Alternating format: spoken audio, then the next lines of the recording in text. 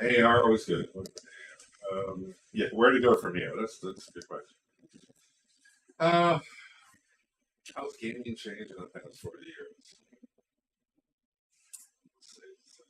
I don't, I don't really follow the industry very well. So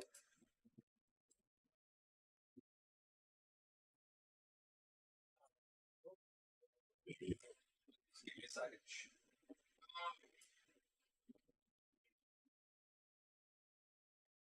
Step chat. All right. I'm going to test it a little bit. So I think that's good. I hope that's enough. I will have to ask if anybody shows up, sort of what they're hearing. I mean, I'm very loud. I mean, the green sounds okay. Yeah. It literally just when we spike it off the red is the only time when I thought it was bad. I feel, you know, But we only did that. probably by 10 o'clock that totally is just constant.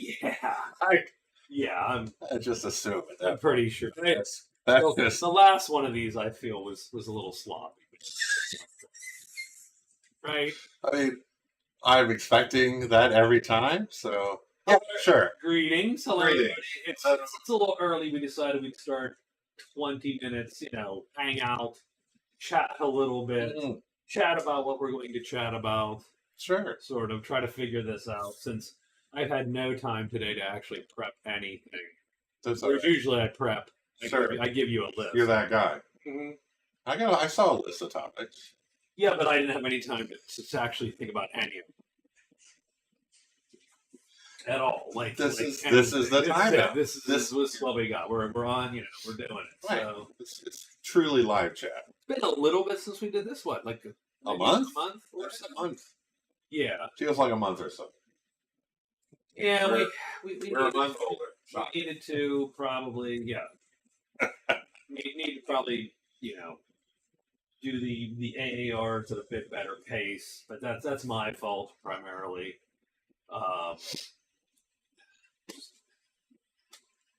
I'm lazy anyway, and it's surprising how much work they take.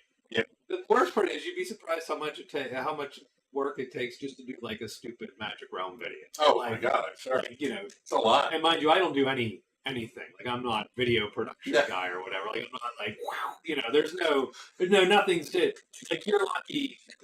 You're not having graphics and drop-ins and drop-outs and doing all the. No, really. Okay. But making all the counters and stuff, Sure. and cards, and you're like, oh god, and then just pain in the butt. Like Dragons Down, I was doing a Dragons Down video. Yeah. To this week. Yeah. And so of course it's like, oh well, there's latest stuff. But then the latest stuff, I have to change all this stuff. I have to move all the crap. Yeah. Like because again, no modder is like, well, I bet Chris wants to run three-handed solo this game, so let me set it up in this way. They don't consult you? I think they should. I think. Is anyone else making Dragons Down videos on the internet? I'm sure people are. I'm sure there's. I'm sure the. I've seen videos from like the the creator. Oh, okay. Like those kind of things. But no one's playing it three-handed singly, right? That's the funny thing, right? That's the That's and then I gotta move everything, and then the macros F it up because the macros expect there to be multiple people. Sure. That are actually sitting at the table. And first of all, that's not how they play it. No. Just one guy alone. That's how you do. That's how you play that. That's how you get things done. That's right. But perfect. Yeah. So then you gotta put everything in, and you gotta move everything, and then the macros are broken, and then you gotta do So it was a whole thing. I literally set that game up like 4 times. Wow. And then and then back, and then finally but anyway, that's neither here nor there. But what's going on? What is new? Anything new? I mean, I'm playing Fallout London a lot. Nice. I really enjoy it. That's a big game. That's a huge mod. Yeah, no, That's a sort of a game size mod. I think they said that that the map is about as big as Fallout 4 and maybe some of Far Harbor. It feels like it because I just got to a couple other places, Yeah. Hackney and Islington. Pushing on I guess probably the main story, although it's there's just a million quests. It's a game. And I'm like, it's a lot. There's a lot here. There's a lot of NPCs. There's a lot of quests. There's a lot of lot of places to explore. Yeah. See, the funny part is, I haven't gotten as far. Yeah. I'm assuming you've got when you start, you're instantly beset with like 2 negative conditions. So fairly early, you solve one of them. You did that. You did not solve the second negative. I just did that. Yeah. And it still feels like the game is like barely, because literally that's the part where the game sort of goes, oh, and now you can play the game. Mm. I'm level 25. And the game just told me, go explore London. And I'm like, oh, I've been exploring London. That's interesting. But because I can't, there's a door, let me clear this entire place out. Because I need loot and murder XP. Yeah, it's fun. It's really good. I really like it. I've enjoyed so that's what's new with me. I've enjoyed it so far. Yeah. Again, I've not gotten that far, but I've enjoyed it so far. The only thing I think that was a little disappointing to me was that really the perks and so on aren't really that much different. No, they're almost exactly the same. There's a few tweaks. Yeah, the difference is in the aesthetic of it all. Mm-hmm. All the accents are different. A lot of the items are reskinned. It looks like London. All the stuff you pick up is British stuff, and I think that's great. The cars everything is very much England vibe, which I think is great. It's a great aesthetic. It's a fun game. I like the story so far. I like the factions. I read the several different factions. I enjoy the factions. They have their weird quirkiness. For a free mod, I think it's phenomenal. If you like Fallout 4, sure, I highly recommend Fallout London. Yeah. Now I bought the GOG version because I didn't want to have to deal with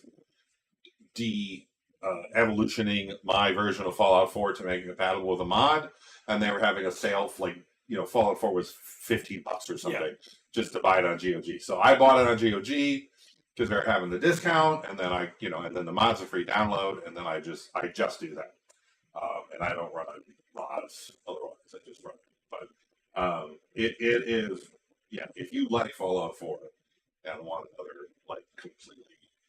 If you like Fallout 4 and Fallout 4 would do another expansion, and you buy it, you should just get this because it's like a giant Fallout 4 expansion. But it is the same game, mechanically. Under the hood. Sure. Yeah, it's not. There are. They tweaked minor tweaks. There's the coasters which give separate side perks, which are cool. The little beer coasters and stuff like that. But and the monsters are not quite the same, but not that different. You didn't pick up the combat coaster, did you? I then unperked it. I console because I knew that had a it's bugged. Yeah. So and then I removed perked. You're like, man, this game's so hard. Yeah. Yeah. Your damage is that. Yeah. I did just find a baseball bat called return policy. Mm-hmm. Stupid levels of damage. There you go. Just stupid levels of damage. I'm doing a melee build, and I've had a series of, and the halberd I loved. The big pokey halberd thing because it's fun. It's first of all it's cool. It's fun. Yeah. And it pokes more than swings, but it'll do both. It's ludicrous damage. Until you find the return policy, and you're like, oh. I return the halberd. Yeah. No, it's bad for AP cost. I can get three Sure. AP because I use Blitz. So I'm doing all VATS melee combat unless I run out of AP, and then I have to swing for real. But until then, I had magic teleport VATS combat. Yeah, I just because I Blitz and I just VATS Blitz around the battlefield. But with that, I only get 3 shots. Sure. One shot will kill everything, as far as I can tell now. Right. But like I've done the switchblades and the battle song and smaller weapons, and I might get like 6 shots with AP because and they still hit hard. But so I'm actually thinking of now that my perk levels are high enough, that I might carry a lightweight, low VAT cost small weapon for riffraff things. When I'm beset by a ton of, red roaches, there's no, I don't need the bat for a red roach. Yeah, there's no reason to To burn too much AP on a red roach. Yeah, like why are you? Because then when 5 things show up, because I don't want to get hit. Why am I going to get hit? Why even that? Like for Because I don't want to get hit. Yeah. Okay. All right. Sure. That's enough fault. Fallout. Okay. Really fun. Highly recommend. But just killing until the official start time. Absolutely. Or somebody shows up. The joys of somebody going, oh, they started early. Scott just ran about Fallout and it did that.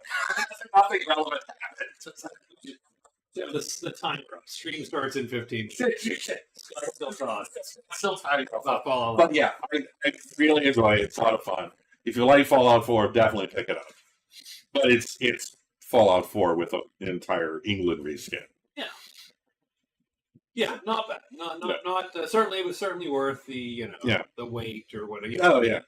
Yeah, I was even like, oh, that will be cool when it comes out, but I wasn't really paying attention. Yeah. And then it came out, I'm like, I might as well, I guess, right? Not really doing anything else right now. And, there's not 1,000 games, right? There's nothing I want to play, really. So, right now. So, yeah, it's very good. Yeah. Yeah, so the only thing that I've been doing a little bit of Crusader Kings and Ambinar. Well, Crusader Kings. There's a mod called After the End. Okay. Which is post-apocalyptic Americas. Of course. Crusader King. That sounds fun. Right? That sounds fun. And the thing is, it doesn't play super different than Crusader King. Sure. You still have the whole family, blood, kids, blood. Bloodlines. The one thing it does, I think, pretty decently is it does put you. There's just a lot of nations. Okay. That are reasonably equitable-ish. Oh, I see. It's more balanced, more even. I mean, there's always someone to pick on. Yeah. But there is a little bit of, it is a little bit of. Let me think about this. It's not France versus little guys, you're not right? eating all these little. Right. I got you. Little principalities or whatever. That's cool. And it's funny. Like it's right. Like Can you still marry a horse or whatever? Is that Crusader Kings 2? That's Crusader Kings 2. They had a whole secret mode where you play animals. Yeah. And yeah, she could marry her horse. I mean, why wouldn't she? And but yeah, so in this there's I was playing the Cuba in Cuba, and there was the Magic Kingdom. Nice. Right. So you had the and then one of the religions was like Disneyism affected their Imaginarium or something. Yeah, sounds fun. It's all of that. Yeah, that sounds fun. It's sort of it's heavily yellow about it. It's just fun. That's fun. That sounds really enjoyable. Yeah, like all the religions and the cultures are wacky, right? That's cool. And so that's cool. And then on for EU4 playing Ambinar, and Ambinar is a very well-known D&D high fantasy mod for EU. So you play the gnomes. And I got you. The gnomes get they get tech and weird gnomey tech, and the dwarves have underground empire tunnels. Like they have tunnely nations, and they fight the goblins, and that kind of thing. So those are okay, and then of course, then I did some board gaming, dragon stuff. Yeah, and your war game. And the war game is going okay-ish. It's going fine. Nice. So, yeah. Sure. Yes, it'll never get done, but yes, I mean, but it's it'll get done when it's a thing. Yeah. when the fantasy RPG campaign needs a giant board Yeah, game. yeah. And then it'll be done. Then you feel like, That's and here we go. absolutely, Or absolutely okay. done enough. Done. It'll be done enough. The big play test. I have thought of I've thought of all kinds of like, oh man, because I still want to do like the Crusader Kings RPG Sure. campaign, which we'll never do, but one of these days. And we'll never. It's fun. It's fun. I just put that in the so there's that. Wrong crowd. It is sort of the wrong. Yeah. So Jeff would do it. Yeah. I mean, I would do it, of course. And but it may be a Jeff. yeah, well, yeah, that's where we're. Yeah, and that's where I'm at. So that's what we did. So we do have a little bit of after action report to get through. We do. We did a little things. bit more of Dawn's Hope. We did. There's not a ton. There's only like 3.5 pages. Yeah. Left. And I'm some of it is just we did miss, I think, some weeks too in there. there's a couple weeks we didn't play, maybe, or in around the last live stream. So we Well, we didn't even finish. We got to a point in the Icy Tomb, right. and decided to bail. So we probably start with that. Right. So when we last left these, someday, if you ever watch these in order and skip all the parts where we're talking about irrelevant shit. Oh, that's a lot of fast forward. Yeah, like, by the way, I'm sorry if you're just here for the after action reports. Yeah, Brutal. That's You rough. you don't have to go back and timestamp your video I really should. because it's help your viewers out. They're like, this is where Scott rants about this. This is where I rant about I really this. should do that. This is the AAR section right here. Scott rants about. This is the heavy drinking starts here. Like just you're gonna have the night degrade. Night degradation level 2. Yeah. Like, oh my god, I feel like that would be almost fun. Yeah. But also sounds like a lot of work. It does. It'd be fun for you guys. Yeah. No.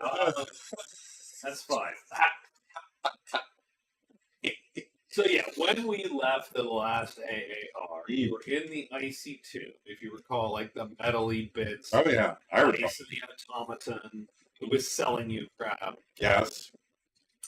and you had 11 dudes show up. Ice puppets. Bust in. Right? They busted. We are breaking laws. And the Ice Tube laws. Theoretically, 6 of you versus 11. 6 or 7, I forget. Yeah, it was probably 7. L'Oreal. But then there was someone missing, so it would be 6. Yeah, maybe. But It might have been 6. yeah, but But the Ice puppets individually are tough. yeah, they were sort of 1-hit, 2-hit kind of kill. I'd say a couple hits. Not an issue. Easy fight. Yeah, so I mean, theoretically, easy fight. sort of. I mean, unless something goes wrong. Yeah. Did something go wrong? I mean, someone went wrong. Yeah. So That does ring a bell. So the fight begins, right? We end the session with, there's 11 dudes, right? Right. Good cliffhanger-ish. Right, the group Right. turns, right? Everybody gets shocked Pikachu face. Yes. And then the fight is going to start. And they come in through the door that we entered the room in. They came in from behind. Right. And there was one other door in the room, And there's the other door in the room, the staff-only door. which obviously you shouldn't go through. Right, so Paige, L'Oreal, Immediately decides to do that. immediately decides he's going to rush to the other door, which they've not seen what's in here. Right. Now, for the very longest time, we have always had the joke to not open 2 doors. Yeah. Because back in school, when I played with L'Oreal, John, L'Oreal's player, Mm-hmm. we had a guy who would opened up 2 doors at once and got everyone killed by goblins attacking from both sides of the party. Huh. So we don't open two. We don't open doors. 2 doors. We deal with one thing at a time, is what you're saying. I mean, That's a lesson learned. It's obviously years ago, forgotten. A lesson learned and forgotten. It immediately goes to the other door and opens the other door. Right. I assume hoping to find a way out. Sure. Other life pro tip, you never run into the dungeon. Like, you don't flee in. Fleeing in It's not out? is not great. It's not out. It's not actually fleeing. It's I don't even know what to call it. It's advancing. It's advanced. It's unfleeing. It's moving forward. It is unfleeing. Deeper. You're Into the dungeon. heading toward cursed Yes. at that point. Like, you don't flee toward cursed. No. I mean, that's not how it goes. Like, that's not fleeing. That's the wrong That's what you're direction. trying to do. Yeah, right? So What was in the other room? there's 6 other ones. Oh, 6 puppets. puppets. Yeah, The there puppets, were 6 of those. they animate. Yeah. So now you have 1 mage against 6, Mm-hmm. and like 5 of you facing 11. 11. So then Lord Jeffrey decides that he needs to go help the mage keep the door shut, Sure. which means 4 to 11 Right. and 2 on 6. So now none of the fights are advantageous. No. It's got shitty fights. Right. Now still, so essentially, the party forms a line. Yeah, we did sort of a They middle get their line. back Middle line. and try to hold that 4 line. versus 11. We sort of tried to, It's a rough line.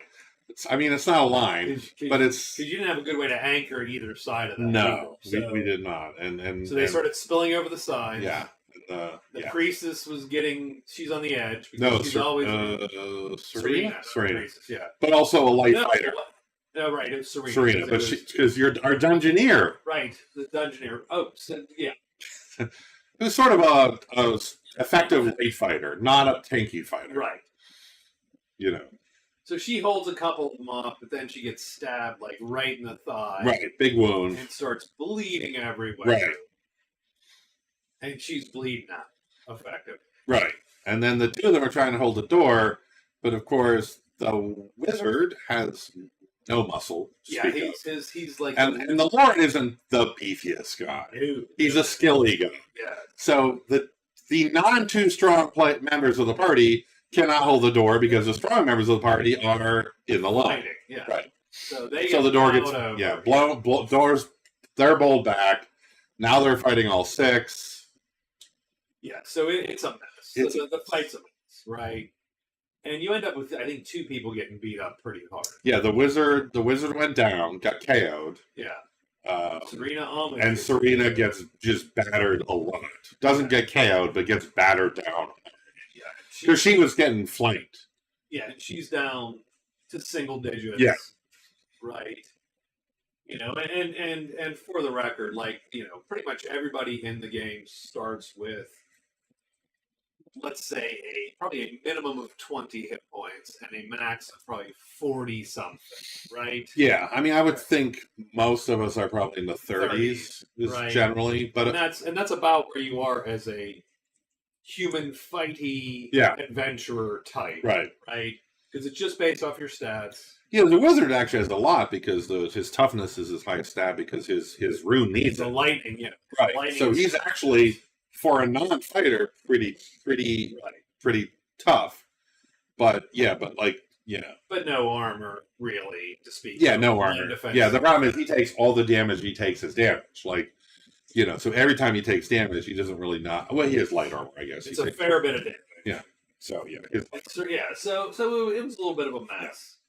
And but we did win. We defeated the Mull. party defeats the ice puppets. Right. And we took all the stuff from the ice or and we took the guy. We took the automaton. They took all the stuff. Right. These little guys, the ice puppets, have these gold coins in their chest, these badges, these little gold badges. They take all the gold badges. Mhm. They break into melty shards Right. when you speed them. So you got all the gold badges. They go and take all the weird artifacts from Were the being sold. vendor, Right. the vendor bot, And the vendor bot. and they dismantled the vendor bot, and to Lord Vincent just insisted they take the ball. Right. Because he has mechanics. To take. Because he's going to try and make a Went to the next room, took some of the crap from yes. And then decide to leave. And then it was like, yeah, we gotta go. Yeah. And that brought me to sort of talking about, because it's interesting. Right. I mean, it's one of those things. You had the whole live stream about failure because it's interesting to me because it's one of those things where you go, well, it's one thing to fail skill check. Yeah, but that just happens. Right. That's not failure. Right. It's another thing. I mean, it's failure if it's jumping across a cliff and you fall and die. Sure. That's failure. Yeah. But if you're like, whether you pick the lock or not, it's like, well, you miss out on some treasure. Right. I mean, it's not failure. It's not failure.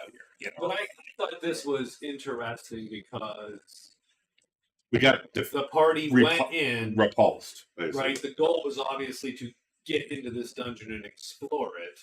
Right. They got repulsed. Right.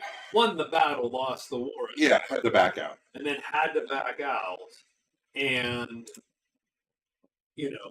and literally back out and actually make the decision, well, maybe that's not for us at the moment. Yeah. We have not other with things to do. Two players effectively out of commission functionally. And that's not common. Like, we don't do that all the time. No, that's pretty rare for us. It's not like a thing that, so I thought it was sort of interesting just in terms of, how does that feel? How do you make that feel?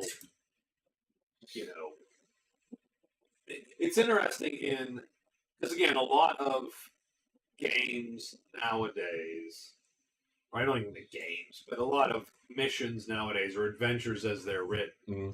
Like, I mean, all the 5th edition books, mm-hmm. and I point like I have them above my head. There's like one up there. It's hilarious. It's funny. But all those books are pretty much designed that you go from encounter to encounter. Right. They're not like, well, explore this and you might get beaten back. Right. And then come back 3 months later and right. It's pretty much, well, encounter one. Right. You go to Professor Fizzbang's hut, sure. and he takes you to the giant frog pools. Then the Hydra appears, and you kill it, and then and then you go into the next one, and the next one. Sure. And at the end, you're level 12 with the campaign set. Right. And that's sort of the game. There's not a lot of mechanisms in 5th E as written, the adventure modules as written. That's like, go try this, and if it doesn't work out, right, maybe you can try again at some point. Come back in 2 levels. Right. Yeah. And they're not written that way.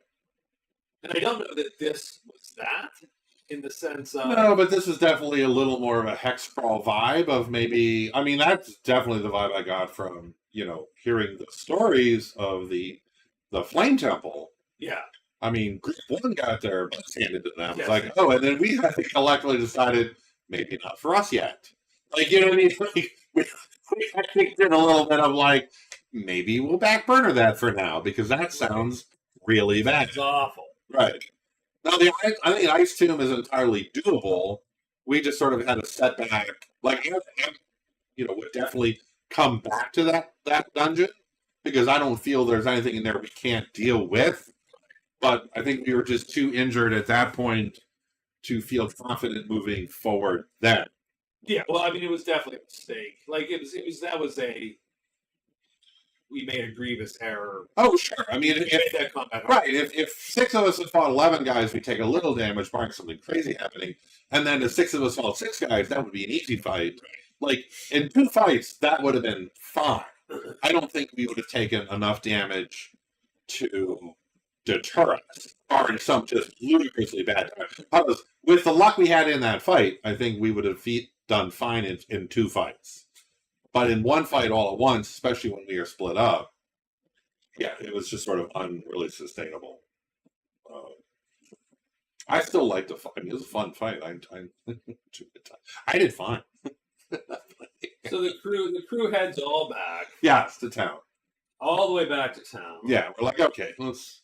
And for the most part, that we sort of leave them a bit. Like, the decision was made back in town. It's like, well, we want to go talk to the goblins. And the reason was, if you recall, that with the other group at the mine, Yes.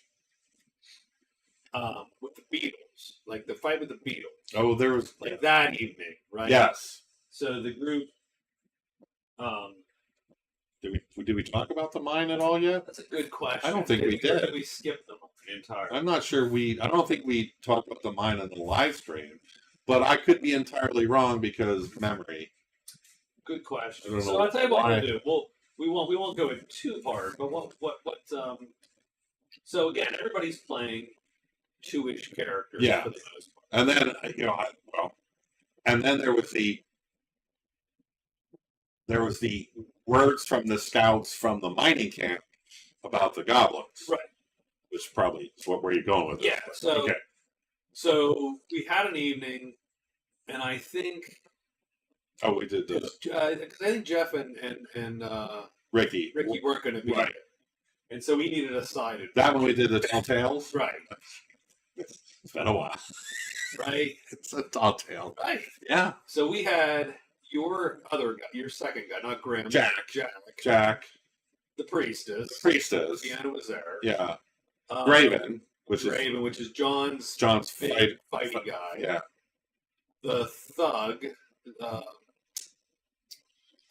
What's Nick's thug name? Zed. Zed. Yeah. And then Staff Kid. Avery. Stick boy. Staff Kid. Stick Boy. Stick Boy. Always stick boy to me.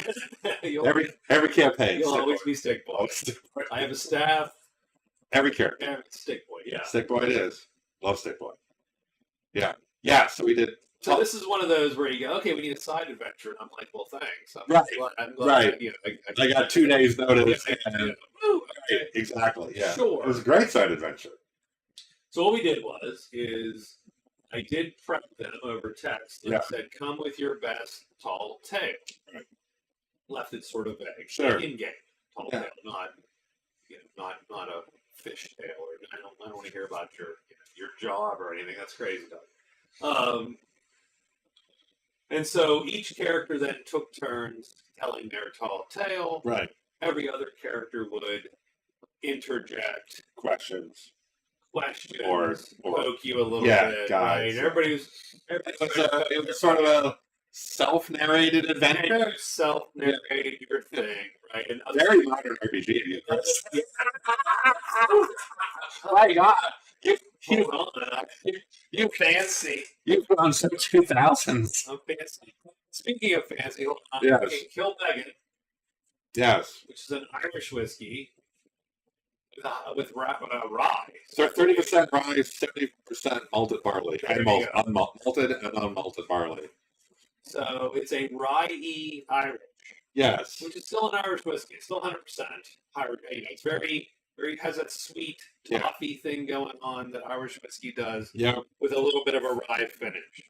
It's a little sweet for me. Not a But huge you fan. too? Yeah, it's still too sweet for me. Too barley.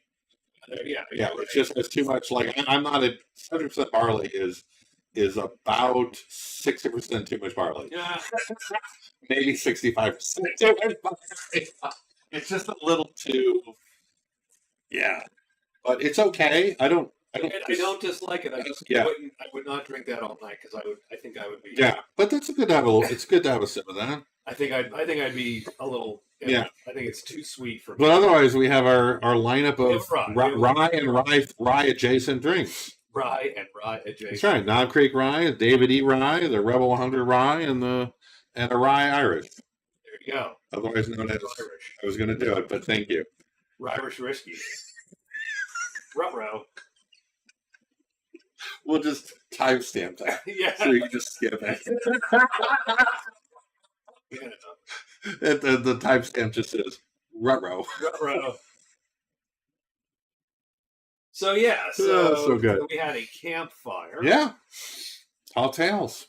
And you went and you fought a bear. Oh yeah, I went. You did the Revenant. Yeah, I did the Revenant, fought a bear, went off a waterfall, and I'm like, it was fine. And then everyone was just like, oh, we'll just want upping it all the way down the line now because, like, I think everybody was like, bear. I can do better. I like going first sucked because it was just like, oh, come on, please. Bear. That's right. Something vaguely reasonable. I laugh at the reasonable. Karen's was reasonable. Yeah, fighting off an entire assault on her temple. Oh right, yeah. As an acolyte, As an acolyte as a who just learned how to shoot a bow. 12-year-old Yeah, or something. yes, I don't know, yeah, like, yeah. right, Right, reasonable. right. Kill shot on the boss. Boss. Well, not the end boss, but the lieutenant who led the charge or whatever. Right. Sure. Good point. I forget what else did. So, I mean, she saw a saint. Draven saw a saint. right. Like first of all, I fought a bear and then fell off a waterfall, fell off a cliff, and didn't die. Like Yeah, they didn't make it supernatural, people. He I'm playing a hunter. didn't wrestle the bear that then started flying. Start flying because I had wings gifted me from a saint or anything. He wrestled a flying bear. Drank a lot of Red Bull. But yeah, Yeah, it got more fun got as the night went on, which was very fun. It got more. It got more fun. The tails got taller. Yeah, the tails got pretty tall. It was like, wow, I think It just became a level of one-upmanship in the last tail. Yeah, it was good. Very very fun. Yeah, we did, and so everybody did their thing. Mhm. Let's see. I think Karen. So just super quick, we won't go into detail, but I think Karen's her priestess. She was like a young sister, like a Acolyte. trainee Yeah. kind of thing, and one of the bishop wanted because she's been playing up the sisterhood kind of thing recently, Sure. right? Yes. And there always is in A friction. Bostonia a friction because the priestesses use magic tech, right? I mean, Yes. the priests are distrustful of magic that doesn't come from the father. Right. They're very distrustful of it. So Yeah. so there is, quite a bit of academic theological discourse as to whether or not they're all witches and they should be burned. They do that on the sly. That's not the open, but the people love them. Yeah, people love them The because they really minister to the Because people. they minister to the people, so you Right. can't.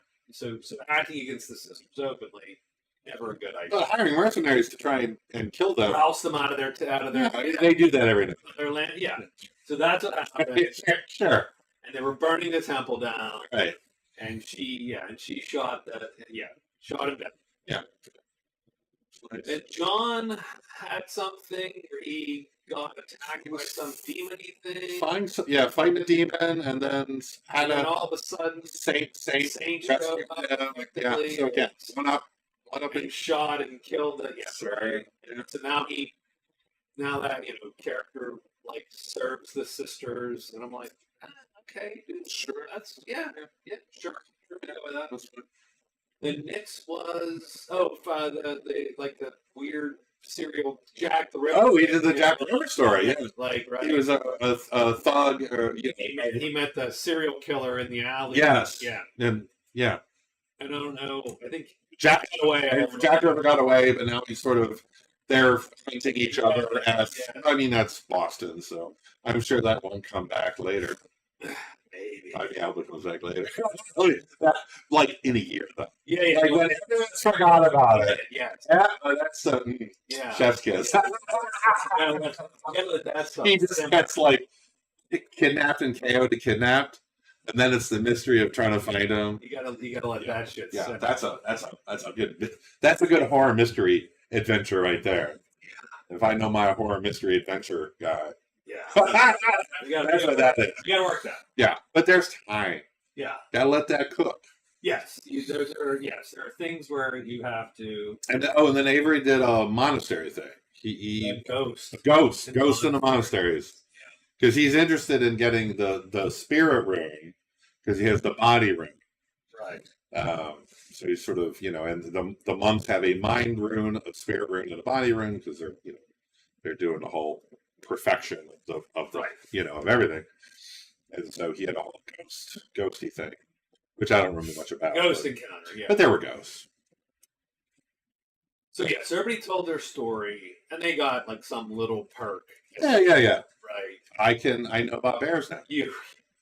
Just bears. And you got resistance to fall damage. Oh, I take less damage to fall damage, which is entirely useful. Which actually already happened once. And then you got beast lord bears. Yeah, just bears. Just bears. Just bears. Just bears. Just bears. You're like, okay, everybody's like beast lord. I'm like, Scott, Is it a bear? oh, not a bear. You successfully know this isn't a bear. You know what this is? This doesn't look like a bear to me. I don't roll every time. Hold on. I'm just going to say that. That's not bear crap.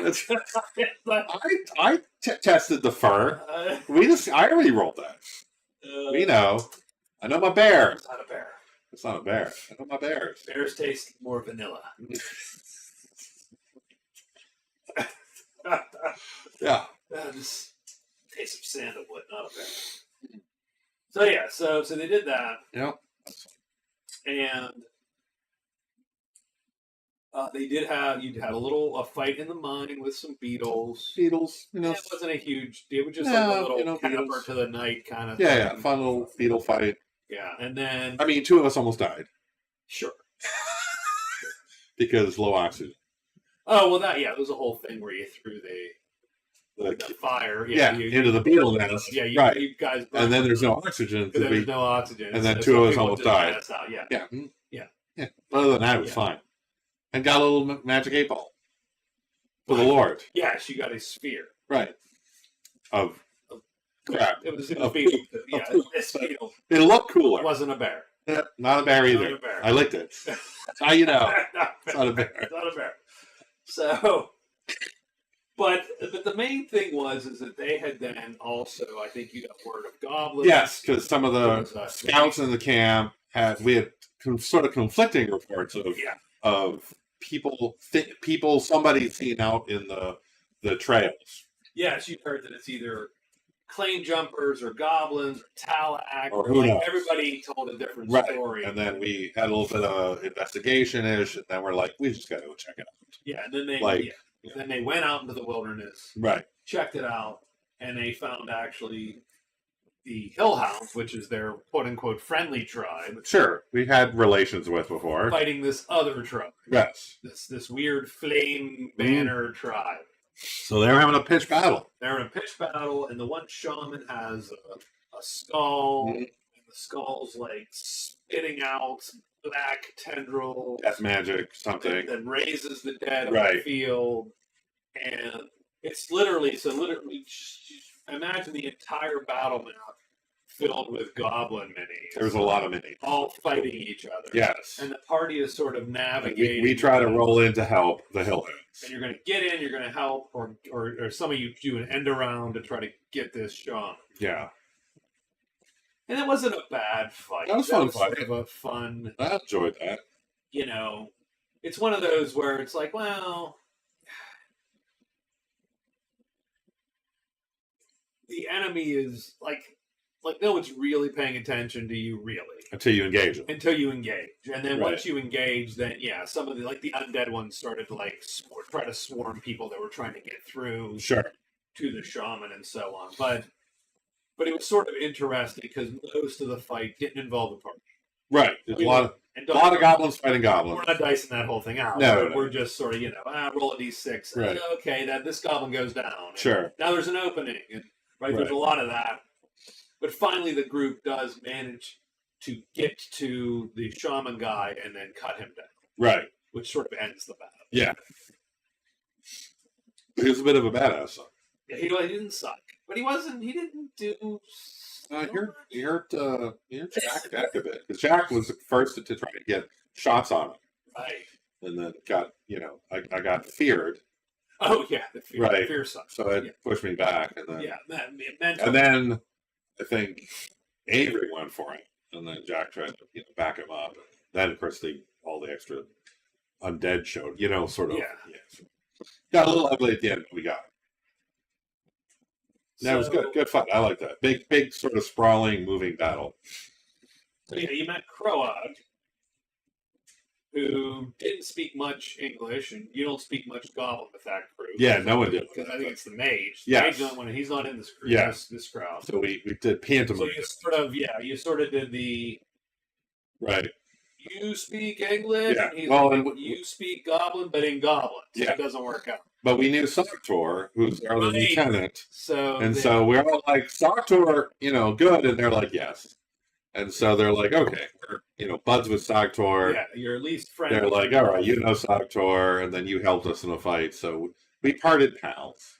Right. So you did part ways, but then with that news, the Lord coming back from the defeat at the Ice Temple, Yes. met up with. So everybody meets up. Everybody's characters are all there at that point. Yeah. And the Lord decides that, well, maybe we should go talk to the goblins.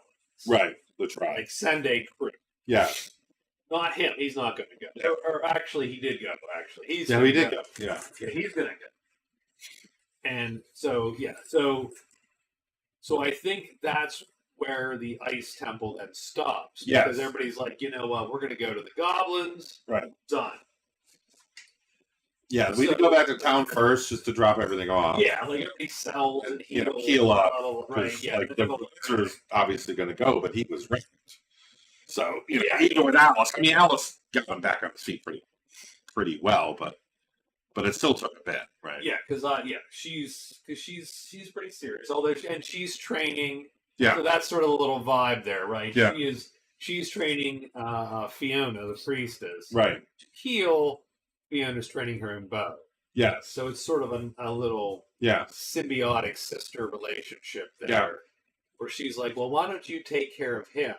Right. He's got a Minor. ouchy finger. Yeah.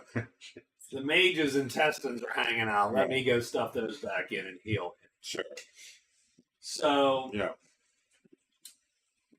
So the party goes and the Lord and group then goes to find the Hellhounds. They do. Now, as it turns out, so there's a little bit of posturing there. So as they tell the story, now the mage is there because he speaks Goblin. So total translation is okay. Now he's a little Well, celebrity. Sartor spoke Bostonian, Sartor speaks Bostonian. so it's right. it's actually So there's but so there's a little bit of wonkiness because it becomes apparent very quickly that Croag and Sogtor are at odds, rivals. like rivals, and the group is talking about Sogtor, blah blah, right? And we gave him the body of the exile because if you recall, the very first mission was Mrs. Exile. Right. And the party did kill the exile, and they turned the body over to Sogtor to take back. But as it turns out, supposedly what actually happened is that the body was... Now, remember, he was invisible when you killed him. The exile was invisible. He was. It was actually Avery that got him. Yeah, like, he was totally invisible. Yeah, so, potion of invisibility. So what happened, it didn't wear off. Like, it wasn't... Right. Yeah, like, he was still... The body was not... Yeah. So as it turns out, what happened was, according to the goblins, that tribe broke up into 3 little mini tribes. And each of them took some body part of the exile, supposedly, for ritual consumption, because the goblins practice ritual cannibalism. Yeah. When something more powerful than you dies, you eat it to become more powerful. That makes sense. That's how goblins get runes, right? Oh, they get runes. They eat the rune. They eat people. They'll eat you too. Yes, So don't ever lose to a goblin. No, he'll eat you. He'll eat you. But yeah, so supposedly his body was ripped into pieces and consumed, presumably by these 3 shamans. Right. Who were then, but these tribes are tiny because there weren't that many exiles. Right. And now there's less because now they're divided into 3 because they can't get along. Right. And so Croag is trying to use this to discredit Sogtor because Sogtor was supposed to bring the body back, supposedly. Right. But didn't. He lost it. So that's a little bit of a thing. Can't see it. It's easy to lose. You can't see it. The party's got to get their story. Put it down. They lost it. Who knows? The party told some stuff to Croag. They had to get their story straight. When they talked to the chief, they amended their story to make Sogtor look a little better. Right? Krug was a little pissed because he was hoping to get one over. Sogtor was grateful. Making friends and enemies. And the Goblin Chief is like, well, why don't you, you should hang out, you should join us, you should eat, you should partake. Yeah. Because goblins are very eaty. Goblin party They is like to eat the shit. best party. They like to eat shit. And by that, I mean Anything. Yeah. anything. Anyone, anything, anywhere, anytime. So they throw a party, and they effectively do, goblin a ritual feast. And the ritual after the feast, because again, we're all 13-year-olds at heart, is to eat the grossest stuff possible. That's what you do. And that's the contest. Yeah. They're going to eat the grossest thing. And more go around and around. More, add something gross to the concoction every time. Great. Glad I missed that. And there's eyes and brains, and there's just any fluids. It's terrible. It's not a good scene. It's a bad term. It's a gross. And the mini game was effectively it was an increasing toughness roll. Right. And sometimes it was a willpower roll to go, I can do this. Yes. Yeah. Or you go, no, I'm just not gonna. I can't. Yeah. Or the Lord was like doing Sleight of hand. legerdemain. Yeah. To not eat. Right. To toss the things aside. Right. No one else was super clever. Like he did the clever. Like he was trying to I'm not gonna eat this crap. Sure. It's disgusting. But everybody else sort of went with it. Yeah, I love it. Commit and to the bit. Croag sort of poked L'Oreal because he thinks the mage screwed him. Right. By not telling him about the fact that Sogtor lost the exile's body. Sure. Or was, given the exile's body. So he essentially coaxes him and tells him that if he doesn't keep in the thing, he'll have to drink the loser's drink. Right. Which keeps John in. It's hilarious. Love that.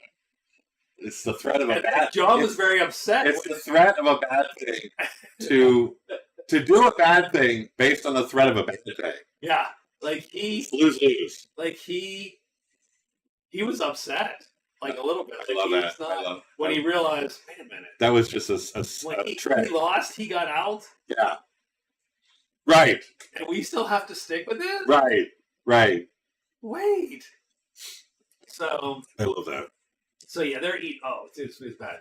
Avery won for the humans, but he didn't win because you can't beat a goblin. Yeah, there's no winning. He was just the last human to fail. Yeah. Which one's that? Is that one of the ones you've never had? We're having the Lakeside Ripper. Okay, so West Coast Pale Ale from Cinderlands. Cinderlands? No, from who's it from? I thought it was Cinderlands. I think it's Lavery. And I'm going to get into the Rebel 100 here. No, Cinderlands. Oh, it is Cinderlands. I'm going to be a little. If Raven doesn't show, I'm going to be a little annoyed. I know, right? Well, it's Laver. Maybe it's a cola. I don't have because And we have a thing. We're going to wait for anyone to show up live. Better gross whiskey. I mean, but that's it's going to be great. We're good. Speaking of gross goblin shit. Yeah, perfect. So they get drunked up because the goblins have, super hard booze, right? They eat the gross stuff. The goblin chief confides in the Lord that he wants the Lord's wizard guy to talk to their wizard guy, their shaman, because the shaman will not allow his beautiful daughter to join his harem. Right. So that's how they spent the next morning. They spent the next morning convincing the shaman or negotiating for the chief. And the chief's afraid of the shaman. Sure. He's afraid of getting cursed. I mean, they're scary. Because the shaman is like a pestilence priest. He's all diseasey. Right, and gross. And oils. Right, he literally collects the diseases that they do not escape into the tribe. Right, great. Until he decides to release them. Right, until he wants to. Right. Yeah, don't piss him So off. the chief is always fearful to go. Sure. Never go. So he sends these two. They vaguely negotiate Mhm. terms Sure. of potentially Suitor. carrying off, Yeah. To the chief, who, and it's, it's a practical argument. Sure. Right? He was old.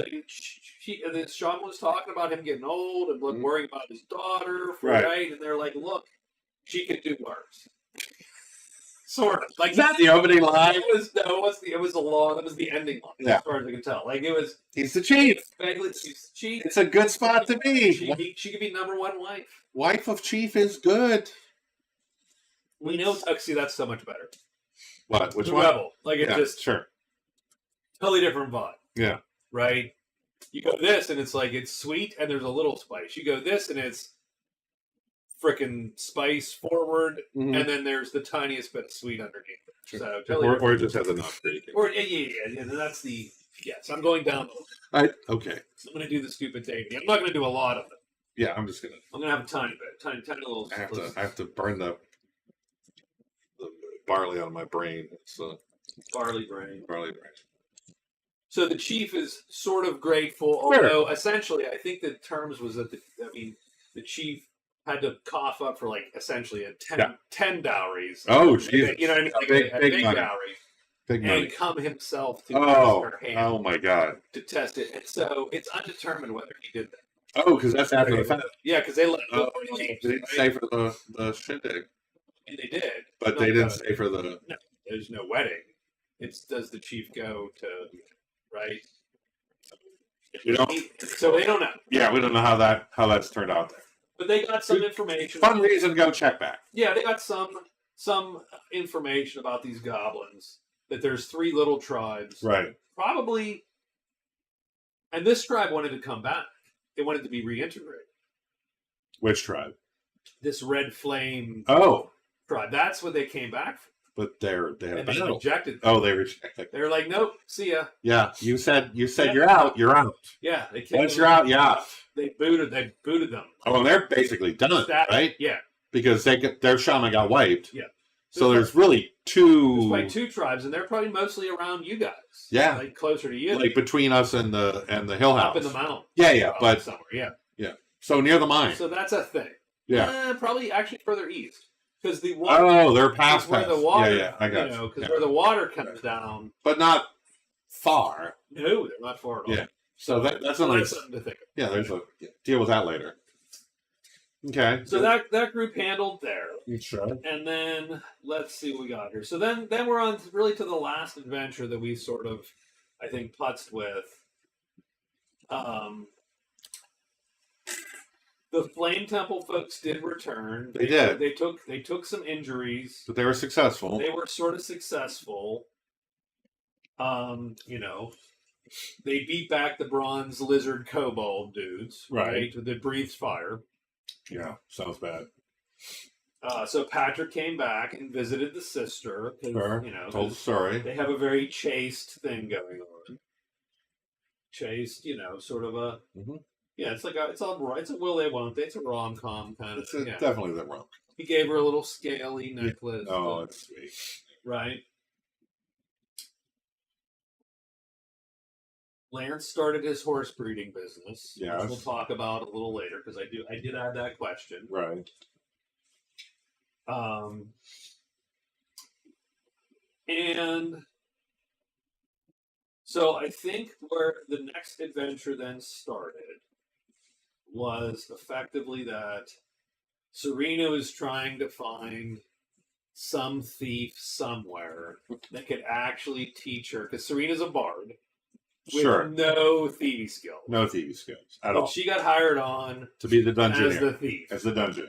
As the dungeoneer. As the trapper, the lockpick. Right. The scourgy person. And she actually can't do any of that. She is bad at absolutely all those things. I think she can sing. Oh, she's a bard. She's a fighty bard. She's basically a fighty bard. She's not a. Yeah, like a I don't know, like who'd be a fighty bard? Like I don't know. Not real common. No. Like, I mean- like a Swedish death metal band or something, right? You know, right? Sure. Yeah. Yeah. A little bit of that. She's technically Sabaton. a Like a little Sabaton, maybe. yeah. What? I'm trying to think. I think it's Jager's Daggers is her template. Oh, so she was a mercenary. She's a way, way mercenary. back when. She's a mercenary who has musical She aptitude. was like, She's a mercenary that went solo, and now she tells tales of her adventures. there you go. So she's an adventuring bard. She does stuff. She doesn't tell tales of other people's adventures Yeah. because she's a little bit full of herself. Yeah. Like in a good way. But So, so then she oversold herself to the group. Like dungeoneering, of course, I'm great at that. done that 1,000. Right. But now she's like, well, they really want me to like find traps and Oh things. wait, Yeah. dungeoneering didn't mean go into a dungeon and sing and kill shit. It's go first and check everything out. Dungeoneering. Oh, that's a term that you use. So it means something. So she, like doctor or engineer. the problem is she's no credentials. She's no credentials. She's no credentials. She's no certificate. No certificates. Did you get your certificate for that? No, I don't have She's one. like- I have a so- GED in she- lockpicking. So she's looking for some ne'er-do-well to teach her how to do that. Right. She And frankly, she had, sort of bullshitted her way with pretty well up to this point. yeah, yeah. Like, no one really, Even into the ice too. she did all the things, And she found the traps sometimes with her face, sometimes, otherwise, but face. But she did, she did a good improv of it. Yeah. Because she's an actor, right? A little bit. Yeah. But now she's, we're back in town. She's looking for ne'er-do-wells to sort of actually teach her the skill. She gets a couple clues, including one is the other adventuring party leader, right? Dexter. Yeah. Oh, And then he also learns the bartender. yeah. The owner of the money pit, Scaramon. Yeah. Apparently, maybe a touch shady. Yeah, he could be. He might have a cut.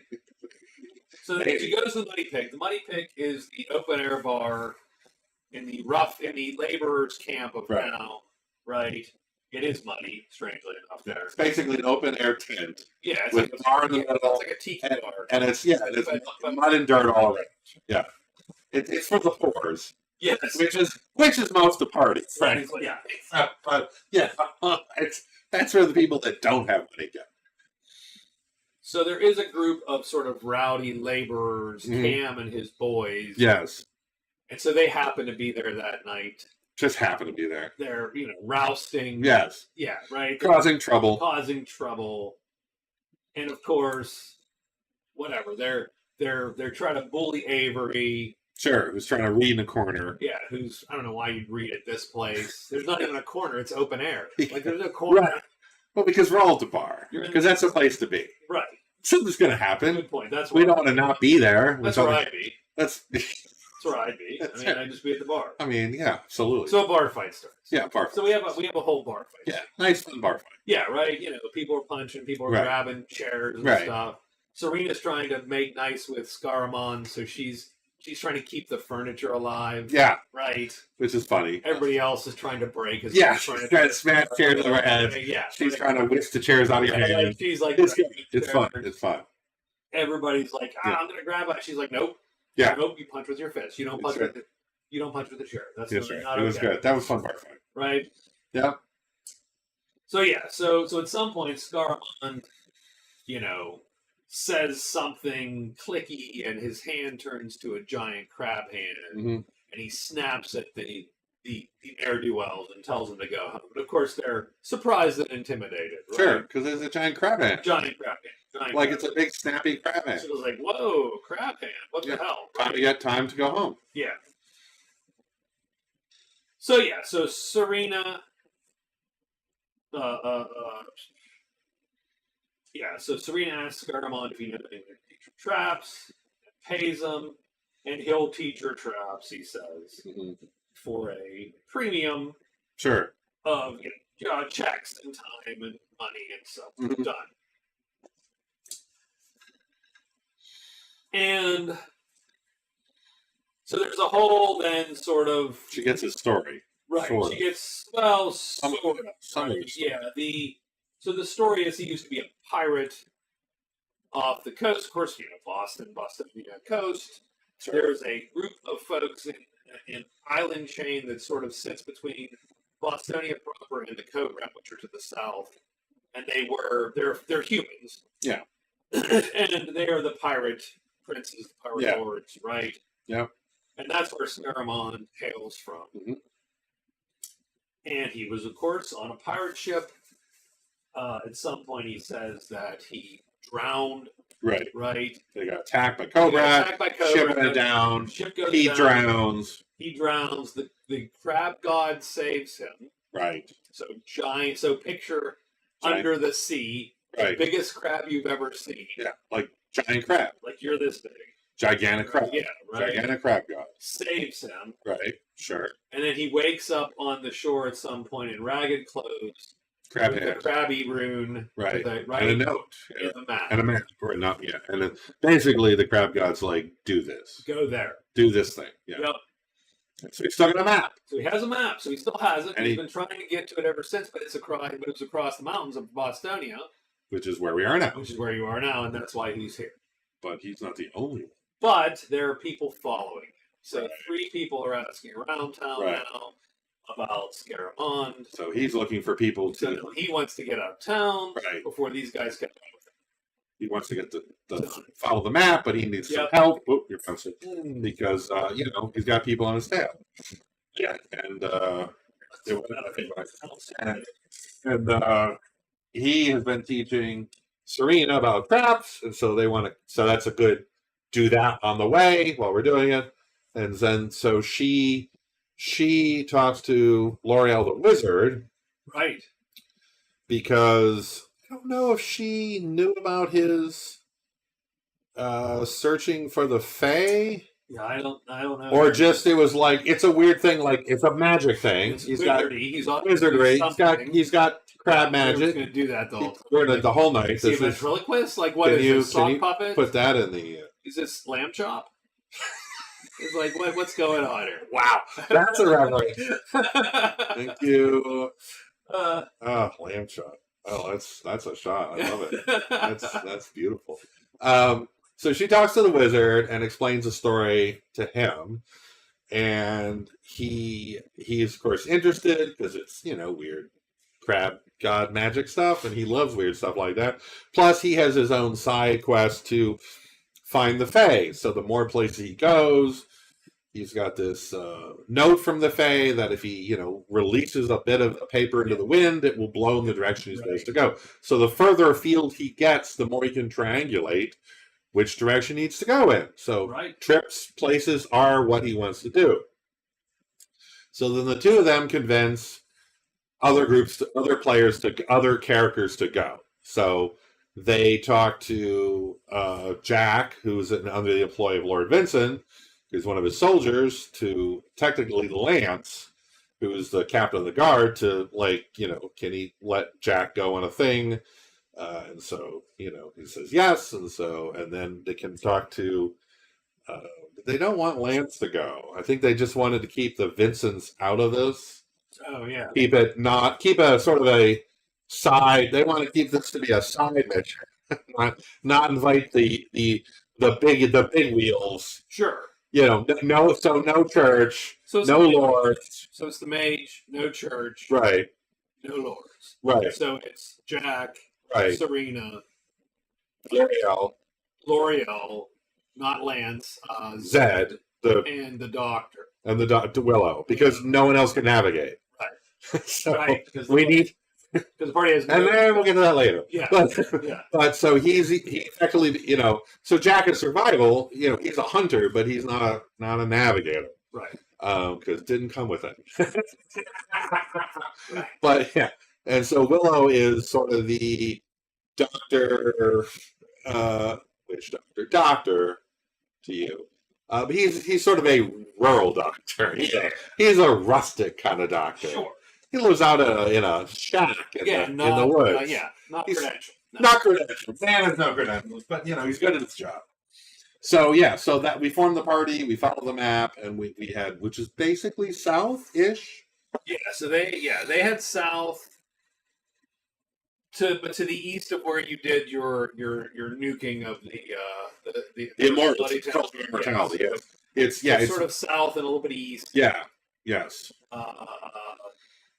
You know, even like if if Dawn's Hope is here, Mhm. and then you've got the mountain, or not the mountains, the forest to the southwest, you're heading east of that. Yeah, southeast, really. Yeah. Yeah. But you do navigate. I think you have what a 3 days away approximately. And it goes fine. Yeah, you do catch some bandits in the woods. Right. We see some lights at the night. We decide that we don't want to just leave them floating around behind us, and because this, especially since this is as we affectionately call it, the B team plus wizard. Right. B-team plus wizard. We're also sort of a bit of the skullduggery team. Yeah. Like this is the morally questionable team. Not the honorable team, it's the thuggy team. Yeah, it's thuggy team, right? So we decide we will check out the campfires and see, we're like, well, they're probably bandits. Which one? So I like the Rebel more than the David. Oh, really? I thought I liked the David E more than the Rebel last time. I like the Rebel more than the David. Okay, I'm gonna have to revisit those. It's definitely, this is definitely more mint forward than this. This is definitely spicier a little bit. Okay. This is also spicy. Yeah, it's definitely pepper. All right, we'll check that. Anyways. So, anyways, we check it out that night. We're like, oh, it's I forget how many we thought there were. Not like maybe a dozen, but there's only 2 awake guards and they're sleeping. Yeah. So we decided to just ambush them at night. Yeah, he did the whole stealthy. He did the whole set up the ambush. Yeah, it was crazy. The wizard did a portal to get Serena in close. Yeah. The range people focus fired on the 2 guards, and then basically we alpha struck the guards. Yeah. And portal stabbed the guards, and the 2 guards just dropped. Yeah, you got it. And then Scareman with his crab hand just went and snatched all of the sleepers. Yeah. And that was that. So you capped the bandits really well. Yeah, I mean, they're bandits. Remember, they're bandits.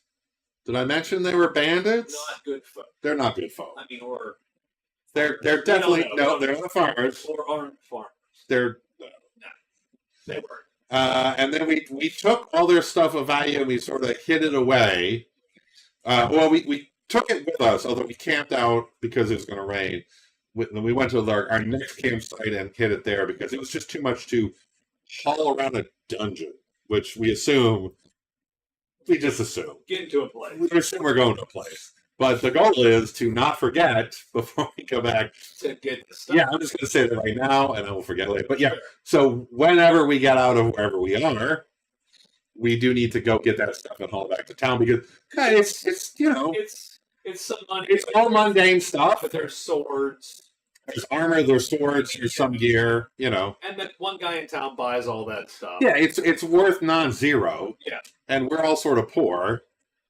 Like, no one's rich here. You know what I mean? Like, and actually this adventure cost a bit because the food cost is not cheap. Oh, yeah. Rations are expensive, and apparently we have destroyed every lamp we've ever owned every time we go anywhere, and we always have to buy new lamps. Yes. As we'll get to. Yeah. So we literally need a lantern fund. That's fine. Not wrong. We have destroyed so many lanterns this campaign between the mine and where we are now. We're just. I'm not sure if we haven't talked about this once before. I think we did. I think we talked. Well, the mine through lantern. Yeah, like there's a whole. Yeah, we are a lantern. We are wielding that. You know what? You need a perk. I do. You do. Well, does the Lord have the bonus with fire? Yes, anything that. So that would count. Yes, it would count. He's not really a lantern thrower. But he could. But he could be. Yeah. Okay. Anyway. So the party does then continue on once they take the bandits. Right. And ultimately what they come to is just a field. Yeah. And then there's a metal hatch in the ground. Yep. And we did stop the session there, but then the last session they opened the hatch. which is trapped. Which is trapped, by the way. And now Scaramon and Serena Are working together. doing the thing. Right. And they both blow it. Blow it. Yeah, So good. they blow it. Yeah. And they just get riddled with Beetle trapped. Oh, riddled with Yes. beetles. Yeah. And he's down to probably, I'm not going to say half, but He got hurt bad. like he got jacked up. She Yeah, got and- minor. And we have the doctor, but we don't have any magic healing. Yeah, the magic healing is not Yeah. available. So he was down. Yeah, he was hurt. Probably 2/3, even Yeah. starting the dungeon. Yeah. So the group up is that. And we saw people watching us. Oh, right. And the guys that were in town, presumably, Right, are now trailing behind. right. Or they're more bandits. But probably the people who are following Scaramouche. So we head in. So you head in. You open the hatch. Yeah. And it's a 40-foot drop or something Yep, like that. straight or, down. Yeah, like 15, 10, No ladder.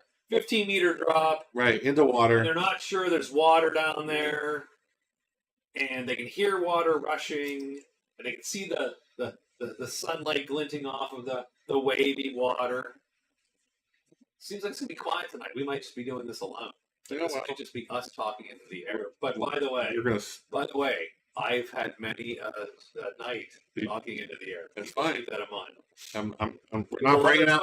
I'm not doing a surprise if no one shows up. That's fine. Yeah. Because you know what? Okay. I don't really want No, That's you're gonna love it. It's gonna be to. great. Yeah. So Surprise! Surprise!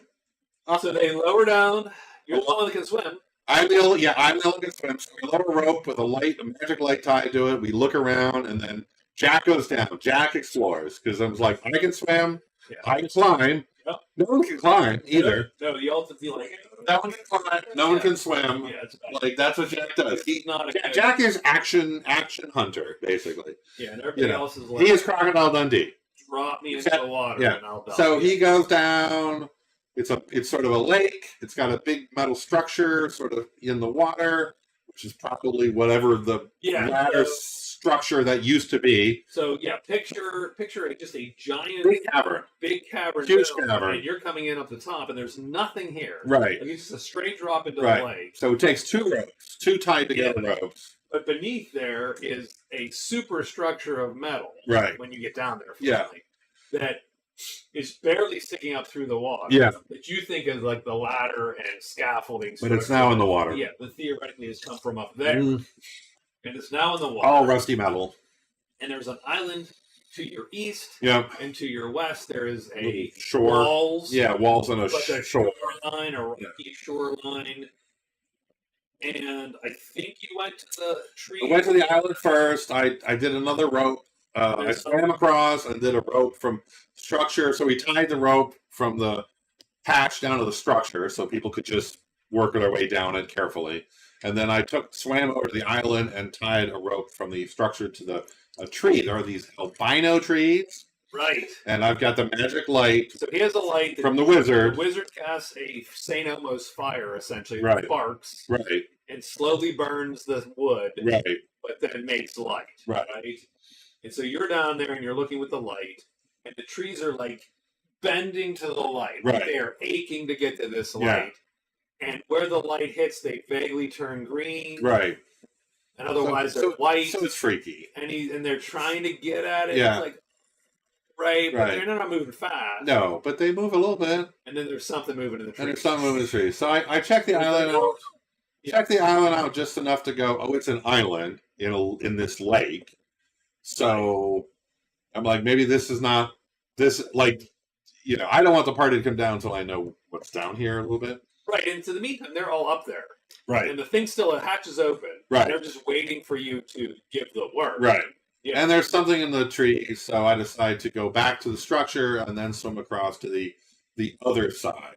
And now, of course, I also noticed there's something in the water that's alive. So Eels. yeah, well, we find it. Razor finny. And razor. Yeah. So I get to the other side. It's a hut on a shore with a raft. So I'm like, well, there's a raft. That we're good. Yeah. So done. So then I tell Burn everyone. on campfire. Right. So a burnout campfire in a hut, which I don't explore because I'm like, I don't want to explore the hut by myself. Seems bad. Sure. Plus, all the players are sitting there waiting for me to stop putzing around. So, like, come on down, everybody. So they all come down. We get everyone eventually over to the hut area. And then the people following us probably are closing in. So Scaraman's like, comes in, closes the hatch, climbs down, Locks it. right. I mean, and then we all come over to the hut and we decide to explore the hut. So they go into the hut. Starts out fine. There's like a couple rooms in the hut. But again, we do a little bit of the open the other door. Like it's not a door, but we do a little bit of the someone's going into the next room. right. Well, we're still in the first room. Right. Yeah, like, we do a little bit of that. A little bit of that where it's like, well, we're looking through the first room. It's like, well, I'm going in the other room. Right. Are you? Okay. Yes. Good. Right. Sure. We again can't quite. Yeah. We're not. That's where you need to see in the old days, right. the super olden days. There was the concept of a collar. Sure. Right. Which was the de facto party leader. Right. And you don't tell the caller what you did. Right. But the caller would tell the GM. And so the idea was that the party would be, by default, talking about what they're doing to each other first. To each other first. Right. And then you would relate to the GM through the order that you're actually executing action. Right. And so there was a little less of that, I'm going to go look at something, and someone just chimes in, well, I'm going to go do this other thing. But that's what people actually do. Because I'm now bored. Right, but that's what people actually do. You didn't do that before. No. Now, yeah, absolutely. That's what people really do. Yeah. They just wander off and do shit. Yeah, well, that's true. And that is true. And we are good at that. Yeah. So we did that. Yeah. So the party is looking through the first room, and who goes to the second room? Let's take a quick Dan. And Jack went with him because I'm not letting Dan go by himself. Right. So Avery. I had a lantern at that point. So Willow goes. Yeah. So Willow and Jack go to the next room. It's the bedroom. And it's a corpse. In a bed. Which sounds fine. And they go to the corpse, and Willow examines the corpse because he has physician to see when did this corpse die. And so he was injured, bitten, 2 punctures. The body moves, the skin bursts, and out pour spiders. A dozen baby spiders. And by baby, I mean this like football. Cantaloupe spiders. Like spiders that'll bite you hard. Yeah, like I wouldn't want to be touching these spiders. Like I'd be done. Yeah. As soon as I saw one, I'd be like, I'm gonna go. Yeah. Back up the road. You guys have a good adventure. Yeah. I'm gonna just whatever's going on up there is better than down here. Yeah. Sounds good. Spiders climb rope? Probably. Oh god. I bet they could have climbed rope. Yeah. It seemed like that's what they do. Yeah. What's a web? But it's just a sticky rope. Yeah. Climb the rope and then burn it. Yeah. Behind so spiders pour out. Now there's a fight. Yeah. And so these spiders are jumping all over Willow. Yeah. You're taking your we got a lantern to throw. Yeah, I got to throw the lantern on the bed to catch the spiders on fire because if there's a lit lantern, we got to throw it. That's how we roll. And get some burning stuff going. Yeah. And the rest of the party is like, what's going on? And I'm like, run for the... And of course, Jack tells them to run for the raft because I'm like, I feel pretty good that the spiders won't chase us in the lake. Right. We have a raft. Yeah. But nobody does it. No. Also, there's a complication outside. I mean, they did run outside. Some of them. Yeah, but not to the raft. Then the giant mom spiders. Then big mama spider showed up. Big spider. Like giant spider.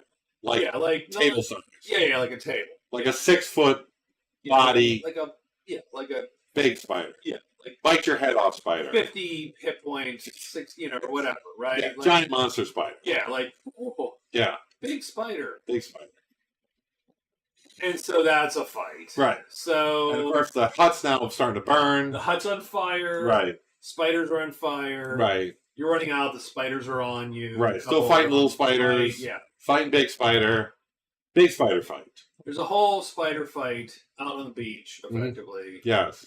Zed gets bit. By the big spider. By the big spider. Fails a toughness save. Paralyzed. Starting to get paralyzed. Starting to get paralyzed. Right. So you fail a save, you're paralyzed for the round. Yes. Make a save, you can act. Right. 3 fails and you're done. Right.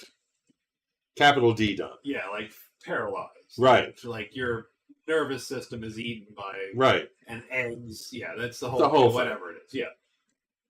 It's the win condition for the spider. Yeah, sort of. So he gets his XP. Yeah. So there's a whole thing going on Yeah. there. Yeah. And I mean, the party, a couple people get bit. Sure. I think Zed fails 2 saves. He fails 2 of 3 saves. Yeah. Yes. So he's down and he's paralyzed again. Yeah. And the spider's gonna go to bite him again. Yes. Which I'm like, well, that might be the end of Zed. Yeah. And so Jack decides he will do an acrobatic sort of leap in the way Roll on to the to block the spider. He leaps great, fails to block, gets bit and like horribly wounded by the spider and dropped instantly.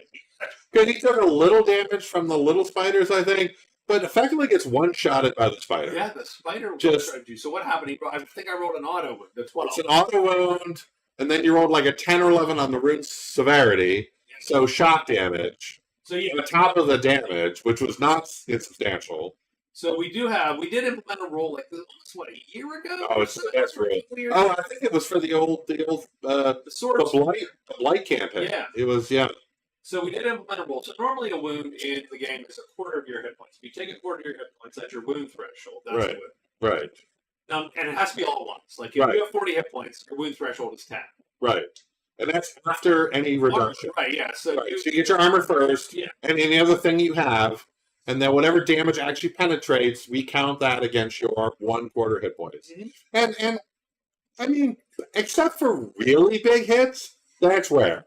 yeah, Because you're not the getting- game isn't predicated on you usually don't take a quarter of your damage in a swing. Right. Yeah, Right. absolutely. Right. It's not, no, it can be if you're fighting giant spiders or trolls or something. I mean, but it's something, something like your 2d8. Right. And You it's, could, a couple they- points of armor, and you're like, Right. oh, okay, I took 12. Right. After I could do it, Right, so or if 15 or if you 16. go high, Right. Sure. then you take a wound. Right. That's the thing. Right. But we did add, to spice it up a bit, Spicy. Spicy. you roll a 12 on the d12 to hit. Yeah. So auto wound. You wound. You can do 1 point of damage. Right. And you're still You still have to do damage. Yes. Right. You're rolling on that Right. wound table. Right. And that works both ways Yeah, versus it works both NPCs and heroes. Yes. So sometimes it's great. Yes. And mostly I would say it's not. I 100% feel like the number of times we've rolled, and a part of that just because generally we're fighting more enemies because they are not player level enemies. So it's numerical superiority, It's- right? You roll more dice It than, is literally Right. more 2 hits and more damage. now I would argue, generally, except for big boss things, do more damage per swing than, Right. than most things. Yeah. But that 12 doesn't care. Yeah, that's Because even if they only do a handful of points to you, it's still a wound, and any one wound can drop you. right. And then potentially, like, if you roll a big wound, like I took a fairly serious chest wound, you take shock damage, which is just more damage. Yeah. Just more damage. So yeah, you took. I mean, A ton in one shot. yeah, you took moderate damage from the wound itself. When they I hit think I ended up over 20 points of and damage the in shock total. was It crazy. was like 11 more, Yeah, 12 more. it's I like- think it was 2 dice, and I think you rolled 11 or It's something. like crap. And you, Yeah, I took over 20 points of damage in one swing, yeah, functionally. yeah, and you, I did make the paralyzing save, yeah. So you weren't poisoned, but I was just, KO'd. Well, you were, I don't know if it was technically KO'd. I was down to a handful. yeah, like you were gutted. Like that was a nasty shot. I think I'm down to, I think I did get a few points back, but I'm at like 9 or 8. But we won the fight. Defeat the spiders. Yeah. So the spiders are done. Right. We start rafting. Yeah. So you do start rafting, and so you raft around the lake. There's a bunch of ways out. There's a way out to the north. There's a way southwest and southeast. Mm-hmm. And there's also the northwest, which is the worked stone, the Right. steps. Yeah. There's steps out leading to an arch. The group's like, well, that's the way to go. That's the cool thing. There's 2 braziers, and they're crab, right? Right. It's Bronze. I mean, come on. crabs holding the bowl. crabs holding braziers. Come on, You're that's like, clearly. that's obviously Yeah. the way to go. We're not dummies. So yeah, that's The crab you temple. solved 2 puzzles. My God. I'm killing it. Let's here. go the crab way. Let's go to. Sure. And I've decided Jack is like, well, Jack's not bright. Jack is he's sort of like the dumb NCO in a sense. He knows how to win fights. He's good at that. He's not a clever person. So I've decided to also make him a little bit of the cat, as we say, master of the obvious. He says things that are just like stupid because they're so obvious. Because you're like the Yogi Berra, but yes, that's a great the dumb Yogi Berra. Great reference. Yeah, like right. You're like so crap could either use the steps to walk in or out of the lake. And I was like, yes, John. You got that. Good job. It is what it is. Yeah, I'm leaning into that. It's fun. You are what you are. Yeah, it is what it is. So it's all downhill to the uphill part. Got it. We understand. Yes. Yeah. I get it. So you guys head through the crab arch. Yeah, into a work tunnel. Stone tunnel. There's a room.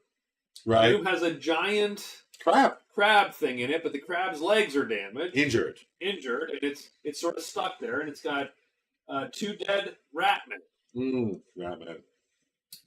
White-furred ratmen. Oh, we did? Yeah.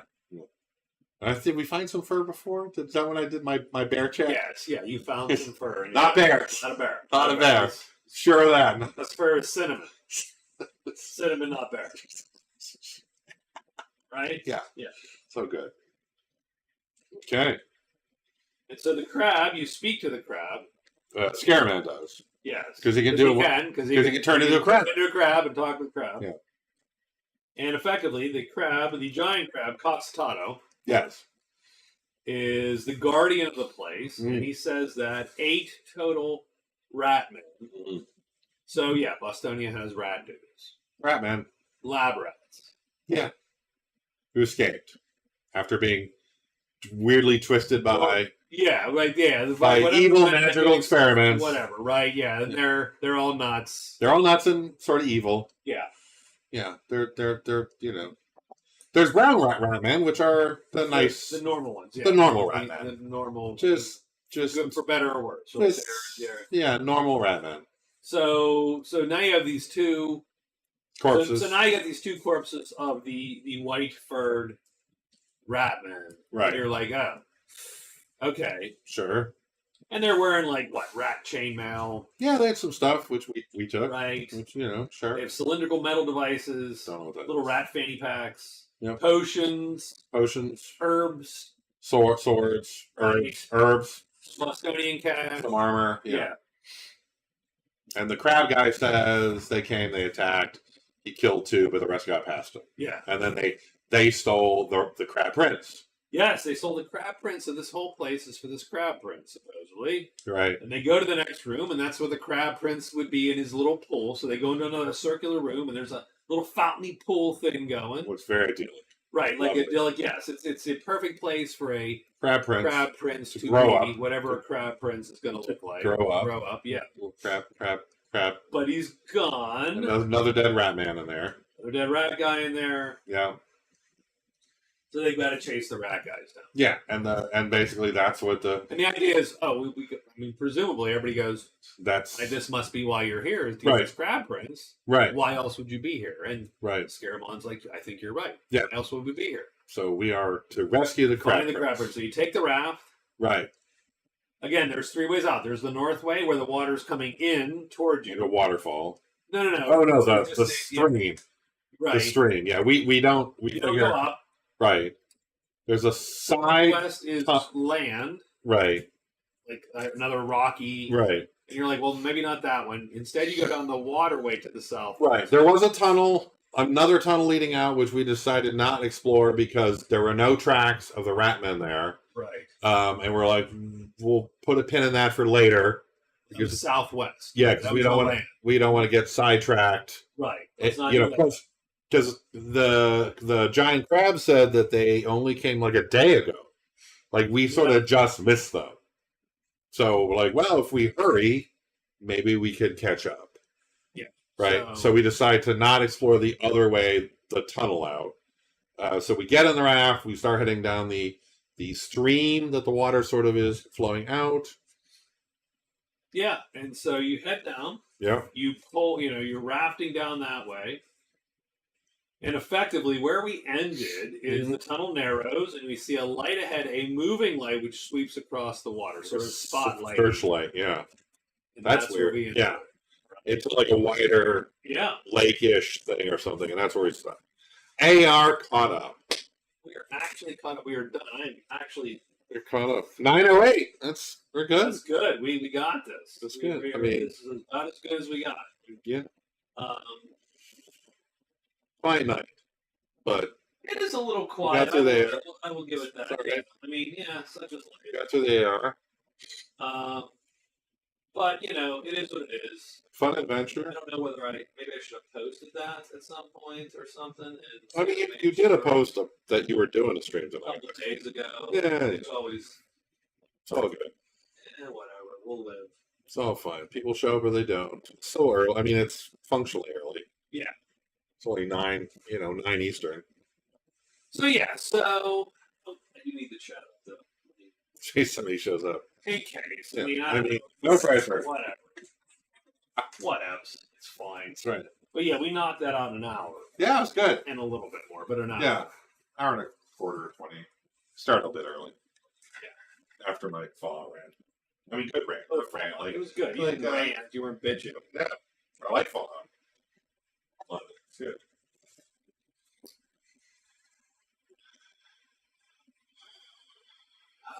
All right. I did also see Bruce Springsteen.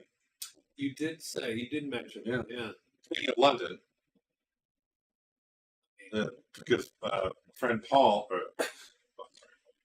Bob had an extra ticket, or someone dropped out. I don't know, whatever. I don't know the story of it. He invited me to see Bruce Springsteen live in Pittsburgh, and That's cool. and then he's within the last few months he started a new job, and that Monday he was going to London for the job. There you go. So shout out to Bob, somewhere out there. I think he's still in London. Probably my old boss's boss was there with you because he's a big Bruce. It was a big Bruce Springsteen. Phenomenal concert. I'm not even I can only do like a third of Bruce Springsteen songs. Like I- Born to Run is an amazing song. Sure. I Love it. I would say I know none of his songs. I know, I heard on the radio the hits. Yeah. But I don't know his discography at all. I would say never per se a Bruce Springsteen fan. And I will say that 70-year-old man sang his heart out for 170 minutes straight, and it was an amazing concert. Yeah. I think you have to see Bruce live. Because Bruce live is the thing to do. Like Bruce on CD, I'm great, sure, good songs, good songwriter. Bruce live is the show. Full E Street Band, Yeah. the whole shebang. Yeah, like I said, I can do about a third of Bruce Springsteen Phenomenal songs. concert. And Just, these are good. And So that was the other thing. That was yeah. The other 2/3, I'm like, Yeah. whatever. I can leave. Sure. Take these or leave these. But Yeah. All right. List of topics. Yeah. Do you want to take? Sure. Let's take 5. Let's take Let's do 5. that. Let's take Hit 5. the restroom if you need to, and get. I would maybe refresh water here. Let's see. We have a message. We have 4 minutes. Back in 4 minutes. Well, Perfect. I suppose you're stuck. Close 4 enough. minutes now. It's 4. Done. We're back.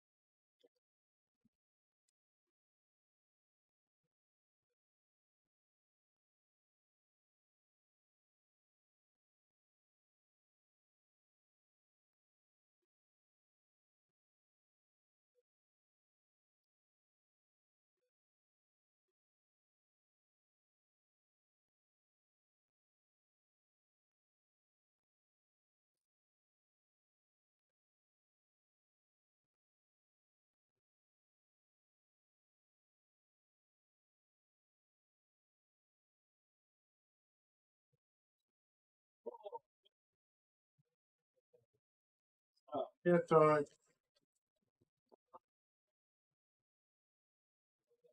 Small snow, so it's awesome. Good. Oh, it makes it a lot easier. Does. Makes my life easier. Was your laptop not screen saved constantly too, or you just It does. All right. It does. I touch it every so often. there? Perfect. Yeah, so I did. I wrote a bunch of topics, and I'm like, what can we talk about gaming wise? And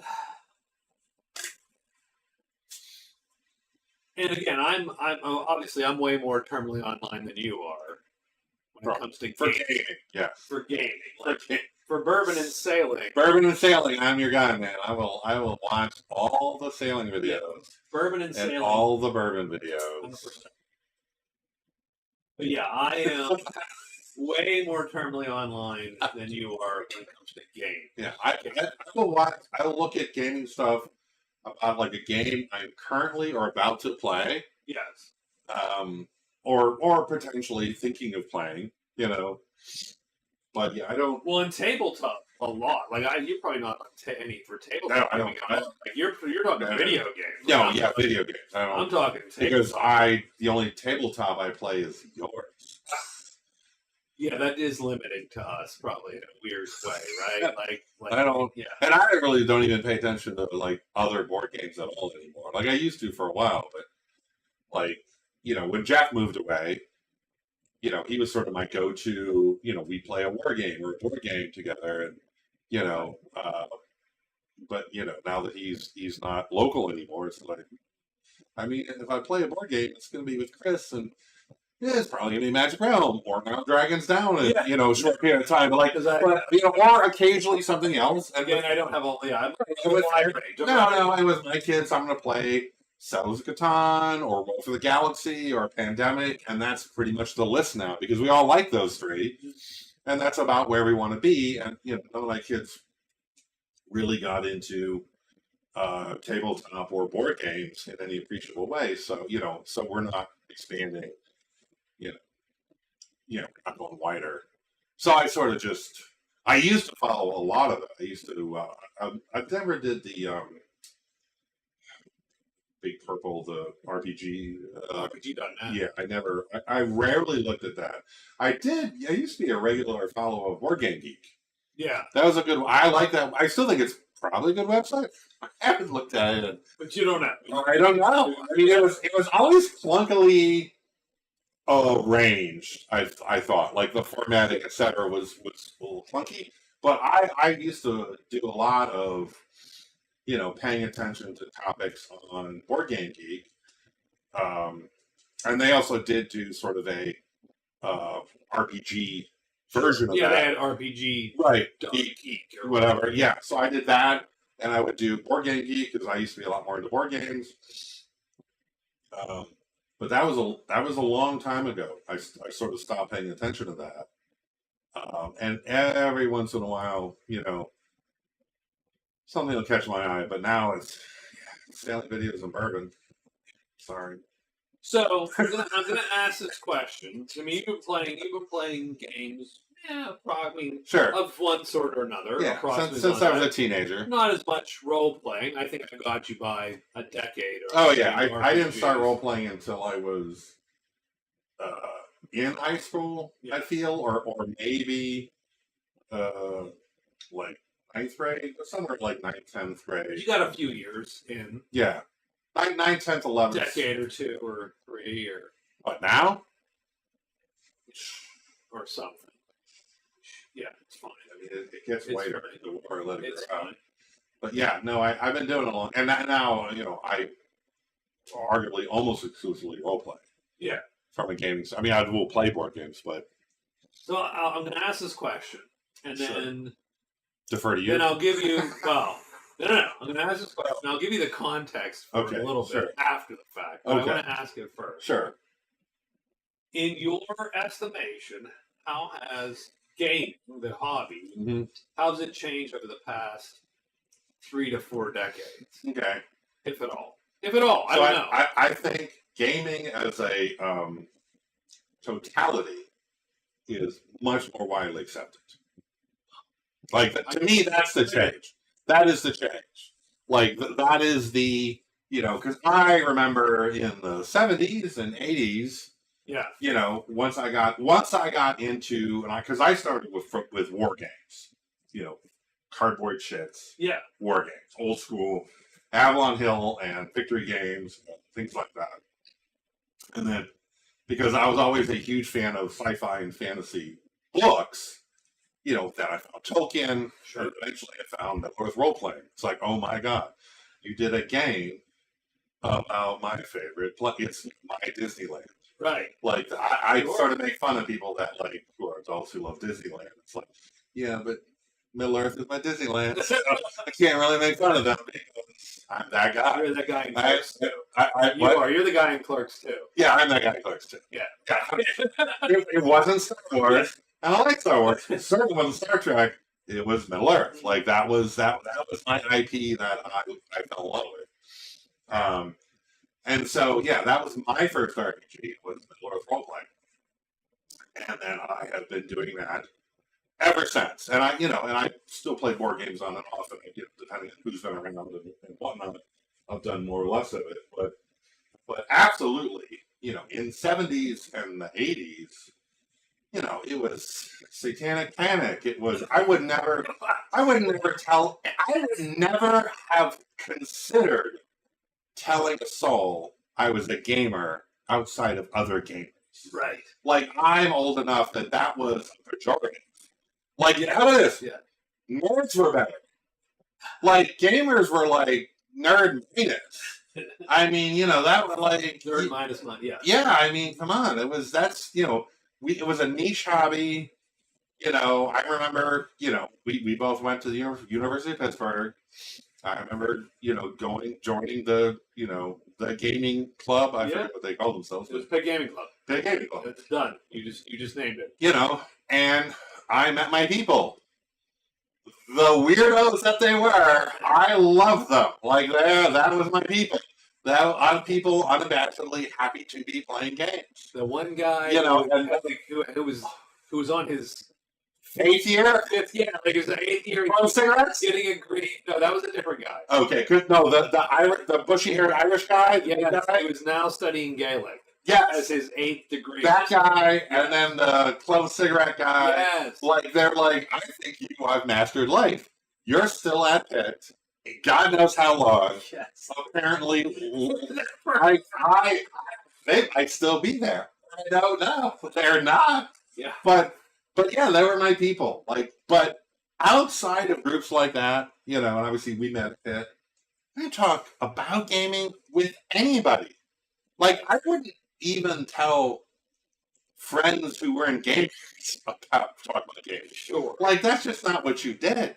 Right. Like, it was. I agree with that. It was a very, separate hobby. And then, over the decades, it's exploded. Now, I think the thing that really drove, because I was also in computer games back in the day. Sure. And those were more acceptable than board games and RPGs, but they weren't that popular. That was still a relatively small group. And then, frankly, Xbox and PlayStation happened, and right, among everything else, all the consoles before them, but those, I think, really, it went from Atari to. I remember going to Gen Con, and that was the first time I actually saw a PlayStation 1. Oh, okay, yeah. Right. And you saw an RPG on a PlayStation. Right. Like, wow, this is the shit. Yeah. Right? Like, Yeah. You pop that disc in, and there's all this crap on that disc. Right.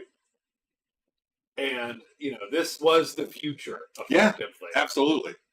I mean, Totally in the '80s, early '80s, or maybe mid '80s, I had a Commodore 64, and I played Ultima 4, I think. That was my early computer RPG. But again, who was playing? How many copies of that did they sell? Now it's a big game. Yeah. The Ultimate Series was, it was huge. It's huge. But probably 90,000. Yeah, right.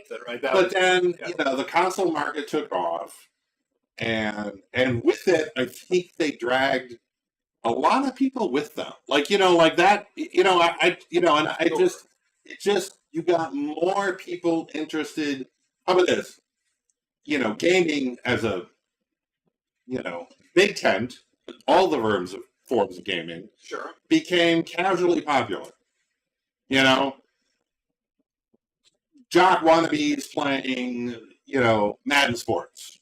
Sure. You know what I mean? All the way down to hardcore RPGers playing, and then I think and then frankly with the internet, right, you realize everyone was out there, and then you had a forum to intermix with, muds back in the day, and then, full on everyone's on the internet, and then, it just boomed with the advent of YouTubes and etc. And then it's just, now it became famous people doing D&D on streams and everything under the sun. So, I mean, but I don't really think the games have changed. I don't really feel, I know there are styles of games come in and out of fashion. And I do think RPGs and board games have definitely transitioned more to less futzy, less klutzy, more modern mechanics, which are more easily graspable. I don't even think they're bad games. It's just, the rise of Euro games. Sure. Over, hard, old school, rule 1.5, point B, point 6, point 9. Those can be a tough sell. Right. But I still don't think the games have changed a ton. I just think sort of people's perception of gaming as a hobby, and I think more gamers do more different types of gaming. They're less walled off. So, okay. So, but that's my take. Yeah. As someone who is completely outside the loop of really what's going on in gaming nowadays. The internet. Yeah. No, I don't pay attention to it at all.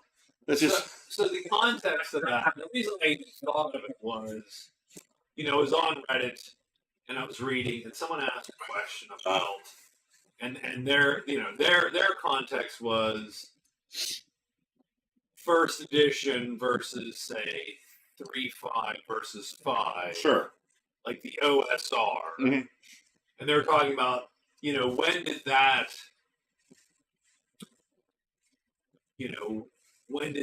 become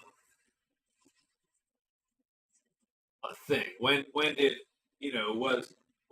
the concepts of OSR, like high lethality and rulings over rules, and were people was 3.5 when people became, or 3.5 is what the guy said, but when people became fussy over min-maxing and so on and so forth. And it struck me as I read this question, I'm like, got to be like in his teens or 20s. Oh, yeah. Like super young person, probably, right? Or hasn't gamed for 40 years or whatnot.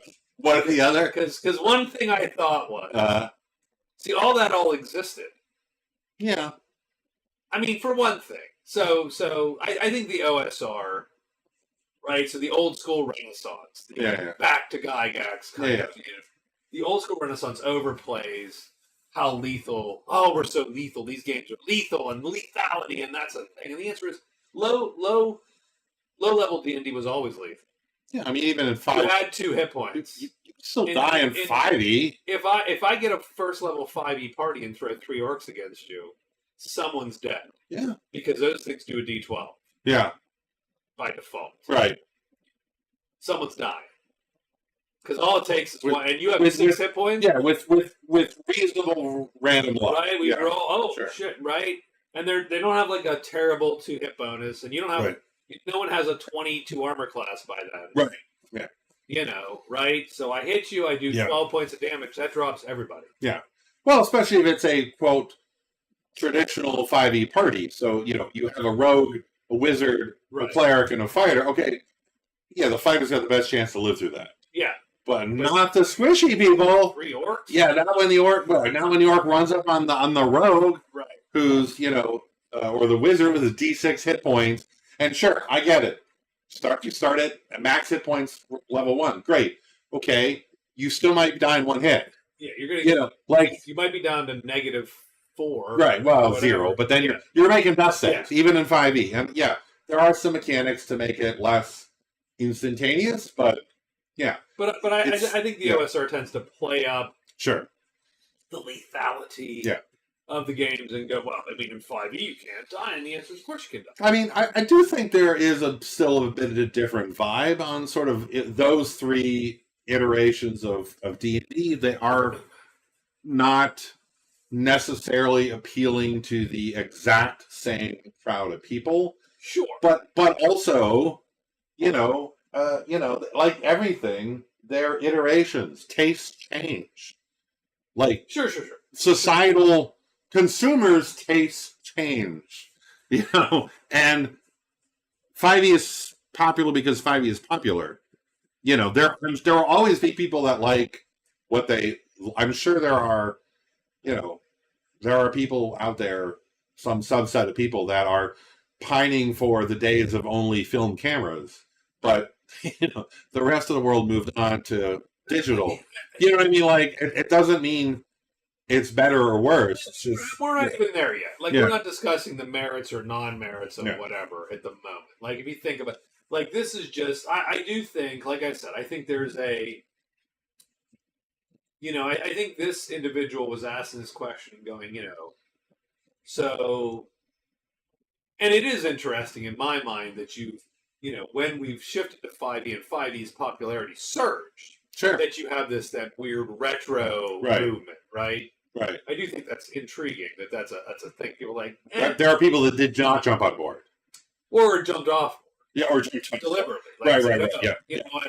I'm okay. That's Right. fine, but I want to Sure. do this other thing." Right.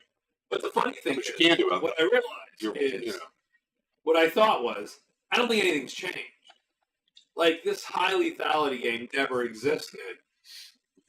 They were all, those games. These games even now can be lethal, and maybe they're less lethal. Sure. Because I think people put more into those characters. Like, they want more out of those characters, right? It's not just Joe the thief, and you roll him up in 10 minutes and send him. Right. You're a little more invested Yeah, right, in Joe sure. the thief, right? But the thing is, min-maxers, forever. That was a thing Sure. since, if you've ever read the editorial section of Dragon Magazine, the letters Right. to the editor, Right.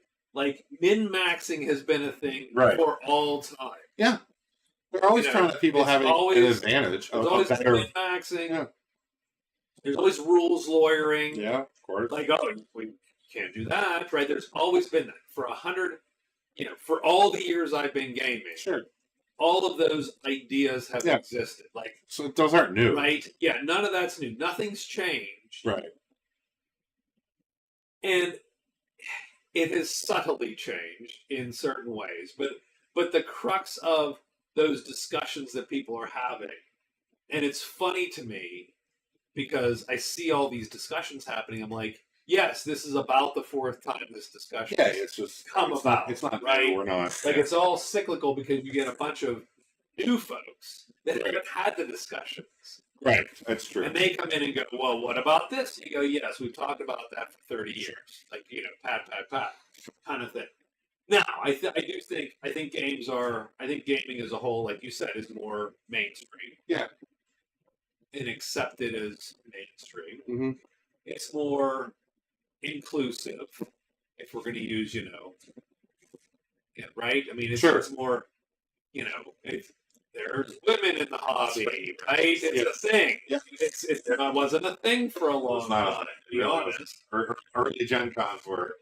It was a very, Yeah. very male-dominated Yeah. hobby, and now it's not. I mean, Yeah. I'm sure that the ratio is still men to women it's high, Sure. probably. But I remember there were no women at Gen Con. Right. All the women were playing Vampire. Right. Yeah, that's where they were. If they were there, it was Vampire. And now you go and it's They're fairly everywhere. yeah, it's fairly deep. And the games have changed a little bit, of course, but ultimately I think And I do think, just from a game design standpoint, and I always say this, and I think this absolutely pre-2000, post-2000, once you had D&D 3, that changed D&D forever. And that changed a lot of gaming forever, because a lot of gaming became build-oriented. Oh, yeah. You know, whereas a lot of gaming pre-2000 was very incremental. Sure. Now you'll see that in some of these OSR games, is they kick back to this elemental thing, because again, I think there's a danger with rule sets that are effectively, you get your own rule set in all your thousands of ways you can break the rule. The base rules are simple, but here's your 20 ways to break them. It's Right. Magic the Gathering is an RPG. Yeah. Right. And the answer to that is, the danger is, A, at some point you're breaking a lot of rules. And there are potentially and you unintended interactions, or at least interactions that weren't thought about. You know, maybe they are unintended, but you know. And at some point you go, wow, that's just a lot. Yeah. And countering that requires my own mental gymnastics. Right. I mean, it's certainly harder for GMs. It's harder to GM that. Yeah. If I have 6 of you and you're all built to the Right. hilt, it's very hard to figure something out that is easy to run, and still also helps counter the it's thing still a challenge without very blunt instruments. Right. Without just nope, it doesn't work. Yeah. Kind of thing. Right. Yeah. I just yes, everything has, you can trip things, everything has a tab. Yeah. Everything has a resistance to the thing you do. Oh, right. I'm sorry. You do fire damage, everything's resist fire. Right. Everything's, you know, or whatever. Right. Because that's no fun. That's very negation. Yeah. Right. But it can be hard when with very buildy games, when you build to very, and also I think, as I said, I love very buildy games because I like character builds. I like the mechanics of character building, but also can be hard if not everyone in the party is on board with that. Because if you bring the character who is a loosey-goosey, I pick whatever at every level sort of guy, into a system that's very buildy, and all the other players in the game are running the very buildy game, the GM is like, well, I have to make the challenge something so that they don't steamroll it, which might be real bad for you. Right. Because I'm expecting you to be potentially where they are. You know, if one of you and 4 of them, and they're all, making hyper-efficient characters, that's going to real suck if you're not a hyper-efficient character, So or it could be, right? I think the funny thing is, for the most part, the hobby hasn't changed. We're having very similar conversations. People are bitching about the same things we've always been bitching about. I do think. I mean, there was something always OP about something at every step of the way. Sure. There's always something that was just on the edge too much or whatever. And people find it and like it or don't like it. I think one thing that so the things that are different. I mean, again, I think the games have changed slightly. Sure. Again, they're more build based. Mm-hmm. The OSR is that's counter to that. Actually, that's a different. A lot of those games are very incremental based versus build based. I think again we're just more inclusive. Absolutely, like they're just more different. I think modern games are more character driven. Like they want you to invest more into your character concept, whereas opposed to it's not just a re-roll a new character in 5 minutes. That's not what most, I think, RPGers think about making a character now. Yeah. And I'm not even just talking about mechanics. They're like I think people put more mental effort into character thought than a 5-minute re-rolled, Maybe. I mean, that's a good question. I don't know, right? I mean, when there's nothing to differentiate mechanically your character, I mean, hopefully you do think of a whole good. But again, if your response is, "Oh, it's super lethal, expect to re-roll characters," then also do you not go into the concept of, well, then why should I care about this character? Like, how much effort am I putting into the character? I think, concept if this might be 5 characters in over the course of 6 months. Well, keep in mind that I also think that the games in those days, by those days I mean say the 70s and the 80s, kind of thing, that you probably did not sit there and think of your huge background. Now, mind you, we did to some degree, and we had a couple characters that had but a lot of times you weren't really going in for that as much, and then what you ended up doing was that character then grew into that. Sure, absolutely.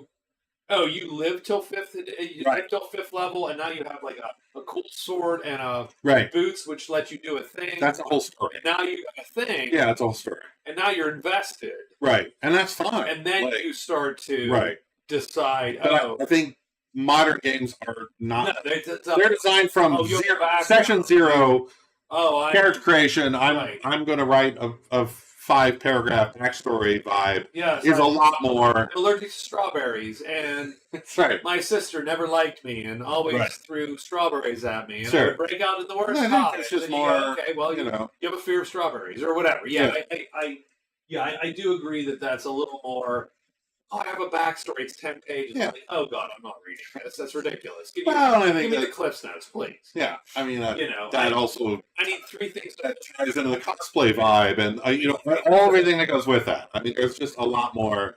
There's a lot more of that. I feel nowadays. I agree. Than there's just more. It's a sheet of paper, and I'm going to play this and see how it goes. And they're both fine. I'm not saying either's really preferential. It's just, but I think modern games lean more toward into the latter. I think we are more. So, I think the old hobby was more insular, like you said. They didn't talk about it, right? But it was also more insular in the sense that without YouTube, right, you were literally as whatever word of mouth was table to table, whatever small town you grew up in. Yeah. Right, whereas now it's literally influencerized. Yeah, the game function only at your table. You literally have people on YouTube that are telling you, well, no, you should do this. This is the right way to play. Right. There's a lot more of a community of correct playing versus, or you know what I mean, or even advice. Yeah, even if it's not like correct playing as in you're doing it wrong, just as this is the way to do it better. This is the best way to. A lot more of that. Yeah, this is the best way to build a character. This is, these are better. Blah blah blah. Yeah, like, and there's a lot of people that just this is how I would change a game. This is how I would fix the game. This is how I would this, that, or the other.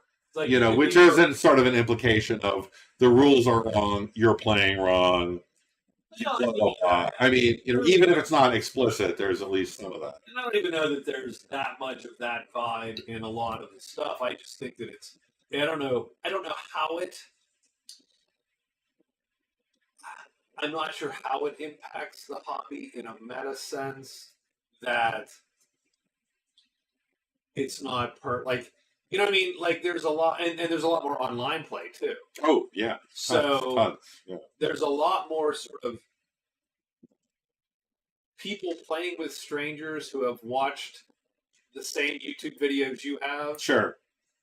Kind of, whereas, each table was fairly unique back in the day. Sure, because there wasn't a lot. I don't know if it's unique today. Yeah, I don't know. But there was obviously not a lot of cross-pollination.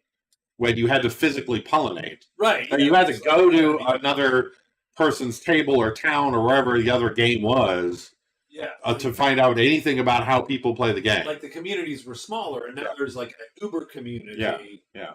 And, And there's constant discourse about it. Right. On the internet. Like, you can't not find out how people are playing the game. Or how they're making characters, or what they think about rules. Right. Like, it's inescapable if you are interested at all to open that box. You know what I mean? So, I mean, I don't know if it matters. I just thought it was sort of interesting because I'm like, that's a fascinating question. You're asking.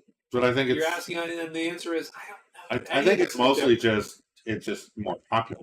Yeah, like that's the only real substantive takeaway I have from gaming for roughly 40 years is it's just a lot more widely accepted and popular than it was when I started. A lot of people do it. You know, I mean, Superman's a game. Superman's a gamer. You Joe know, Manganiello's a gamer. you know, or, Lot- Geralt of Rivia is a game. Yeah. Well, not anymore. No, okay. He left. He's not witchering. He stopped I witchering. know, I'm just saying. No more witchering. The Warhammer guy's a game. Yes, Superman's a game. Yeah, Superman's a game. I love that we don't need to use his name. By the way, I'm blanking on, so I'm just going to. Argyle's a game. Argyle. By the way, I've not seen JJ since I did that. Did you- So did he ghosted me. That little. You gave him. By the way, watched your entire rating, JJ. I Where are you at? care less about Argyle, and I watched Chris's entire review of it, and it was entertaining. So, not the movie. I'm never gonna watch the movie. Never heard. But did we get blown off for Crown Royal as well? That's what I think everybody left us tonight. I think we're allowed. Like theoretically, the stream people have looked at the stream. There's likes on it. People like people have been like, no, yep, I'm out, and they just left. They just took. I'm just my takeaway is going to be we're so boring. You don't want to show. We're dull. We're dull. That's No fine. one's That's fine. That's fine. It's Friday night. People got stuff to do. Look, the fact that you do this on a Friday and people have lives, which just shows you a show we don't. Yeah. What am I doing here? What am I doing here? How did I get here? And in the words of the Talking Heads, Yes. how did I get here? You're just killing it with other references.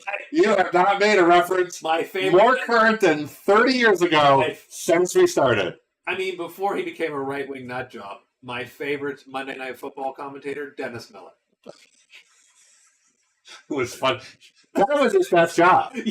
100%. It is not comedian I love or or political commentator, but he was Monday Night Football. That was good. I love that he was at the Hall of Fame game, Mm. bitching about not being able to get good Cantonese.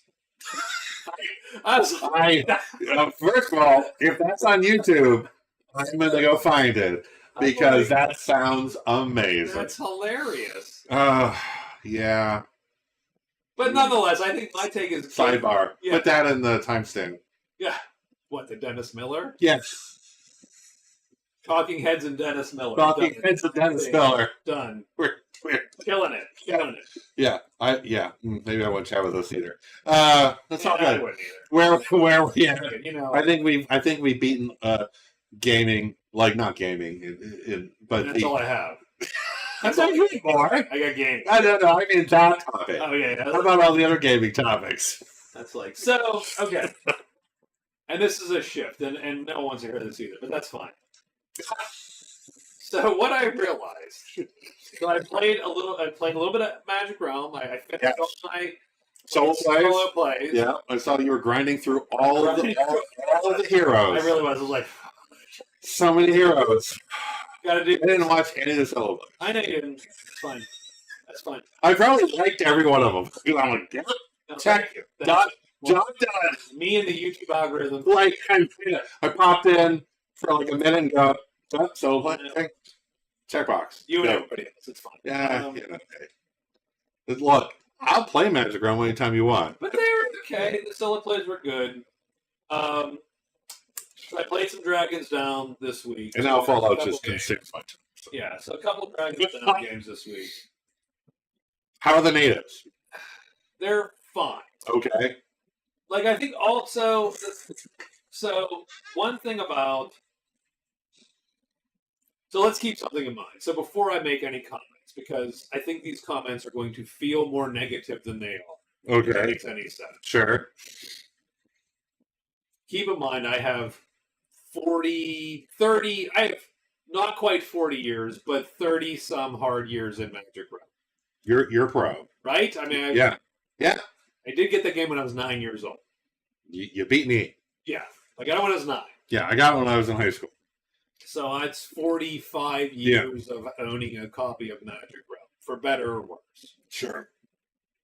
So nothing beats that game. I just have too much invested. Right? Like, nothing beats that game. Right. I mean, I have 45 years. I've known that game longer than my wife. Like, let's understand something. Like, Right. Right. Gotcha. I've known that game longer than you. I've known the game longer than like my parents, Okay. notwithstanding. So your right? parents. Or So both, just your parents. mostly. Right? Yeah. So Fair. That's fair. let's just keep this. Let's just absolutely. And it's the only thing from that era that you still play, game wise. Yes, Yeah, probably. I mean, at least a very like. If you think about Sure. that, like, I mean, I don't play D&D. Yeah, certainly not 1E. I don't play 1E. Right. You know. I mean, would I run a 1E game? Okay. You might. Here's a question. Time out. Oh, sure. Time out. We're going to stop. But you haven't We're played stopping this. 1E for 45 We're years. stopping this thought. I'm going to ask you a question. Okay. Would you play a 1E game? I would play. I'd play anything, Chris. Would you? I would. Would you? Would I? John would be thrilled. I'm not saying He's dying to go back to 1E. I'm not sure why. Here's He's the- dying to go back to 1E. because it's all childhood memories. It is Here's the thing. I don't think I would love it, but I'd be happy to play it There because I know I would have fun with you and our friends Yeah. playing that game. Yeah. But I don't think I love the rule set because it to me it would seem very limiting, which is weird because I know that's not the selling point of that game. Is right. it's not limiting at all. You can do anything. You can do anything you want. And You can fail at anything you want. Yeah. That's how Warhammer felt to me. oh, You can do anything you want, but you suck. Warhammer actually had skills, and then you were like, And you sucked at them. you had a 20% chance. And you sucked at them. Warhammer's theme is the futility of being alone. It doesn't real well, though. You should really, Like, it doesn't real well. really just give in to the Yeah. the slime orgy Here's the and thing. gods, Here's the thing. and just I also really enjoyed that campaign, and I did not like that rule set at all. I hate it. I had a great time playing in that campaign. I just And I think I would have a great time playing because, again, it wouldn't be about the rules. It would be about the campaign. Like, in the Don't adventure. get me wrong. The first edition game would be way down on my mental list of Sure. priorities of campaign. But I would. Heroes actually above that, like Fantasy Hero again, Oh, my God, yes. with with like Tweaked here. mirrors tweaked, Yeah, right? sure. Tweak magic rules or something. Well, it would be roll stats. Okay. You have to buy the stats. Oh, I see. You have You to, literally roll them. Yeah, with the yeah. Stats See, you can buy. yeah. Everybody gets a speed 3 for free, But you're just and we three. roll initiative But you're just three, right? if you're just 3, and then you roll initiative with some bonus based Sure. on your decks. Like Yeah. you would just. 'Cause- I mean, I would play that before first edition. And then yes, I would tweak the shit out of the magic rules. Although I haven't figured out what I wanted to do with them, and I have that as a topic later. Oh. We will get to it. So stop there. But so I just Where were we? total tangent. So I was playing some Dragons Down, Okay. and so again, so the name I tweaked out, and I told you I said well because I wanted to make a caveat because I said this is going to sound more negative. Yeah. So I think the native rules are fine in the sense that Dragons Down. I think the interesting thing that Scott, the other Scott, did was that he captured all of the beats of Magic Realm in a lot of ways. Yes. And then streamlined that with some dice, Yes. typically. So you have special dice everywhere. Right. But I mean, there's 6-sided dice, right? I mean, literally, you're like, oh, you roll a 1 or 2, but it's not that. They put symbols, right? Sure. And it captures all that, and then you get this sort of easy vibe, easy playing vibe Yeah. that Magic Realm does not get being made in 1979. Absolutely. I agree with you. So everything about Dragons Down hits this really nice, modern gaming, streamlined vibe. It still feels closer, at least, although not as But it feels closer to Magic Realm than everything else. So it is. So I'm going to say always, it's Yeah. my second favorite epic fantasy board game. I played it. Magic Realm is Yeah, my favorite epic fantasy Yeah, board and game. I played it once online with you, and I also agree because I played other fantasy board games, and I think all of them and I don't necessarily hate them, but they don't give me the vibe I get. Like the Skyrim game didn't, Mage Knight didn't, and I think I want to like Mage Knight more because I think there is some clever ideas there, but it doesn't feel like an RPG fantasy game. It feels like a clever set of mechanics with a fantasy veneer over it. It's the shitty version of Contract Bridge with fantasy. Yeah, Like, it has a really it's a card game. It's a great aesthetic, but it's a hand manipulation card game Right. with a board game, a locational there's a board game to determine where you are, but your hand determines what you do. And I don't even hate the mechanics of it, but like I actually enjoy playing it. I hate the setup and takedown. Like that's still a nightmare to me. But it does not feel like the same feeling I had from Magic Realm. Talisman's just frankly trash. It's a garbage. It's just trash. Yeah. And I will say, Dragon's Down did the best at getting that vibe right. It does the vibe well, and I like that it's easier to play. Sure. Like because I can only really play Magic Realm with you. I can't sit down and play Magic Realm by myself because I'm like I don't know how this. I can do a lot of it, but you know what's what. But the natives screw me over. You're not going to adjudicate the rules. Yeah, I can do your own moves. Yeah, and I can adjudicate the move. Like if I played with no natives other than as merchants, like no hirelings, and had to be careful with how much magic I used, I could run that game. Sure. But mostly, I would go, I'm going to play no magic characters, no hirelings, and then I'm good. Right. But that's not quite the game. That's not the game. That's like game is all that shit. Yeah, you know what I mean? Like, that's way too limited. So Dragon's Down totally gets the vibe right. And I'll just be really interested to get a lot more games under my belt. So with that, I think that the same. So here's. But it's hard to compete with your 45-year-old favorite pal. Right. Well, is that more than a pint? I'm not sure what that is. Perfect pour. That is a perfect pour. This is Bitburger, by the way, for nobody watching, which I've never had before either. A German Pilsner. So here's the thing, and this is so it hits all of that, but I do think that with the natives, for me, there is something lacking.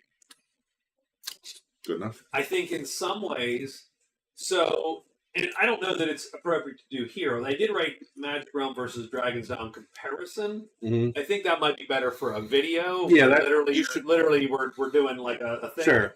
But I think one of the things that Dragon's Down suffers from sometimes is that there are times when the streamlining hurts it.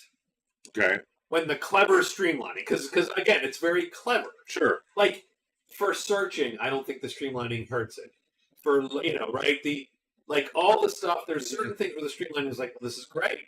Not necessarily writing moves. Streamlining mostly helps. Right. I think it hurts with PvP because that's how you get away from people is they don't guess. If right, you're playing that game, but we don't really play that game. Yeah. Hey, where you can't stay. Just one of them. Dragon's Down is a good game, but I need the positioning in battles. I just need that. It makes me happy. You don't have. Here's the thing. I actually don't think you need that in Dragon's Down, and we'll talk about that in a minute. Okay. I don't think the positioning in Magic Realm actually doesn't mean anything. There's only two. It's just numbers. There's only two positions in Magic Realm. Yeah, I don't. Positions in Magic Realm is: am I covering my move? And the answer is 90% of the time is yes, you should be. Right, unless you just can't win doing that. And 10% of the time when it's like, well, if I do that, I will die. Right. So I'm going to not cover my move. Right. And then it's a 33% chance to hit if you can't undercut. Yeah. I think Dragon's Down's combat actually, if we did a comparison, which I'm going to, and I'll do a video. Yeah. I think Dragon's Down wins combat. I think it's. By actually a fair bit. Yeah. It's interesting because that is one similarity I think Dragon's Down has with Mage Knight is it's more figure outable. Like it's less random die rolling. Oh no, I don't think that's true at all. I actually think it's quite the opposite. I think the thing with Magic Realm Well, I mean, armor, yeah, but armor's armor. Armor's the same in the sense in both games. Um, and in fact, if someone is hitting you and they're undercutting you, it doesn't matter where they line up. They hit where they line up. Yeah.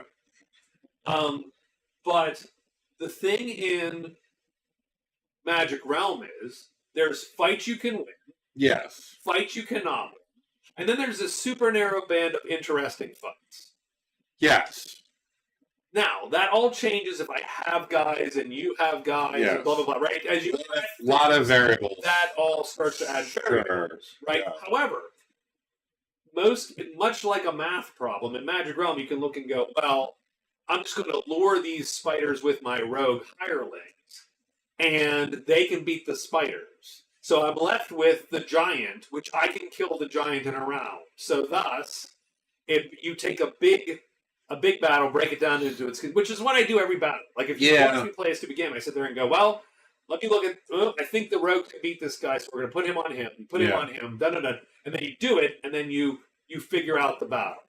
Dragon's Down has fights you can win. It's narrower. Fights you are going to lose, and then there's a way wider fights you have to then. Yeah, I suppose that's right. true. It's just, And so, I guess it's just that's a winner. It's the winning fights on either game are differently determined, sort of, but yes, they can be deterministic.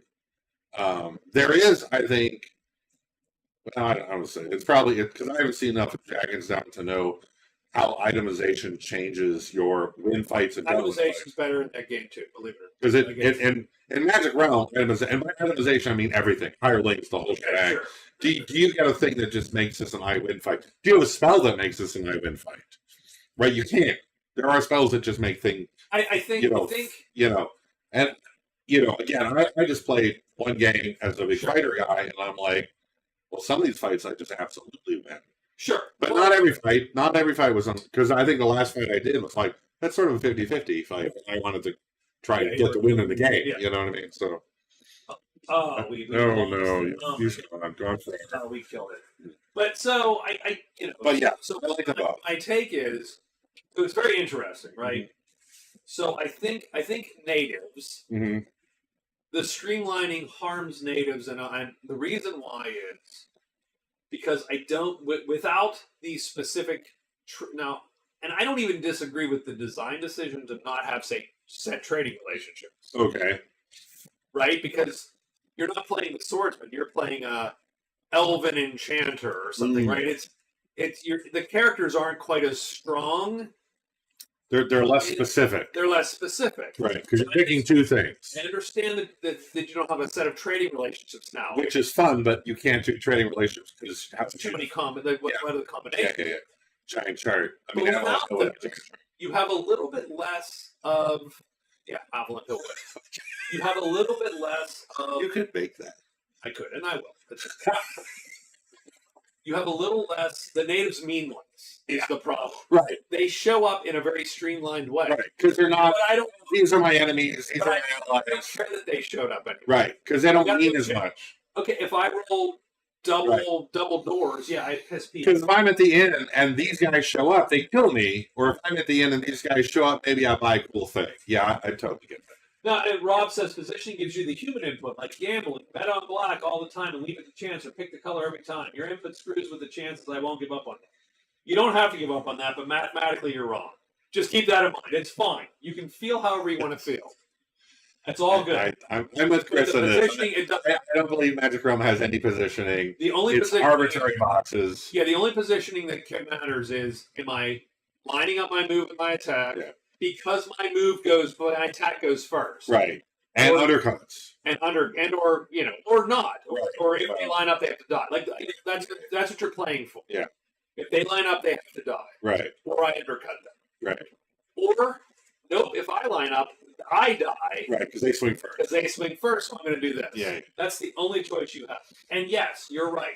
Placing it under armor or not under armor does make a difference. Sure. But it's not like that's a clever decision. It's It's the I'm decision. going to dodge into my armor. You do the decision. Yeah.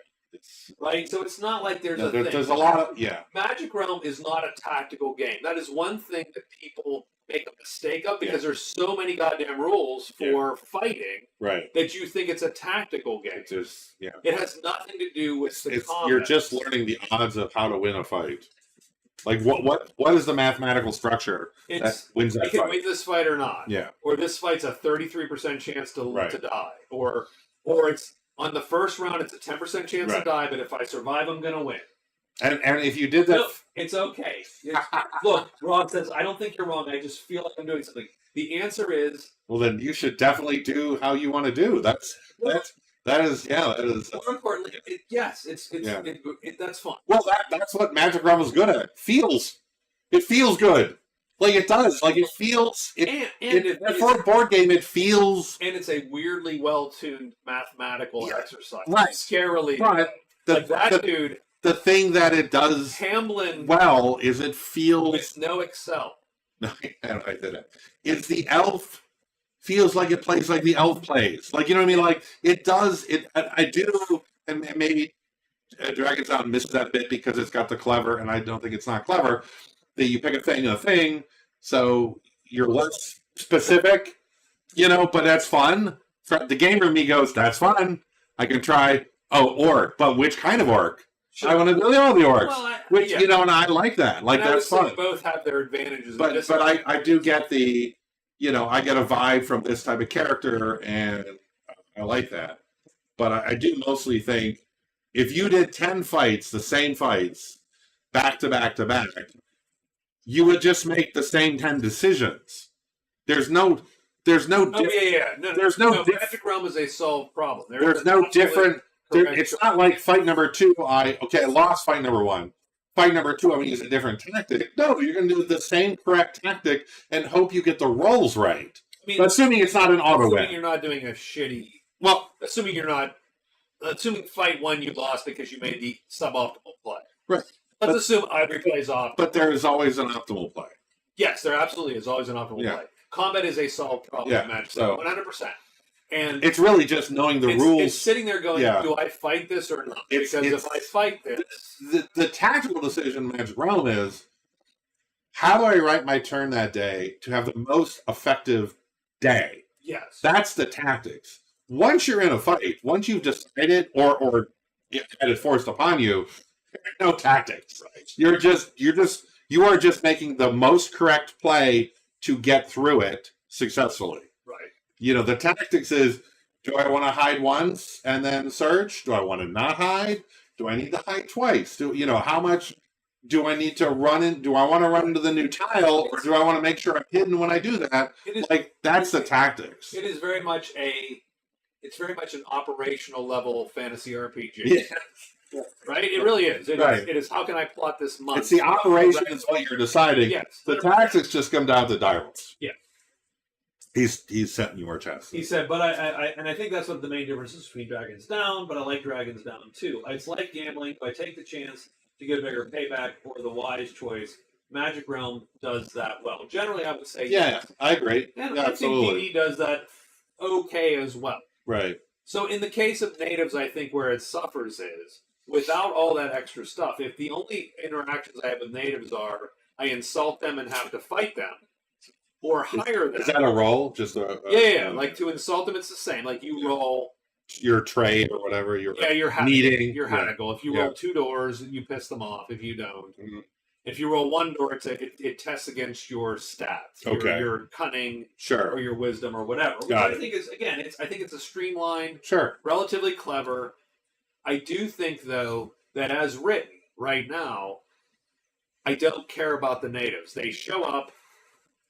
And I either hire them or I don't. Yeah. And otherwise, I don't care.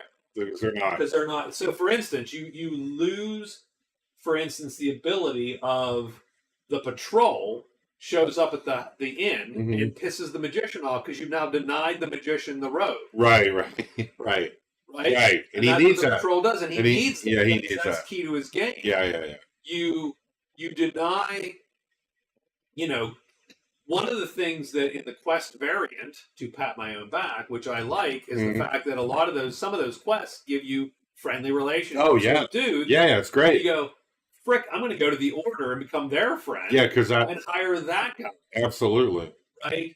And that is super important, and it's way less important in natives. Now, I didn't dislike natives because, again, I think the one thing that Scott has done is he's streamlined the vibe of Magic Realm into a modern board game. Sure. And I think that's actually pretty impressive. I mean, getting Having said that, yeah. sometimes you file off the edges, yeah, and the edges were all you had. You realize, oh, the edges were the important part. yeah, the rough bits are Like the sort rough of bit was necessary. the thing. Like Yeah. all that shit was important. And I think natives, like, if you played a game with natives or without, Not a big difference. I don't know that you would notice in a lot of right now. Yeah. I think that'll get It's a better. much bigger The deal than characters are Magic interested. Realm. And again, hiring is a powerful mechanic. Yeah. So no reason. I mean, so if I would buy the expansion Right. to put the dudes down, Sure. and then we would hire them, and then you have useful. another tool, Right. In your Still thing. useful. Right. So it is useful.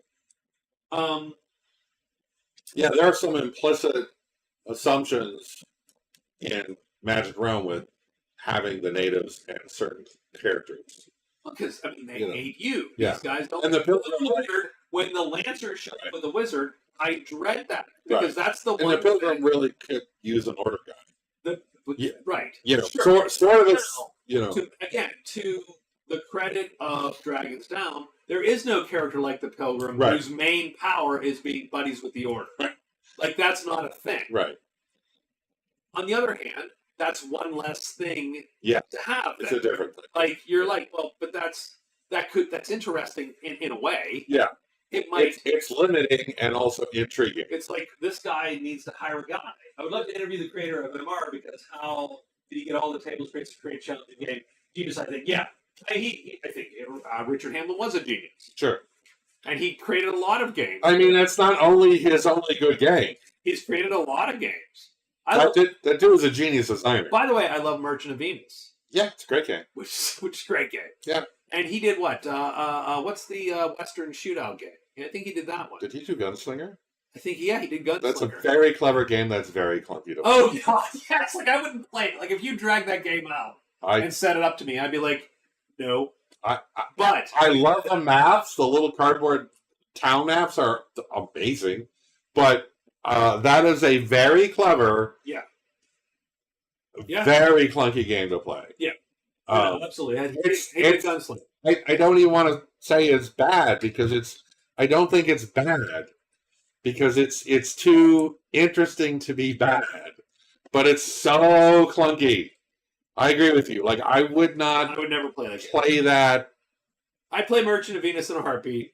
Sure. Magic Realm, I play in a heartbeat. because yeah. I think I proved. I think I'm almost afraid to look him up and find out there's a million games we're forgetting he did. Not a million, there's a ton. a dozen. There's a ton. Excellent games, He but was definitely the guy in the heyday of yeah, Magic Realm. 70s and 80s. 100%. Yeah. So here's so I was back to mentally bitching Mhm. because I played one game totally straight. I just played with legend points and fame and Okay. Dragons Down. Okay. And though it was a fine game, Mhm. the one character ran away with it, the Necromancer. Which Okay. is great. You do get 4 extra character classes in the Natives expansion, Oh, that's nice. which is awesome. That is really And the good. characters are all about the hiring, Oh, that's their thing. right? Like the Necromancer is you get skeletons with things. So it's like the Pilgrim. The Beastmaster can hire I see. monsters. Oh. Again, part of the joy of So some of what- that streamlining is that I think the adding stuff then becomes maybe easier Sure, in a way. sure. It's not as Mechanically. tight. Yes. Yes. And so you go, okay, well now we can just do hiring mechanics do more. tighter. We can do more. And I'm like, that's great, Yeah. right? The Burgess is all about hiring. Okay. Literally, that's his gig. Right. Hires Hire people. people easy. He has Okay. nothing to start with. He sucks, and then you hired him. So that's the Pilgrim. Sort of, Yeah. but Well, without even a spell. Without even a spell. Oh, you get I think one spell. There you go. He's just the Pilgrim. Um, Nice. and so Nice. Mhm. So what it came down to is I'm sitting there and I'm like, and this is a little bit of this is just me. Like, this is literally my own internal, right? I'm playing the game going, yeah, I still hate these victory conditions, right? Bitching about it. I bitch about victory. I mean, the Magic Realm ones suck too. Also, yes. And then I'm like, but no one else cares. Like, I'm literally the one guy That's you. in the whole universe. Yeah, that's that hates those victory. That is conditions. your gig. Like, that is a thing. Yep. Never. And I realized something, and I think I realized I hate.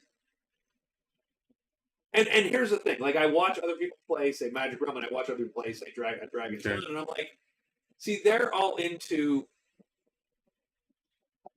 Oh well, this story of my half-elven enchanter was that I went to the thing and something happened, and then I found the cloak, and then blah blah blah, and look at the story that this created. Right. And I go, you know what it comes down to? As a board game, right. I hate the hero's journey as a board game goal.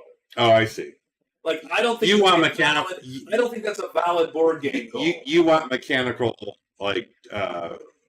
marks, like you want to just playing the game to see what the fuck happens. In the game.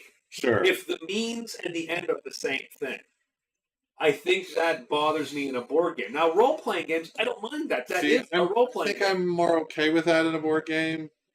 Like, that doesn't, because I think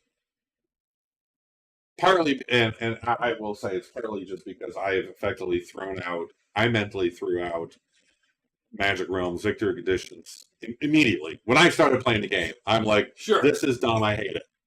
So, I played Magic Realm, for quite a bit. I mean, at least, just as an adventure game. And you just did the thing, and then at the end, it wasn't really an end because there's no, or whatever. Right. I played how long I was playing ago. For 20 days. And it was fun. So I think I did that early, and then, when you added, whatever, when you did the quest version, I'm like, well, that's a lot more interesting because now there's more things to do, and of course, you assign the points, and I'm like, well, look, I'll try to get points. I don't not want to do better, but I also don't care a ton. Like, I'm sort of on board with, like, if we get to sit down to play Magic Realm, I'm just happy to have played Magic Realm. I mean, like, I would not score it because why not? I mean, don't get me wrong. But I don't like, I got to win this. Yeah. My game. But see, there you go. So I literally am the only person. Yeah. Who because I also have the default position of when we sit down and play Magic Realm, I'm going to die. So if I don't die, I count that as a victory. And then whatever happened along the way is great. And whatever points I get at the end is, not that I won't try to earn them. I will. You give me quests, they're worth points, I'm chasing them. Like, I'm definitely trying to win, but I don't care a ton. I wonder if... So it is just you. I don't hate it, but I don't think it makes... That doesn't motivate me. You want there to be victory conditions. You want there to be win conditions. Yeah. If I have if I'm just doing the hero's journey, right? I play a game every week, which is that, and that's a role playing game, which also has many victory conditions and losing, but it is literally really the hero's journey. Right. We're not scoring points. Yeah, you're not scoring points. You're just telling the story on the way. Right. And again, I'm sort of coming at games of Magic Realm and Dragon's Down as a weird and don't get me wrong, the default conditions are race. It's a race game. Sure. I'm coming at it as also a race game. Right. But I think that race game bothers me because that race, I can't even. I think I can't explain it. It's from a war game perspective. Right. There's almost no war game where that goes, okay, we're going to throw units at the battle. Just see what happens. And at the end, the story's the thing. Right. There are victory conditions. You have objectives. Yeah. Those objectives actually tend to make you make decisions, which might be counter to the concept of just killing everything on the board. Sure. Because you might have to do a thing which or defend a position. Right. Right? And coming at it from a wargamer, You can't just the means retreat when the enemy shows up because it preserves your units. Because I have to hold this spot. Because every turn I'm there, I get a victory point. the means and the end cannot be the same thing. I get you. And if the means are find sites, loot sites, get shit, score, Right. then and the ends and the means are the same, Right. well, then there's no central tension of, man, I could really use a cool new sword to fight orcs better. But having said that, I also need to get to the temple I see. to Yeah. drop my sword so that I can get the points. Right. I got you. Right? Yeah. Like, that's Yeah. all. I don't even know that there's anything to say about it. It just hit me that the hero's journey for me does not make a good board game. And I think a lot of other folks Well, I are think- more invested in the hero's journey Yeah. of the board game and go, hey, I survived and I got 20 treasures. And I'm like, I don't give a shit how many treasures you got. Yeah, I do think board games should have victory conditions. I agree with the premise of that. Like, I don't think you should design, Magic Realm should have been designed with victory conditions. I just happen to think they're not very well done. I mean, it was the victory conditions, but again, But they're not very well done. I think it's a weakness in the game. Yeah, because But the edifice that had to be added to do other things is a lot Yeah. clunkier than was No, I in don't- the Magic Realm box. I don't know how you would No. fix it. No. And I think Dragon's Down has victory conditions, and that's fine. And I'm definitely trying to score points. Like, I was trying to beat you in the last game. I just killed everything. Oh, you were an unstoppable murder We hobo. were effectively tough, I think. Yeah, I think we changed. Yeah, because you scored because I scored more. points, and I'm like, yeah, I scored more exploration Yeah. victory, and because I was good at missions, so I get around the board quick. Yeah. And then you were just a murder hobo, and you killed everything. And I killed a bunch of stuff, but not, yeah. Gotta But go and help my buddy drink his beer. Jeez. But I would say this: love your vids. They're the best when you're having fun. And my one idea: add another month, see what would happen. Oh, that's a long. Nope. That sounds like a No. long. That sounds like a long game. no. I was gonna do. I'll tell you. Yeah. Cheers. Have a good one. I tell you what Cheers. I'm gonna do there for Magic Realm. See you, Rob. See you, Rob. Drink beer. But I do go leave us. Drink beer. That's cool. Well, you might go out with Oh, he's friends. going to his buddy. Yeah. Good point. It's Good point. again, people have lives. Oh shit! Really? Well, this is ours. We're drinking together. This is it. Yeah. Look at us being social. We are. We're being. Because if we didn't do this, we would both be alone in our various Good point. basements. Good point. Yeah, that's true. I'd be streaming something alone. Yeah. And no one would be on that stream either, so it would work out. Because Rob's gone. We've just figured this out. We just had a lovely interaction with a fine gentleman. Yeah, so It's good. no, it's all good. I thought it was funny because again, it's one of those things where I am bothered by it, and Yeah. I realize, and It's all of a sudden it hits me. It's just you. No one else is. No one else. Everyone else Well, yeah. thinks like and even the designer of Dragon's Down is like, well, you get a little logbook, you write all your shit in there, and then you tell a story, and I'm like, No. and I literally want to go, I don't want to do that. Why do I care? I'm going to play this thing 5,000 times. Whoa. What is the story about?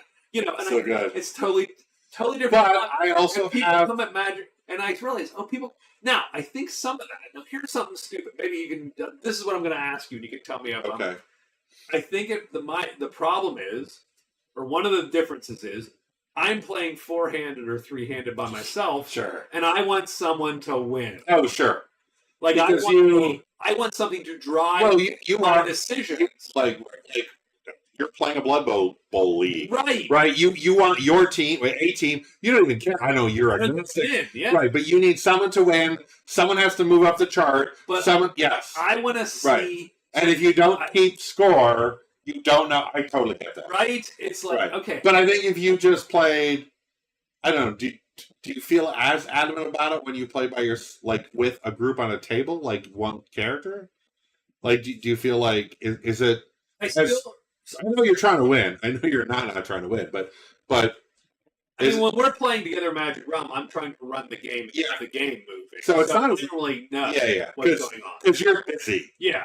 Yeah, good point. But But even in multiplayer, I still like the quest game better than I like the base victory conditions. Oh, 100%. Right? Because I would I never- don't think. I wouldn't play Magic Realm without the quest game. Right. See, so I still think it's better. Yeah. And Because of the hero story. I mean, I suppose, but I'm not sitting there writing down, well, you No. Age Tower. No, but for it's, you, I don't know, right? memorable thing. I mean, I still have, from my high school years, Magic Realm games were some crazy memory of like someone dying horribly. Actually, it was hilarious. My friend Robert, but it was like I like those. And again, and that's the thing that I think Magic Realm did right is that I have memories which feel like RPG memories. And True, but I will say I'm this. still happy to win. I will say this. Magic Realm, yes, Magic Realm does produce those stories, but those stories are way more limited because it's not an RPG. Yeah, sure. Yeah, you died of Power of the Pit. We all have. It's a 1 in 36 chance, by the way. At some point, you're going to die of Power of the Pit. Your mathematician, you just ruins everything. Well, like, right? That's like, also why, I get it. by the way, you're great at Magic Realm. Because your mathematician a mathematician should play Magic Realm. But right? Sure. You're sitting there going, I get it. We've all seen that. Sure. That's cool. Yay. Yeah. Okay. And I get there you can get all kinds of wacky stuff going on. Yeah. And I do understand that. But but an RPG is the proper place for that story. Yeah. And sure. again, Magic Realm is a more constrained board game, and it should operate, and it operates more in my mind, on a war game level, Sure. closer to than an RPG level. Where Avalon Hill, so of course it's a I'm war going to game. play like it's an RPG. No. We level up with getting gear, and we get better. It's and Avalon cool. Hill. It's a war game. But let's just again, I guess I don't know why I included that. I included it because it hit me this week where I'm like, no one else cares about it. I'm the only person that thinks that these victory, like literally, when I go, these victory conditions suck. Everybody looks and goes, "Fuck that guy!" Like literally, everybody looks and goes, "Sure, yeah, whatever." Right? He knows better than Hamblin. And 45 years. He should. I'm like, he should. I guarantee you played more games of Magic Realm than Richard. Yeah, strangely enough. How is that not? I think I might have. Yes. So I thought that was an interesting mental thing. Yeah, I also. But yeah, I don't think, like I said, I get it. And that's just a me thing. I've consciously decided to care less about winning in games. Sure. Because I used to be really bad about that.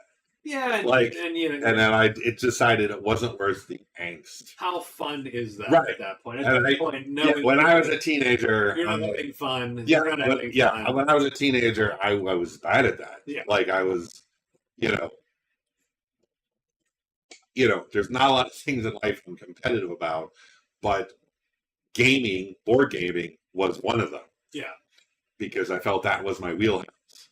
And so I mentally sort of gone, if I'm having a good time and my friends are having a good time, that's win. What we're doing. I'm still trying to win. I'm trying to beat you. Sure. But I sort of, tamped that down a touch to make it not the my primary goal of, playing a game with my friends is not to win. It's to win, but it's to have a good time with my friends. Yeah, and I don't care about winning these games. But you still think scoring matters. But I do. Yeah. But I think yeah. And again, it's not even just scoring, it's scoring in a way that makes sense. Forces you to make decisions. Things that have the scoring needs to be a decision point. Right. It's do I do this or that, and there's repercussions of both. Yeah, like this is going to hurt my score here and my score here. Sure. Like, I truly, Sure, I get that. That's right, because if you're I think it's because you're playing the White Knight, the goal is to get notoriety and fame, killing dudes. But you have to balance how dangerous do I go about my day to make points, or do I go slower to not die while I try and score points? Like there is a bit of yin and yang there. You Well, know. and I think the base victory conditions have that. Yeah. But Right. what they don't have is you can just sit there and kill things and score points. Sure. And again, I think, one of the things I've done is, well, that's capped at 2. Good luck. Right. Yeah. You scored 2. Right. You won 2. Right. What else did you do It's this not. game? It's not all. And don't get me You wrong. can't put 5 points in. Sucks a little bit, Yeah. and I get it. Yeah. But nonetheless, so Sure. we're gonna jump off that. Okay. It was a thing. It just hit me, and I was like, yeah, no one else gives a shit, and why not? I think part of the reason is I'm playing four-handed. Yeah. I need a way to make this. You have to rank them. It's got to be interesting. Right. Yeah. You have to rank them. So now If they all just have a fine time, what was the point of that? right, and yeah, Because you're making brackets. and indeed, You're like, this is the 18 brackets. seconds down, especially. I think it hurts because just playing the game is how you score points. Yeah. There's not even I'm the White Knight, I put points in fame, so I have to do fame. Oh, I see. Because everyone scores. Next time you just score by walking around. Yeah, everything you do scores points. Yeah, And you don't have to pick how you're scoring points. right. And I think But see, I like that. I get it. It's gross. Stop it. Like it's about no. I totally get it. But, me, I'm a touchy-feely modern gamer. Yeah, you are. So yeah. I moved on. Yeah, you have evolved. You have evolved. You are evolved. You're the far left game. I have the far left game, correct. Got it. Yeah.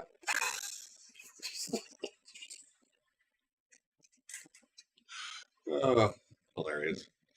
What else we got? We are going to set back to role play. Oh my god! All right, We're going to veer back. 10:30. We're turning the damn wheel. I feel like there's not enough drinking We'll turn the wheel. I will drink a little bit in a bit. going. Do we? Raven has abandoned us. We're not touching the Special. special credit. I know. It's not happening. I'm really sad. I'm going to try the Rebel again after the North Creek. Just I'm gonna try the here. I'm gonna try a little bit of that too because I'm gonna try that and the David again. yeah. I'm gonna hit the rest. I'm gonna put the thing. Put 4 minutes up again. Put the 4 minutes up. We're gonna hit the restroom. We're gonna segue back to role playing. I'm gonna ask you the question because I've been thinking about this. I'm gonna make magic magical. Feel more magical. Oof, this is rough. Oh, I don't think we have an answer, by the way. But we're gonna talk about it. Yeah. We're gonna talk about it for a while, and I think the answer, my pre-answer is I don't know. We don't. I'm not giving up. It's back in 4 minutes. Okay. But yeah, I think it's gonna be a rough haul. Yeah. All right, here we go. Magical magic.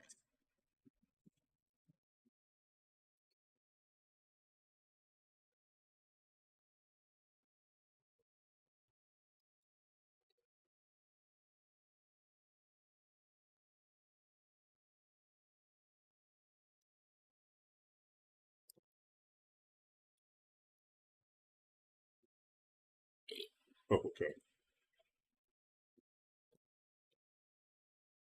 Delicious. Jesus.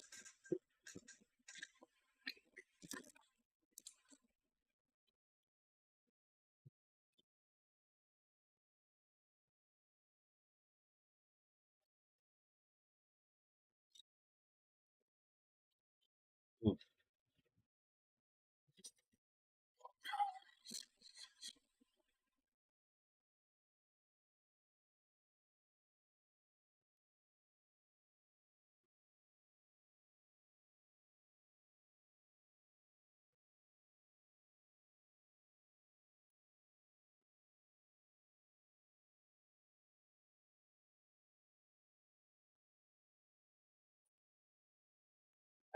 I feel bad that I left you in here alone, drinking by yourself. I'm not With a loving little bar across your face I'm for 4 not- minutes. I'm not loving the Rebel. Only 2 minutes. You don't love the Rebel. I like it more than you do. Yeah, I obviously. guarantee I like it more than you do. I mean, look, you like our whiskey. I Yeah. do. Good point. I like to try whiskey. I don't love whiskey. You like a lot of whiskeys. I have a lot of whiskeys. You drink a lot of whiskeys. I drink no. I drink a lot less whiskey. I think that's not true. I drink not that much whiskey. I own a little more whiskey than you. It'll just sit there. I'll have a little bit and go, wow. Last night I did the, I broke out the 115 rye you gave me. It was like, yeah, I'm doing a little bit of, call this, no, call it celebration Yeah. whiskey, but we'll keep it non-political. And then I had a little bit of that. I'm like, holy, I'm going to switch to the 94 proof Elisha Craig. I'm like, Jesus. Like like your first whiskey of the night. That 115 rye hits because it's not just strong. It's Rye. Yeah, that hits. all right. Oh, that's so good. It's really good. I do love Thank you. 15. That is fantastic. This is an easier drink. That's a lot easier. A lot easier. Yeah, but that's really good. No, and definitely this doesn't hold up to this. It's just the Rebel doesn't hold up to this. This is more It's- alcohol-y. Once you drink this, Yeah, this tastes more like it's chemical. it just hits me as it's definitely strong. It's definitely sweet. But again, yeah, it's once you drink the Knob Creek, this tastes more chemically. In my Yeah, opinion. it's I It's don't a know. lot like Wild Turkey. Not the same note. Wild Turkey has that weird shrillness to it. And this doesn't. It definitely it gives me a Wild But Turkey. it has a little bit of that on like here. Yeah, Like it gives. yeah, I get Yeah. No, I wouldn't. I'm not going to buy it again. I No. would have bought it on a whim. I mean, it's not bad. but it's not bad. Try the David here. And I don't hate the David E. I just think it has that. Am It's closer to redemption. I just might be hitting my sort of bourbon in succession limit of Sure, and I get that. all that I get that. all that sweet bourbon and rye.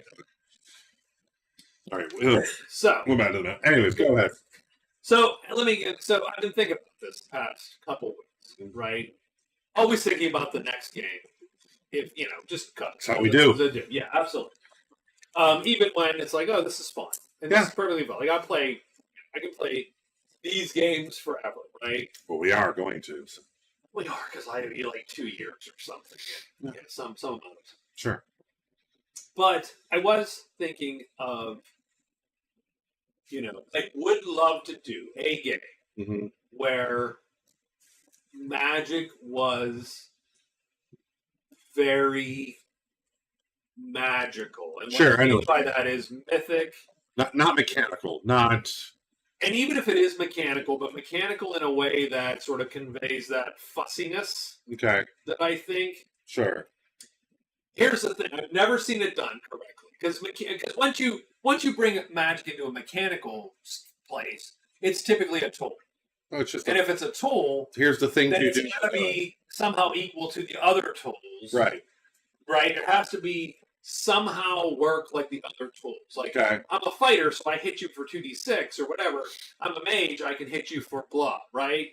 And I would love to see a game that treats magic like a learning, a process, Okay.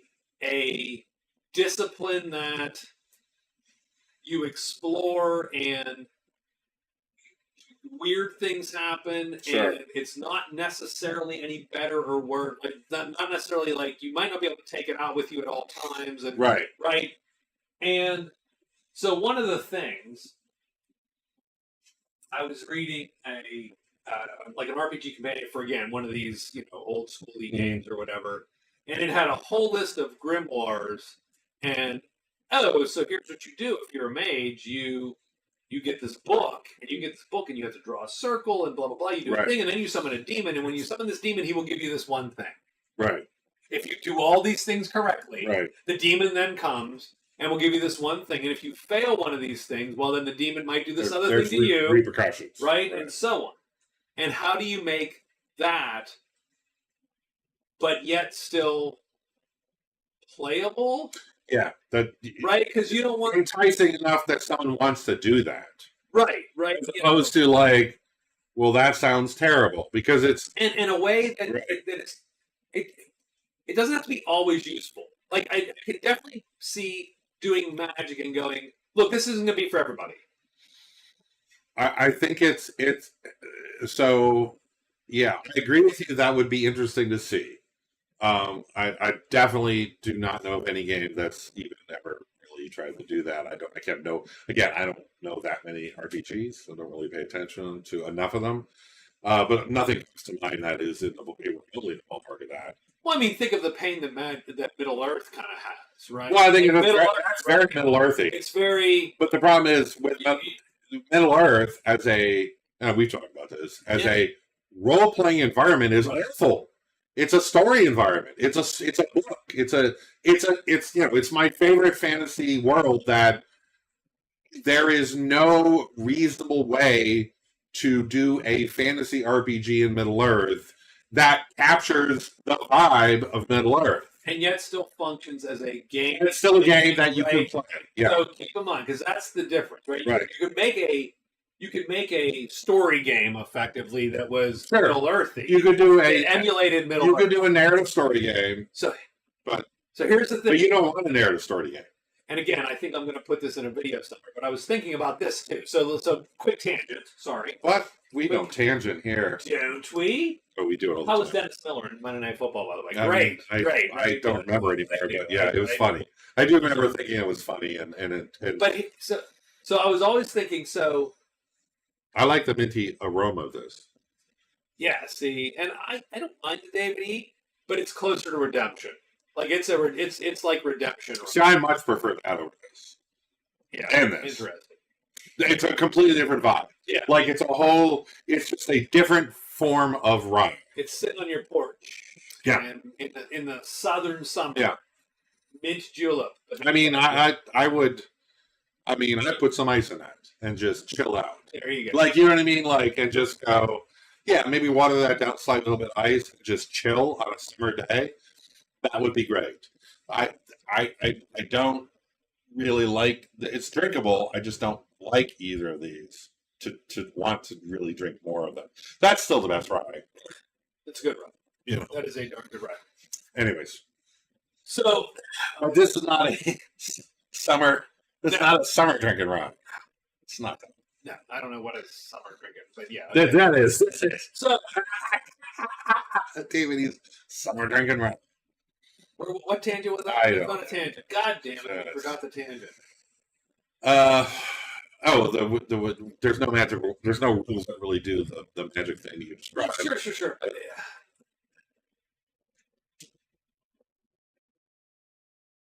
So yeah, right. You think about Yeah. and MERPS mages are just D&D mages. Oh, and I like Right, Mark. it's just a thing, But it's not. But it takes it's that not- away. It's Right? not a. It's not magic. It's not Gandalf doing speak, No. bend, and enter. No, it's a wizard. He's just Right. a wizard. It's a D&D wizard in a different rule And system. then in later iterations, like the fifth edition MERP adventures, I think you just did well. There are no magic. They're lore masters. It's shitty. They're lore They can masters. throw dust and shit. Yeah, they're lore masters. Like, They know shit and look. And I still appreciate what that rule set tried to do. Sure. Because I think that was a rule set. The Adventures of Middle Earth, like Cubicle 7? I believe, Okay. but you could not. Yeah, I have to look it up. I'm not that. I like what they tried to do because I think they said, look, 5e super popular. People know 5e. We don't think 5e is a good emulation of what a Tolkien universe is like. And I agree with that. And we played Adventures in Middle Earth, and I'm like, I get what you tried to do here. I also don't think this is that. It's not more fun to play. Like it might get the vibe closer because I do think the scholars or whatever they call them. Sure. Yeah, you can't have wizards casting fireballs in Middle Earth. That's just not that vibe. That's not how magic works there. That said, it also felt not great. Like, well, I think so. Okay, so I did. You said emulation. right. Bam. right back to my thought. But if there is a place that you could do some weird, you have to do grimoires and do all those things, and maybe something magical would work. That almost sort of works in. That's more Middle Earthy than that doesn't work in Greyhawk. You know what I mean? Like that doesn't feel like that's how that works. So I think You know what I mean? so. To Middle Earth's point, Right. I think it's very interesting because there's a weird. Because I do think a lot of games sit on an axis that is, are we doing genre emulation or world simulation? Sure. Right? Right. Like a game like Blades in the Dark goes up here. Genre emulation. Yes. Right? Because we can flashback Right. to say a thing that we did do Right. to then make the heist go up. Right. Like the show Leverage. Right. Genre emulation. Like You're not simulating a world because when you simulate the Right. world, you go, no, you didn't do that Right. because you didn't say you did that. But that's you're right. But you're emulating the. But it's appropriate for the genre. Right. You played Monster of the Week. Yes. You can play any other game and do Monster of the Week, Sure. but it's genre. Is it genre emulation? Right. It's doing Or Buffy. are you doing It's doing Buffy the Vampire Slayer, like or right? Yeah. And so I think about that because again, some people And I actually like both those games, sure, but they do a different thing. but it's you're not you fall way up here in the Right. emulation versus simulation, Right. and I tend to prefer simulation as a rule. Sure. Well, I probably do too, but I do prefer Blades over Monster of the Week because Sure. I still think that's a better version of that, a better, you're trying. Well, I tell you what, you know why? Because we could all do Monsters of the Week in any game. Yeah, None of us could do Blades in the Dark because none of us are smart enough to have thought of all the things you would have to think of to pull off an Ocean's 11 heist. and that's why that Right? system sort of works. Right? Because Right. we're not that smart. Those callbacks are If we were smart, how you do that. And frankly, at the core, it's not a bad mechanical rule set either. Like it does, once your fight starts, it does all that fine. sure. But it does have these interesting, bits where, you decide what your class of encumbrance is, and that's your penalty. And then you get only so many things you can bring, but you don't need to tell me before you start. Well, You just check them off when you use them, and when you hit your limit, you're like, well, you're done. yeah, You went light. I pull out my shark bait, Right. whatever, and you And so I think there's a lot of Which is cool. a lot of clever things there. yeah. Now, I think that is a very, you have to have the right players and the right GM want to run, and presumably somehow tell, because again, it's very specific. Yeah. You're emulating a very specific style of a game, of a genre that's really also very tied to sort of that, steampunk, London, Victorian vibe. It's a very this thing. And if you're all on board as this thing, I think it's a cool game. But you get me, you couldn't take that system and do your Hexcrawl. Like that's just not, No, and that's it's fine. not meant for any of that. I don't, but I said so. The thing with say a Middle Earth Right. that is interesting to me is I think Middle Earth as a world is very because everybody has a pretty good idea of what they think Middle Earth feels like, and yet catching that vibe in a game seems to be amazingly difficult. Yeah, I don't think it's. I still think the best Middle Earth game is Merp, and yet it has nothing to do with the vibe of Middle Earth. Yeah, because it again. And if you said, "Oh, One Ring does a better job of capturing the vibe," I'd go, "Yes." But if you put both those games up for me, I play Merp every time. Merp's a way better game, in my opinion. Merp gets the veneer of it really well. Like it. But you are playing sort of a game like D&D, and it is definitely meant for all those modules, which have breathtakingly great Yes. detail and history, tying everything to Middle Earth. but they're dungeon modules. Like, you are literally going into a dungeon. I mean, they're all perfectly set in Middle Earth, and yet you are trying to get out of there with a +10 dagger and 45 silver. And No, okay, so it's okay. Okay, so here I'm going to ask you a question. I'm going to put you on the spot. Are you on this? it would do that. It Here's would the spot. like that. The spot is this. But What should you be doing? I don't think you can. I'll go back to what I said before. You're not supposed to run an RPG in Middle Earth. Stop it. Enjoy the books. Enjoy thinking about it. Enjoy your nostalgia for when you read it the first time, or when you watch the movies and you're like, yeah, Peter Jackson did a pretty good job. So why is that different from any other fantasy world then? Like what? So what you just placed. Now again, this is part of your nostalgia. I totally get that. I totally. I'm not going to ruin it for you. But what I'm going to ask you is, I'm going to ask you. So why is then Middle Earth on this pedestal? You could play any world that I throw at you and go, yep, we could go and get the +10 dagger out of there. Sure. But Middle Earth, you can't. Why? What's the difference? Because I didn't. Did you write a book about your work? Did you? Yes, effectively. It's been a while, so I get it, and I'm way lazier now than I was Fair then. point. Fair point. I mean, okay. So It's not as good as that book. Okay, so- I totally give that. yeah. There's a quality there that is different, and I get it. But tell me what that is. Okay, so I can answer. I do an answer. So the thing with Middle Earth is, like all nostalgic things. I read that I was a teenager, or younger. And so I fell in love with the idea of it before gaming ever happened in it, before that was a thing, right? So in my head, you're totally like you're involved in The Hobbit, Sure. and then Lord of the Rings, and Silmarillion, and all those. And I read all Yes. those. And so then gaming came later, and it did include Middle Earth role-playing game, and that was sort of Because that was your first game. that was my first RPG, and that's the perfect marriage. And then, of course, upon reflection, you go, not really, because again, I love it, and I have a lot of those old, ice modules about Middle Earth, which are fantastic, and I wish I'd somehow acquired all of them before they got outrageously out of print and expensive.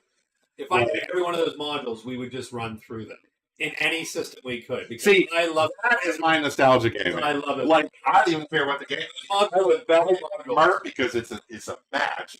But this is like so good. 1E modules, keep your fucking keeping the Borderlands to yourself. I have no nostalgia for any of that. But By the way, keeping the Borderlands is also great. Yeah, I get you. I have no nostalgia for any of that because I didn't grow up playing any of that. I get you. I mean, Ice Elves. You have a copy of Ice Elves lying around? No. Thank God. No. I remember that, and not in a good feeling way. But I have the nostalgia for those Middle Earth modules. But like I said, back to the thing. For me, Middle Earth was, it's like reading old Highland sci-fi. I mean, they are, places in my head that had no attachment to gaming at all. So I never had to consider at the time any impact on that. It was like, that's how they are. That's what they're like. This is, and you are right. You did write the entire fantasy world, and we'll get to that. But Tolkien's so, fully realized. Sure. Everything. That it's like, I'm not comparing myself. No, I'm not saying you did or anything, but fully realized the whole thing. I'm like, I get this. I get what this world's like, right? So, and while I don't have that problem with Bostonia, is because they came together. Sure. Because you wrote Bostonia as a world. To game. It's for gaming. It's not. And then I played it in my, college years as a game. And yes, I'm also incredibly committed to that world as a theme. Sure. But you married that. Like, you made the world where it's for gaming. Right. It's for gaming. 100%. So that's why, like, yes, I can get, magic daggers of Bostonia and not, it doesn't, It's a I get whatever. It's a thing. Because people got fighting Bolts of Bostonia because that rune exists and it's always existed. Yeah. And I know the lore from the day one of that. And so none of that, but when people don't play it right, Yeah, you do get pissed. it pisses me off. Yeah, you get In the same way, like if you do things in Tolkien's world that I think are fundamentally flawed to the premise, I get mad about it. And no game has figured out how to do that, and I don't think anyone will, because I just don't think it's a good. Well, you can't do magic in Tolkien. Really? Because no person that would also be an adventurer Right. would have magic. Right. You can run non-magical parties. Like, you could run it. You could do low magic of any kind. Like, if people, tricks, as it were. Like, is that like? What's the lower limit of magic in do we know in Tolkien? I mean, the we problem. Totally hijack this to Tolkien. I love it. I love Runebearer. That's fine. I mean, the problem is. Question. Let's understand. And I don't know the line. Is there if some? Jeff's not here. I can't tell you the line, but it's Yo, what's up, gamer nerd? How are you, man? Hello. How you doing? The thing with Tolkien to me is we've gone into a Tolkien. I'm sorry. That's shoot me. Before we talk about the Silmarillion, shoot me. You started this. Don't mind me over. It is my fault. The thing with like Middle Earth is, so I think the classic response would be, elves are innately magical. They don't cast spells. It's just a different thing. It's like they're magical. They have magical properties. There are things that are elvish, but they're not wizards. They're not out there. But they don't do anything. Like what? So what's the difference then? If I see no one can find Rivendell because it's elvish. Got it. Like, they can control the I remember the name of the river. Why is Jeff not here? They can control the river when the Nazgul try and ride across it. They have amazing healing. Which is a spell. Controlling the river when the Nazgul ride across it is a spell. Sure, but technically, right, finding Rivendell. But it never got written up. Of course not, because no novel writes up there. And how would you stat that? Don't know. Yeah, I mean, But you could. Maybe. Right? All of their stuff. Hero, invisibility. And yes, Gandalf does absolutely cast some spells in the books. Yeah. 100%. But he's not a 5e wizard. And he's not a mechanical wizard in the sense that you could make a character. I just don't know. There's a system. Well, there was an article way back. That would go. Way back in the Dragon. Make this into a playable character. I don't know. I know if you ever seen this, because you probably did. Because again, I've been perennially online for 40 years. Let's understand something. I understand. There's an article that says Gandalf is a 5th level wizard. Someone wrote a whole article of Dragon Magazine and said essentially Gandalf's a 5th level wizard. Okay. And they explained why he's a 5th level wizard. And the idea was, of course, that, your characters really fall into that weird, right?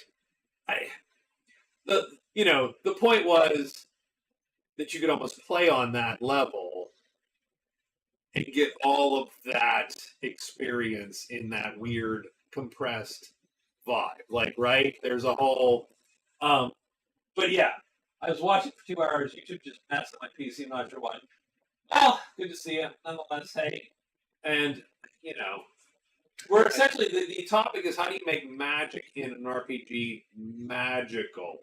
I don't think I've ever seen it. No, again, even Runebearer, I go. The funny part is I felt better about Runebearer's magic before the Supers game. Why? Because now I just realize, it's just superpowers with a roll. Like, because supers, here's the funny part about all the games I've ever done. I sit there and go, they're runes. They're all runes. The Supers game is the perfect. Yeah. Supers game is actually the perfect expression of that game. Yes. In a weird way. It's the pinnacle. It actually they all get to that. In Supers, we should just all play Supers all the time because it's the perfect. Like you got there, everybody. It's literally the perfect expression of all those rules. It is the Supers game. Yes, I think you're right. It's like, oh, that's Yeah, that's that's what we're all trying to get. that's to. what I was meant to write. That's Everything else yeah. was like this bullshit It for was 20 just years. it was 1.0, 1.2, Yeah. supers, super final deliverable. And That's the- your And the deliverable. latest one, I'm like, that's real. That's Yeah. almost that works. Yeah. It's almost Yeah. It's almost if you ignore its obvious flaws, but if you ignore those flaws, it's perfect. Yes. If you ignore, there are no real rules for interacting with the world. Don't Like, care. Yeah, And exactly. you know what? And But guess what? Guess Who cares? I could just whoop. Yeah. Oh, I don't care. But yeah, so Here's the supers game. yeah, next Supers game, you need to do a session 0 where you say, so, you get power sets. You get 2.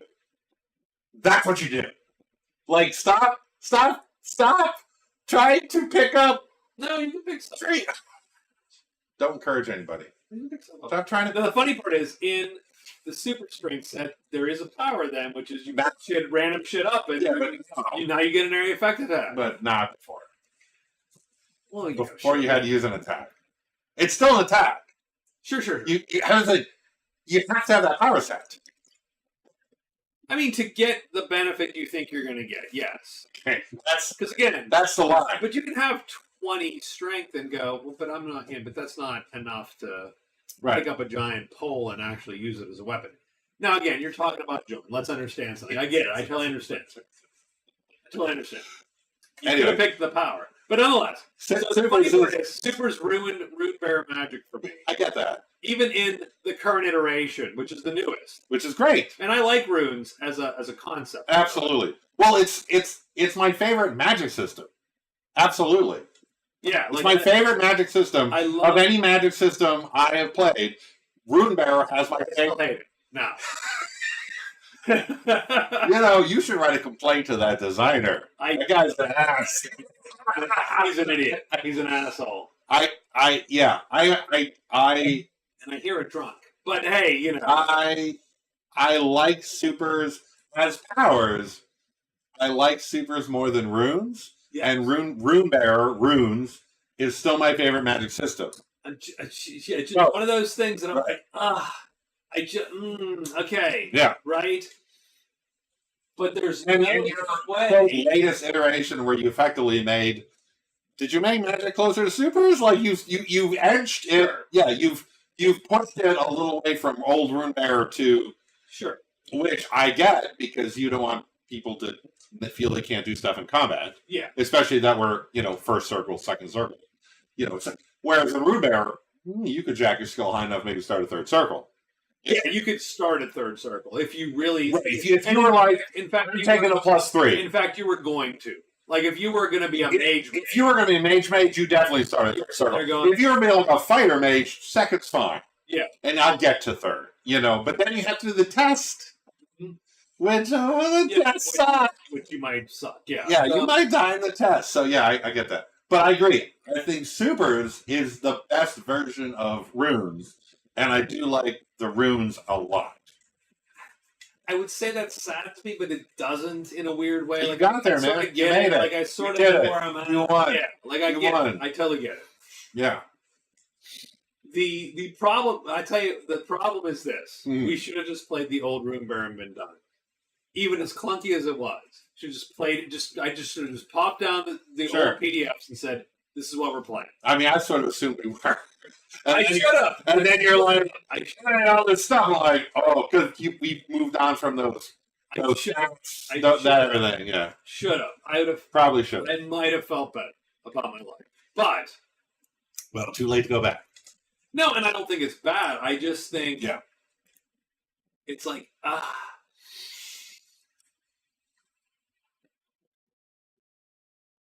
I still like the runes. It's still a good system. no, it's fine. It just, there's a little magic lost for me Yeah. just because. And again, I think this is totally me, and whatever. But I think so. So that brings me to the question: so how do you make magic magical? And again, some of this depends on what the hell you mean. Right? well, There's a certain. so when you vibe. say that, I definitely get a Conan Barbarian Swords and Sorcery vibe, right? Where you've got characters who have skills, fighting, thief, whatever, and then the weird sorcerers, right? Yeah. And they're the people that they're not casting fireballs. That's not what they do. They are doing weird incantations and rituals. Although the one dude did toss poisonous snakes at what's his face. Well, I'm not saying arrows. I'm not saying you can't have a combat effect. Yeah. But there's something where you have to enchant those arrows. It's not just I click that button for that power and I do it. It's probably there's a whole thing they had to do. They had to make those arrows or inscribe those arrows. But here's the question. So you have that in a game. Mm.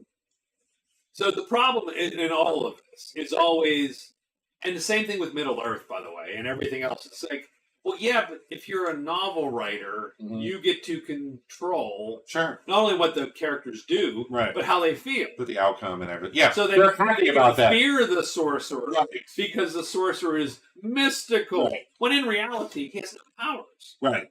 So again, how do you, in a game sense, go, well, you have to do all these things, but everybody still fears you. Right. Right? And so, and then you come back to, well, but if a PC's a sorcerer, they're going to prepare like the NPC sorcerer. Yeah.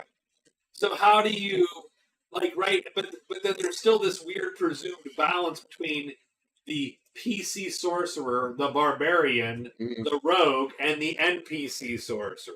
Sure. Right? Where the NPC sorcerer is scary. Right. Because he can do mystical things. How do you do...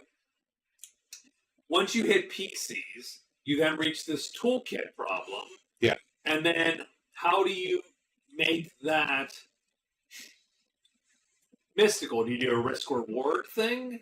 Where you go, okay, you can have this great combat effect and you can do these things and you roll, but boy, if you roll a 1 in your dice pool or whatever, or pull a joker or whatever, I'm going to dick you. Right. You get a curse, you get whatever it is. You get a mutation, you get this is a thing. Clash, a backfire. Right? It's going to be a thing. Right. And so, I passed away. And who says yes to that? And then how fun is that? And how... Or is that... Because I took your arm. Or whatever. I don't know what it is. Right. I took your eye. So say, I took your eye. Yeah, there was... I think there was something vaguely like that in Castle Falkenstein, because that was cards. Yeah. And you had to draw cards. But there was... that had a mechanism, if there was no time crunch, you could just sort of draw until you got the right cards. You didn't have to press there was a press your luck option and a not press your luck option. So if you didn't have a time crunch, you would just go, well, I'm going to not press my luck, and I'm just going to slow roll this spell, and I know I can't fail. But it did have you drew the bad cards, you got fucked up. I don't know what the repercussions were. They dicked with you because you drew the Joker. But I don't remember because I briefly played that in Philly, and I don't remember whoever we had in the party that did that ever took the press your luck option, because they're like, fuck that. Right. So that's not fun either. So the weird because then it's just, you just cast the spell. It just takes longer. The issue comes down to everyone's feel effective. I like the idea. Yes. That's like Magic Realm. I like Middle Earth. I like the idea of Middle Earth. I don't think you game in it. I like the idea of that style of magic. Yes. The problem is, I feel that's an NPC wizard, and you can't have a party with a wizard in it. That's what I feel. You could definitely do a campaign with that style of magic, where it's all GM magic, right? He's doing a ritual. It's a whole thing. He's got preparation, blah blah blah. But you can interrupt it. There's always the party always has a chance to. He's at the cauldron. In the 11th hour, thing. Yes. You show up in just the right nick of time, and you might succeed, and you might not succeed. There's no guarantee he does or does not cast that spell. Okay. But then it's okay, you're wizards. So I was thinking.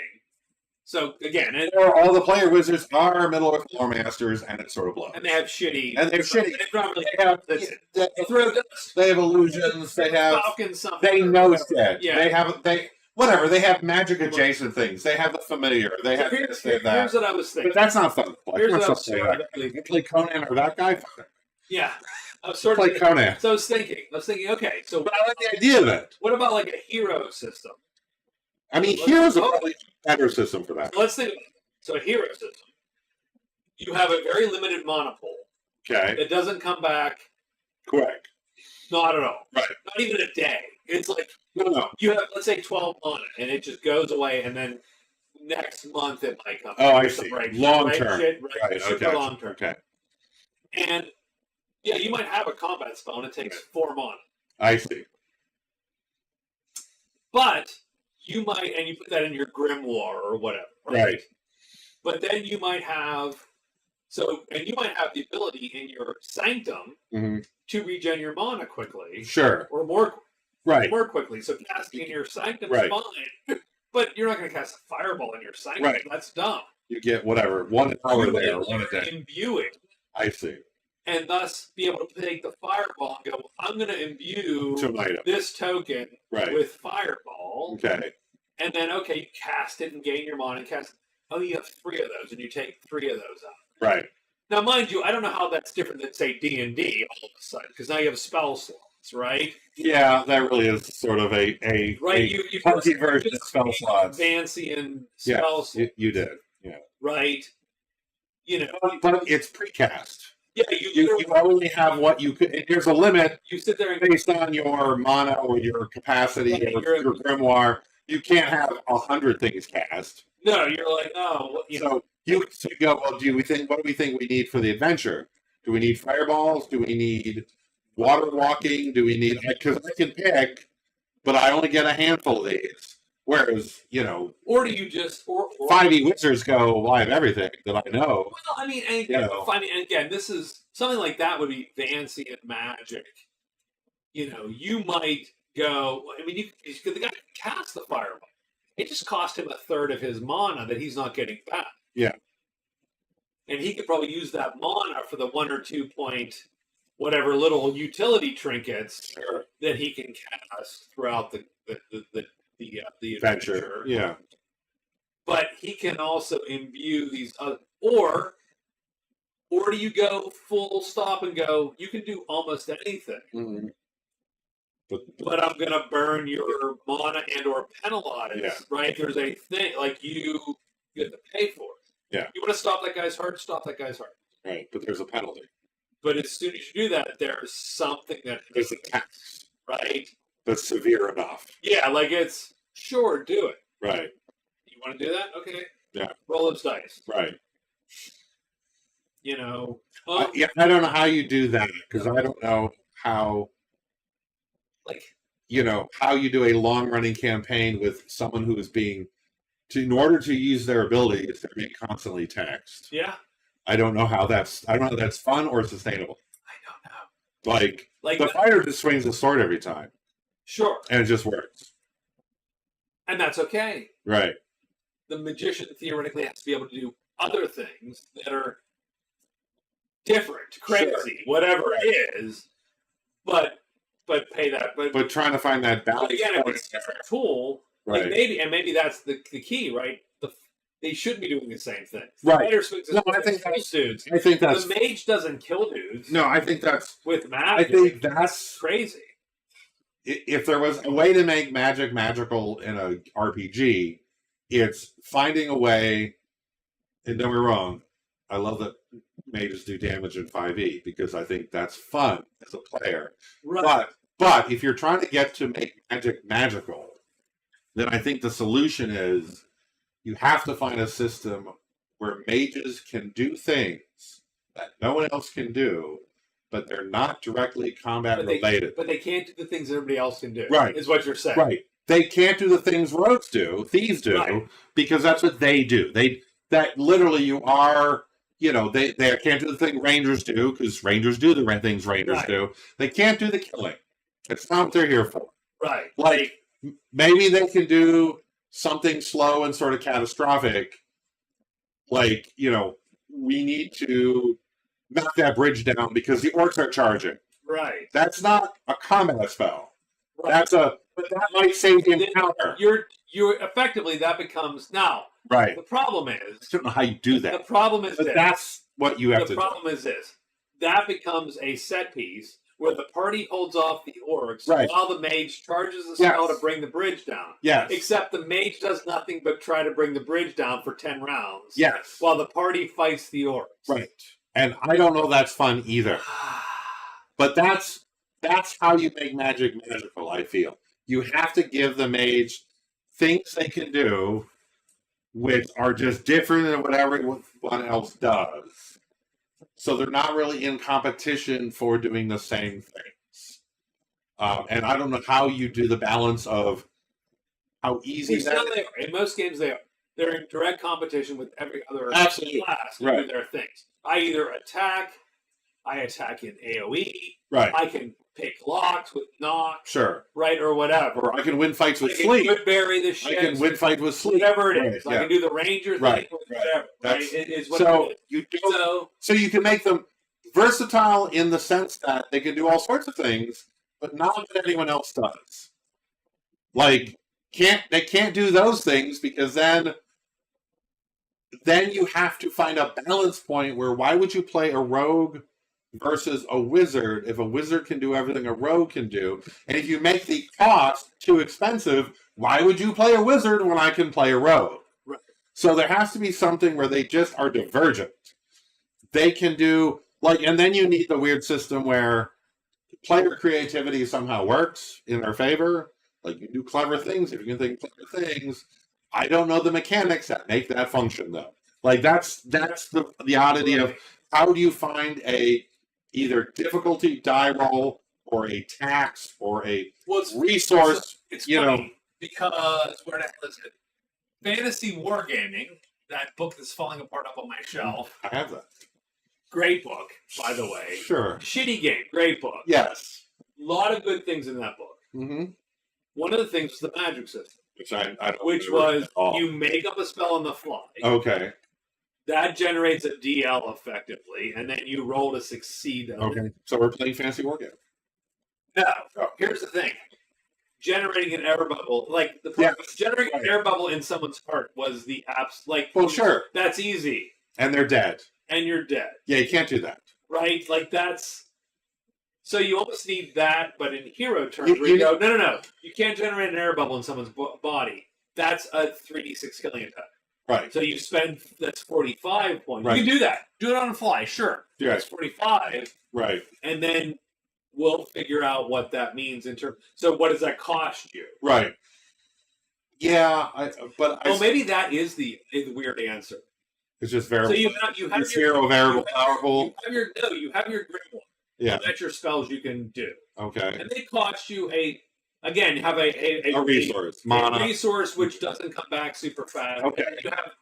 Then you have weird ways that resource can come back, Okay. right? Rituals. So rituals, maybe I can imbue Right. a totem with Back in your those. sanctum. Like familiar does. Sure. Okay. Whatever, but I'm not casting those a lot. I'm not doing a lot of shit because I have 5 or 6 spells. I can read languages. Right. It cost me 1 of my 12 mana or 10. Right. mana. I can. I don't know what right? Like I can find the path. I can blah blah. Sure. Now I can also go. Well, I have Crazy shit. mastery over air. I'm gonna pick that guy and put an air bubble in his heart. And then the GM goes, well, that's a 3d6 killing attack. Right. That's 45 points. I get to put 45 points against you, I see. whatever that is. Right. That's And yeah, like right. that's the your limitation is okay. So I get to dig with you for 45 points, whatever that means, right. and that could be all kinds of things. Sure. Good luck with that. It's hard. It's hard. It's all on the fly for everybody. But yeah, do you? So at that point, you go, well, I don't want to do that because I don't want the Right. Fae to come back. Well, sure, but Right, what's their power is the Fae. what's knocked down the bridge? That's the problem. Like, oh, that's 1,000 points. It's 500 points. Whatever. That's, you know what I mean? Like, that's You can't do that then because that kills the person. I don't know. And they know it's a set piece. Yeah, right, sure. You're not trying to kill 500 goblins, but you're trying to stop them from coming to kill you. So and you're like, oh, well, if I can knock down the bridge, it might take a while, blah blah blah. I like the idea of that. Well, you could go, okay, it's 45 points, but it takes 20 rounds. That's a minus whatever. Like you could mitigate that. Yeah, But again, don't get me wrong. The problem with that scenario is very simple. It's not fun for the player. It's not fun. Yeah, because you're literally just sitting there. Like, let's say you go wipe this it's not. still. Yeah, that's -1 or -2. Yeah. Gestures, incantations, rounds, gestures, incantations, or concentration, all that shit, and it's down to 10 points. Right. Okay. And I sit there for 10 rounds. Yeah, that's no fun. That's actually the penalty. Yeah. It's boring for me. And you can't do anything. Everybody has to figure that out right there. I mean, you could. I could wait. I mean, that's not a huge deal. You could just go, okay, well, we'll figure that out. But yeah, I don't. But I don't. The problem is, how do you make that kind of magic? I would love to have a campaign where one character's the wizard. Sure. And that's sort of what he does. Right. And it's all this weird esoteric shit. Sure. That he putzes with. Right. And he's not necessarily great in a fight. Right. Except for the 2 or 3 things he can do instantaneously because he's prepped them. Sure. Yes, I can put 20 orcs to sleep if I eat this rabbit's, I don't know, whatever. Yeah. Whatever. Sure. And I did that, and it cost me a month to do, so I did it. Right. Or whatever. Right. But situational things. Right. I don't know if that's fun to play. I don't know if I don't know either. Because again, you still have to have a balance point. I do like the idea of that magic system has to do things that other classes or character types can't do, because then you at least don't have to balance with them. But then you just have to go, can I balance for that person? Then the problem is this. Now, don't get me wrong. I don't disagree, but I do think then that's the Netrunner syndrome. Oh, absolutely. And it's this one guy does this one thing. If you don't have him, you're fucked. And if you do have him, it's fine. It's the Ranger in Middle Earth. Right, but it's also potentially not fun to play. And are you really with the party then? Because you're always doing your own damn thing. Are you all, like the Netrunner idea is amazing in a book or a movie. You can't have a party like that. I hate it. You know that. It's like you can't. You have this whole system. You can't do that as a we could run Cyberpunk. You could have an NPC Netrunner.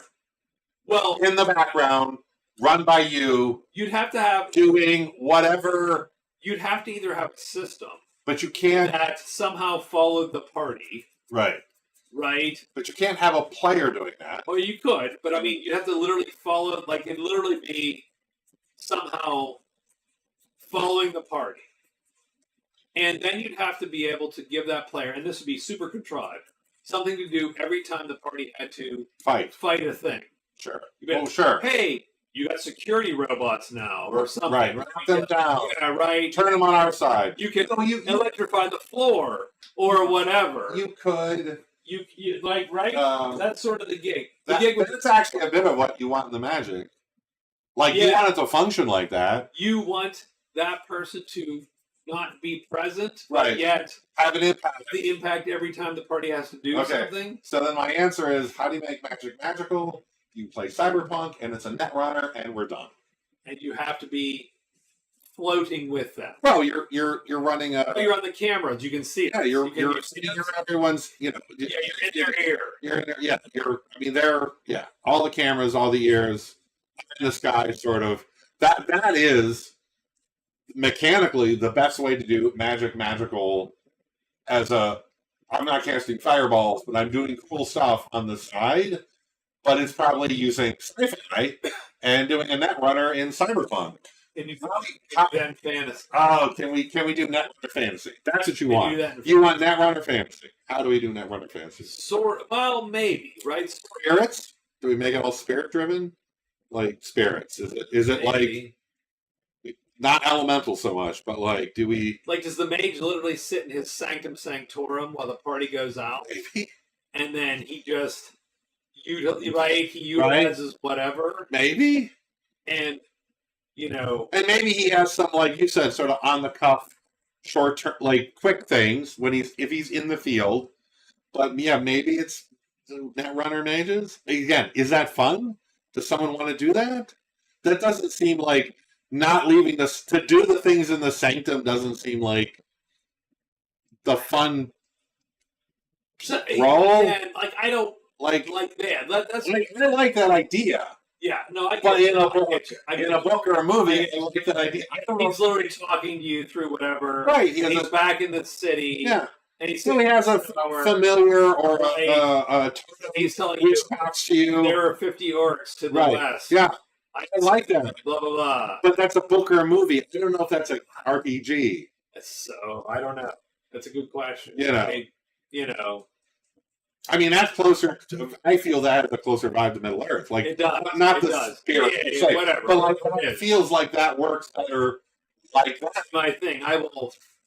We need help here. Right. And then you touch your orb, your palantir. Yes. Yeah. Yeah. Like, right. Yeah. 10 of the orcs go down. Whatever. Yeah. You know. Like I don't know how that's an RPG party. That's a player character. I sort of hate this discussion because I'm sad. It makes me sad. It does. Because ultimately you go, well, Sure. the funny part is what you're really trying to do is give everybody tools to have their moment. Yeah, absolutely. And I get wanting that. And the problem is if the mage isn't there, let's say the mage isn't there. Let's say he does the same. And it is net running. Sure. That might be a great way to plug into that. I mean, yeah, I think but he's not there. interesting. But he's not there for all the actual I know. other shit. The conversation. Yeah, Or but he's there. Or could he be? But you could always fudge that, I suppose, right? A little disembodied voice, or Yes. like, is that fun to play? I don't know. Is that attractive to somebody to go? I'm sitting in my Yeah, I'm sitting in my Doctor Strange sanctum. chamber, Yeah. right, and I just reach out and I find the party. I mean, Grim. intrigues me. That concept does intrigue me as magical magic. Now, again, mechanically, I don't know how any of it fucking balances or how do they affect stuff, but the concept of it, because you're not casting fireballs that way. Like, it's not that magic. It's definitely doing other weird things. No, the other thing, I was thinking, maybe they can pop it up. Right, bad guy. They can. you were with. Right. If you're with them and you have a limited pool of resources, and you can occasionally go, well, I have the power to imbue 3 items with spells. Sure. And then I have to use my limited resources. Right. So I did pick Fireball. Right. Day. Well, because I can just break this glass. Right. And flame happens. Right. But I can only do that a couple times. Right. And then I'm fucked. And then I have this. Yeah. Maybe. And yet that just seems like. And yet I'm not sure because. And there's other things, right? But yes, I have this other universe going on. Yeah. I take my grimoire and summon a demon, and now I'm also amazingly attracted to chicks for a while. I don't know, right? Whatever it is. Yeah. Right? I don't know. And then I go and seduce the queen and get get her on our side or whatever, and that's a different thing. But. Does everyone else in the party feel like they're just your lackey now? I don't know. That's they're not heroes anymore. All the problem. They're, I mean, there's a lot. I think it's an interesting idea. I think there's a lot of potential issues with it, in terms of balance, playability, party dynamic, how you arbitrate any of that. But it's intriguing. I will say that's intriguing. It's interesting how the typical fantasy RPG, whatever it is, largely assumes that you will all be together in this box. Yes. Whatever it is. And the box meaning... doing the same thing. You do 2d8. And doing the same thing. And he does 2d8. Not exactly. And the other guy does about not 2d8. exactly the same thing. Some heal, some blast, some bow, some You theme, have powers. but zero, It's all about this, though. It's a Yeah. cloud of powers. Yeah. And most novels aren't that. No, most novels aren't that. Which I get, because novels aren't good games. No. 100%. I agree with that 100%. Yeah. I think part of the problem we would always run into is Yeah. novels, is games going, why did emulate movies? Right. You go, movies suck as games. Yeah. The only reason movies work is because everybody has plot immunity until the author says they don't. Right. That's the only reason any of these shows And we've all agreed to pretend they might die every time. Yeah, but you die. Right. But we've agreed that we are worried that every fight is tense. See, when they're not. So I'm shifting. I'm sort of shifting now. I'm talking about the funny part is there's a central tension. So when I was doing my Argyle review, which no one watched, I did. I actually thought that was pretty good. I enjoyed it. Ultimately, I thought that was not bad. Don't get me wrong. It was a little overlong. No. Blah, blah, blah. But very, very. That was actually. I thought it was fun. I recommend it. It's a good. I thought it was fun. It's a good watch. Not the movie. You. I thought it was fun. Your Actually, I truly think it was fun. If you didn't watch my Argyle review, please do. Or not. I don't care because it's too long. I get it. Having said that, it is still less long than the movie. I don't know. I'd have to look. It's close. Yeah, it's close. It's close. It's It's more than the movie deserves. I'll give it that. I'm almost sure it's more entertaining than the movie because I did not sound like the movie did not sound like it was fun. I did not like that movie. So anyways, I had a hard time. Yeah. Nonetheless, I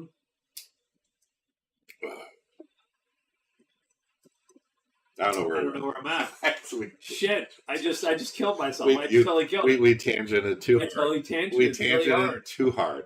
I gotta keep circling. Circle. Magic.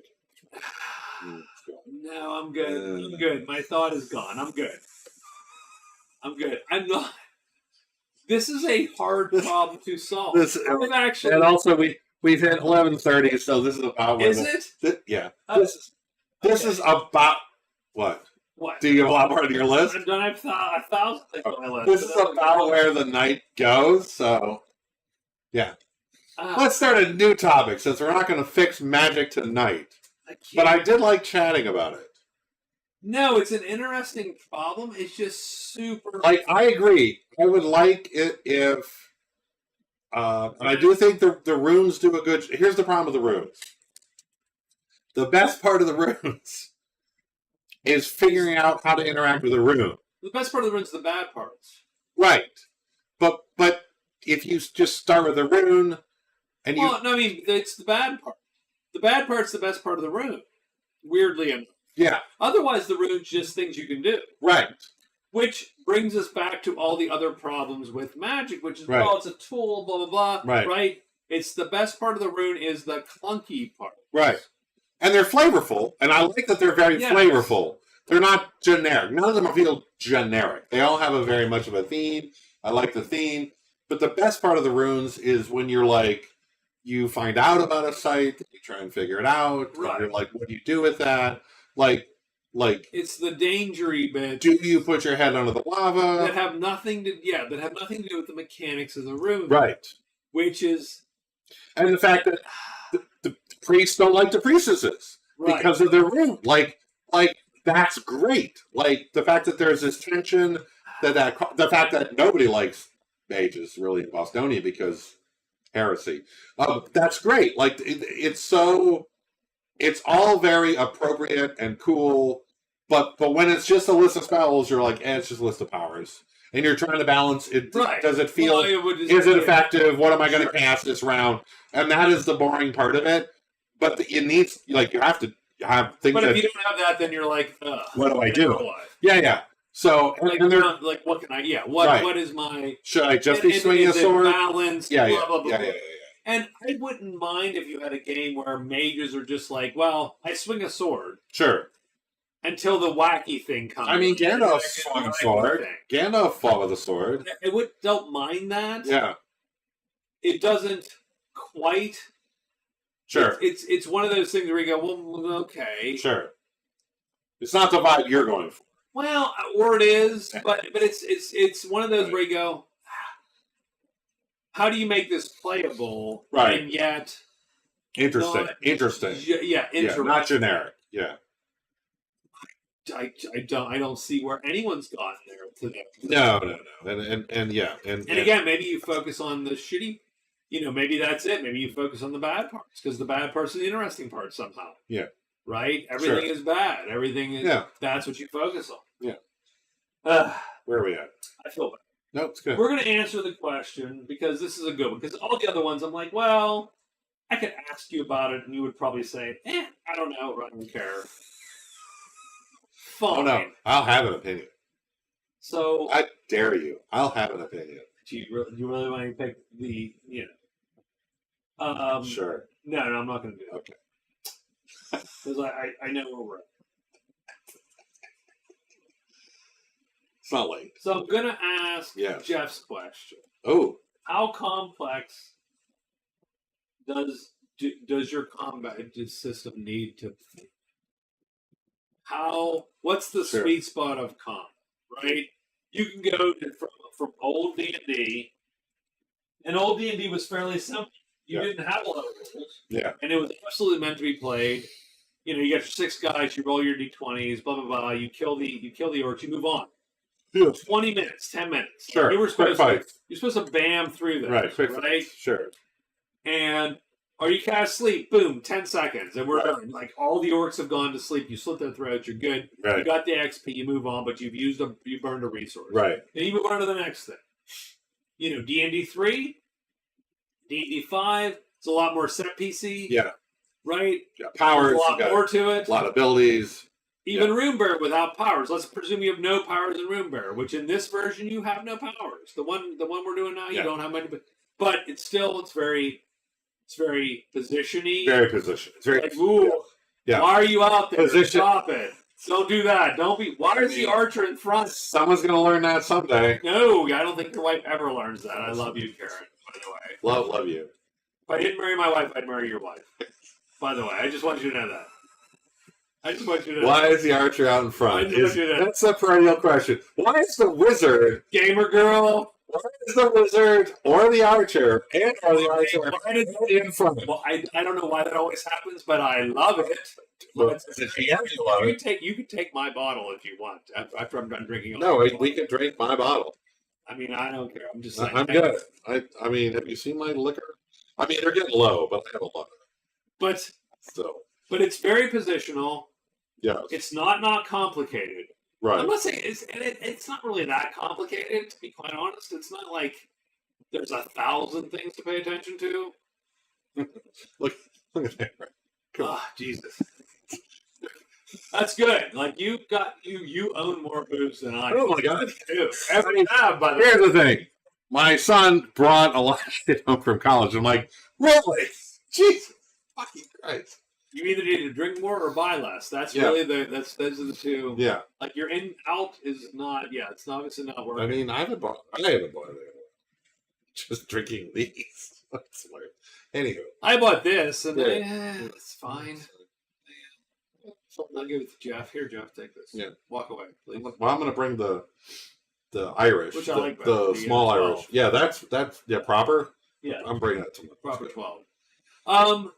So how complex does the combat need to be? I mean, I like there to be decisions. I don't like combat system where all I'm going to do is swing. Okay. So tunnels and trolls, No. old tunnels and No, trolls. it's not. You're like, we add all our dice and roll them. It's not. First of all, it's You're not like, a combat no. system. It's not a combat. It is. It's just super abstract. I hate that. It's worse than Risk. Yeah, I don't like that. I actually don't like Monster of the Week combat system because I think it's just dumb. What's that combat system? I mean, it's a 7's a partial success, 2 dice, 11 is an That's very powered by the opponent. Yeah, well, that's what it is. I think it's that, but it just feels like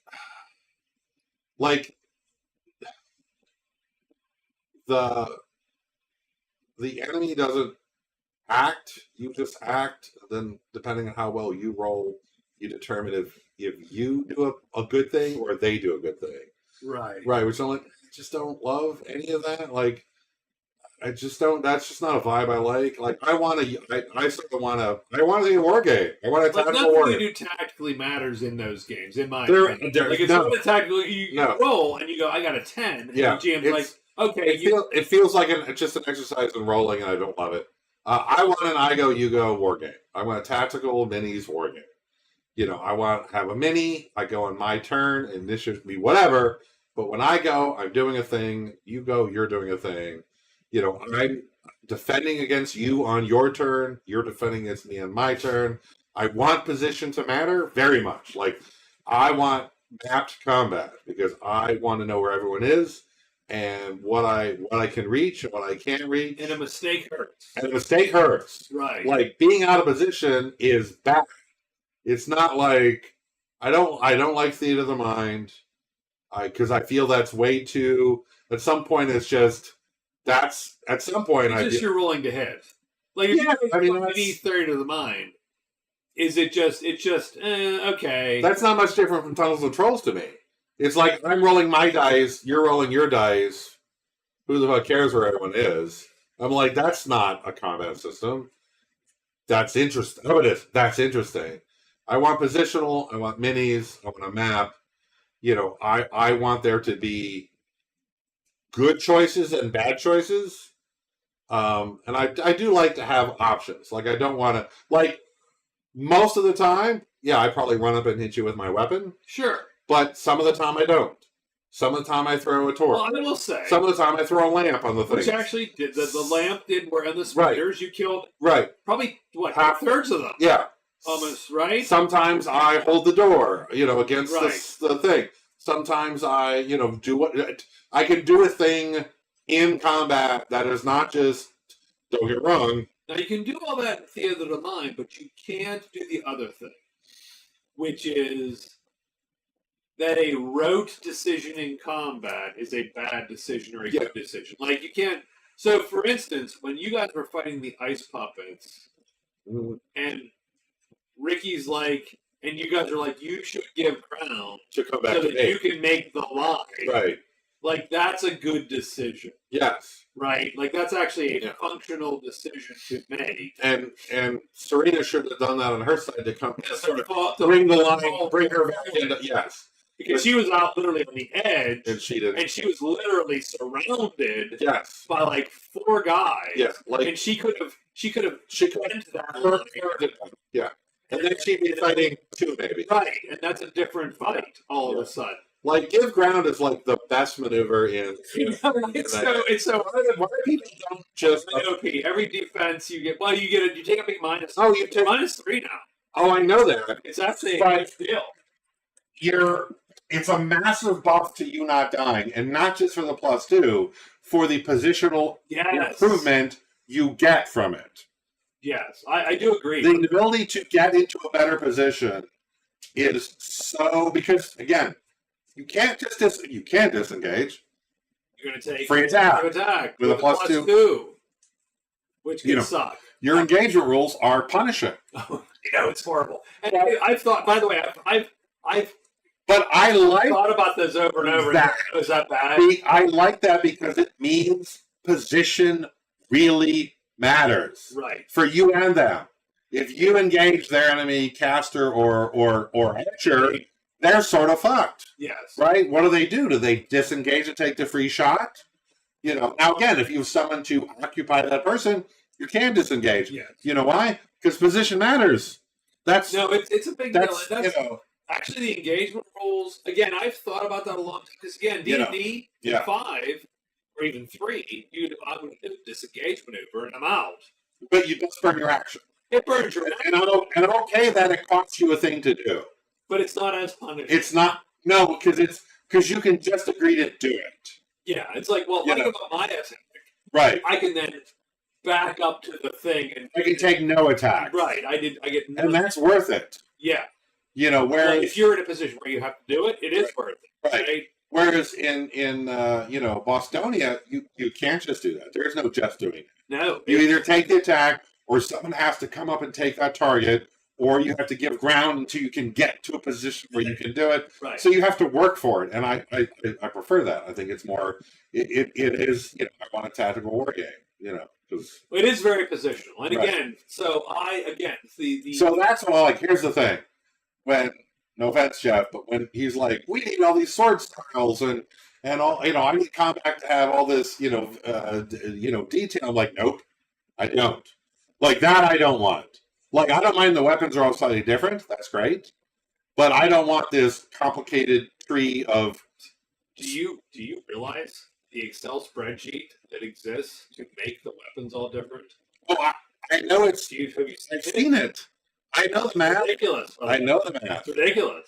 Yeah, Like, but that's I've been great. for a very long time. I know you, Go, and I like that. how do I make these okay? But I don't want. Oh, is it a roundel? Is it a half sword? Like that level of. Oh, and what's it swinging against? Well, and Like you've already gone.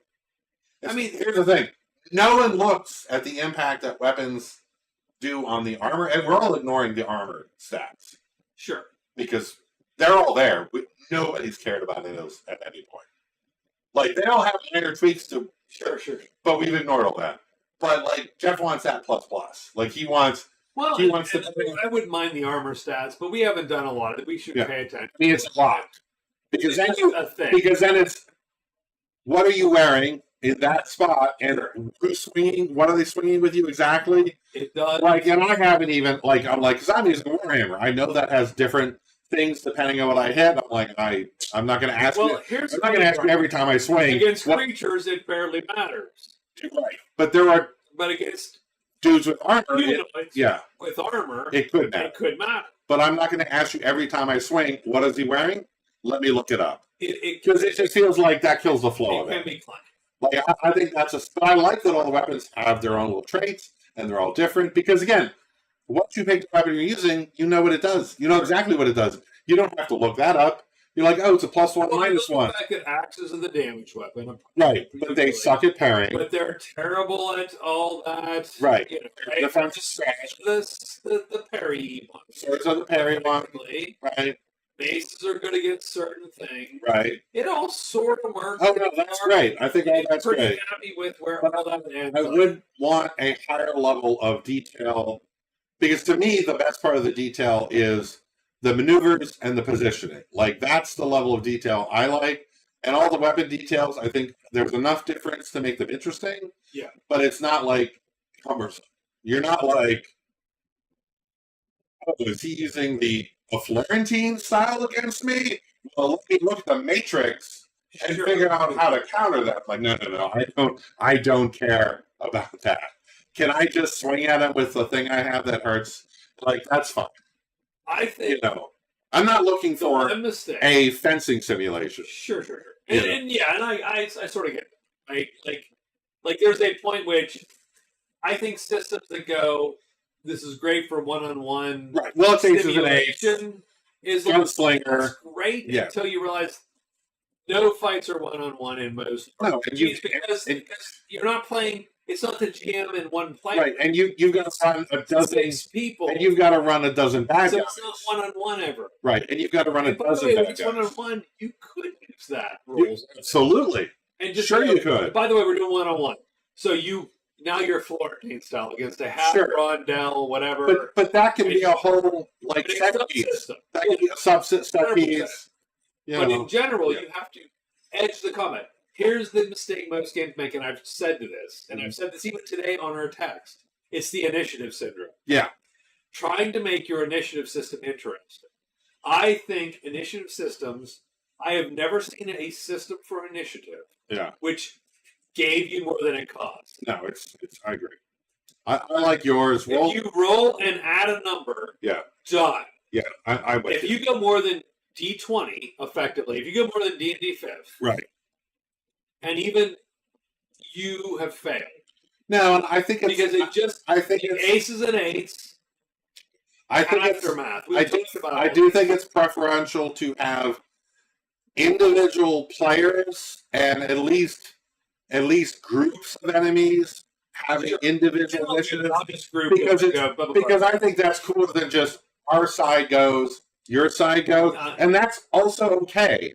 I don't think it's terrible. Sure, I think it would be, but it would be clunkier in Runebearer than it is in D&D. I wouldn't want to do it other than going, okay, these groups of orcs are this side. That's one.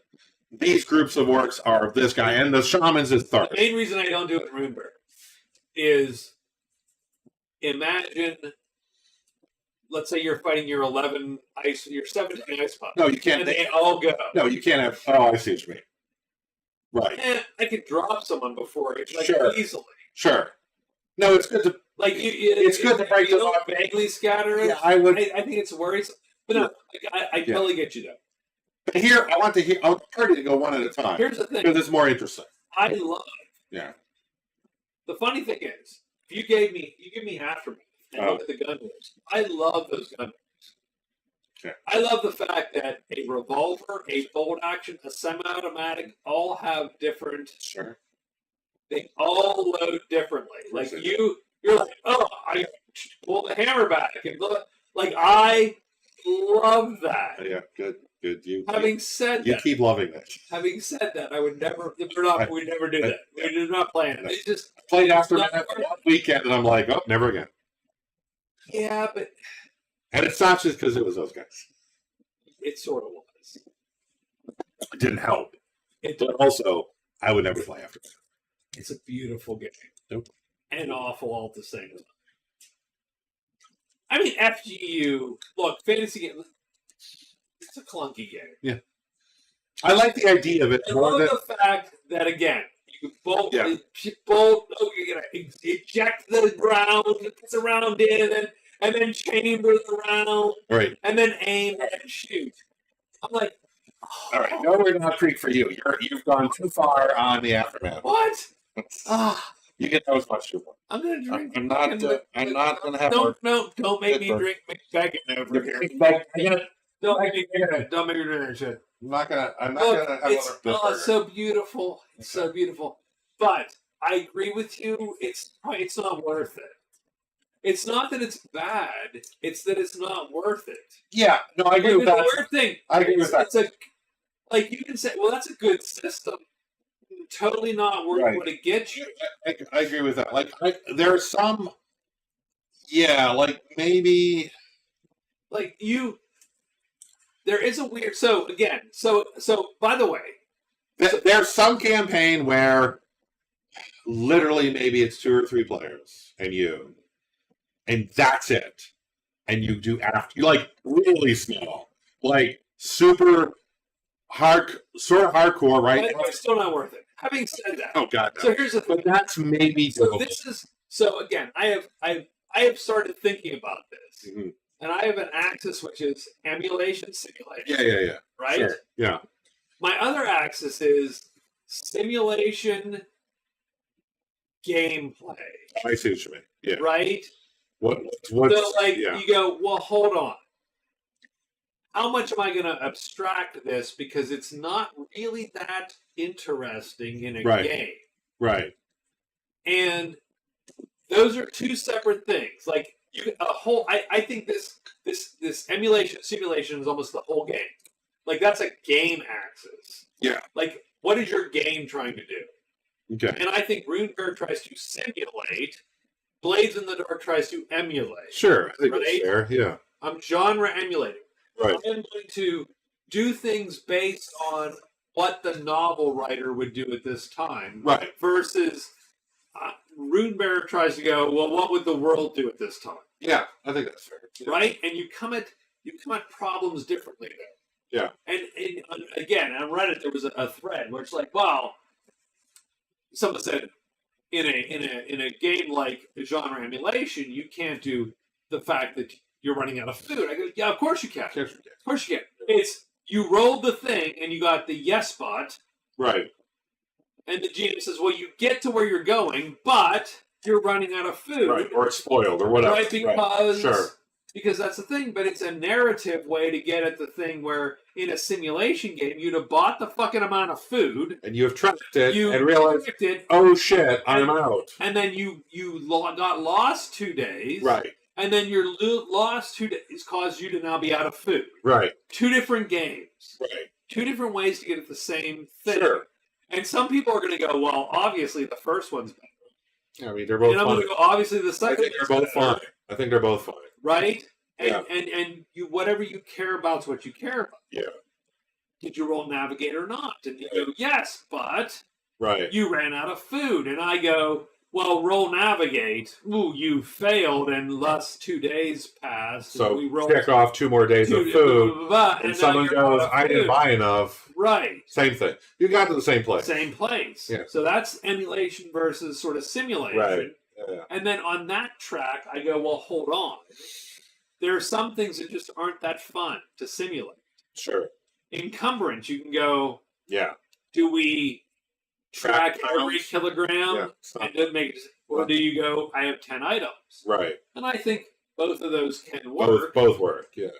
right? Or do you go, It's what's important to you in the game you're playing. you go fatigue? Right. It's fatigue rules. It's like, well, do you model fatigue? Right. Or do you just go, no, fuck it. It's There's a roll. you roll a thing and then you get anti-inspiration that Yeah. you can use against you, and then that's on this other track. It's like, it's almost like, when do you roll? Why do you roll? Mhm.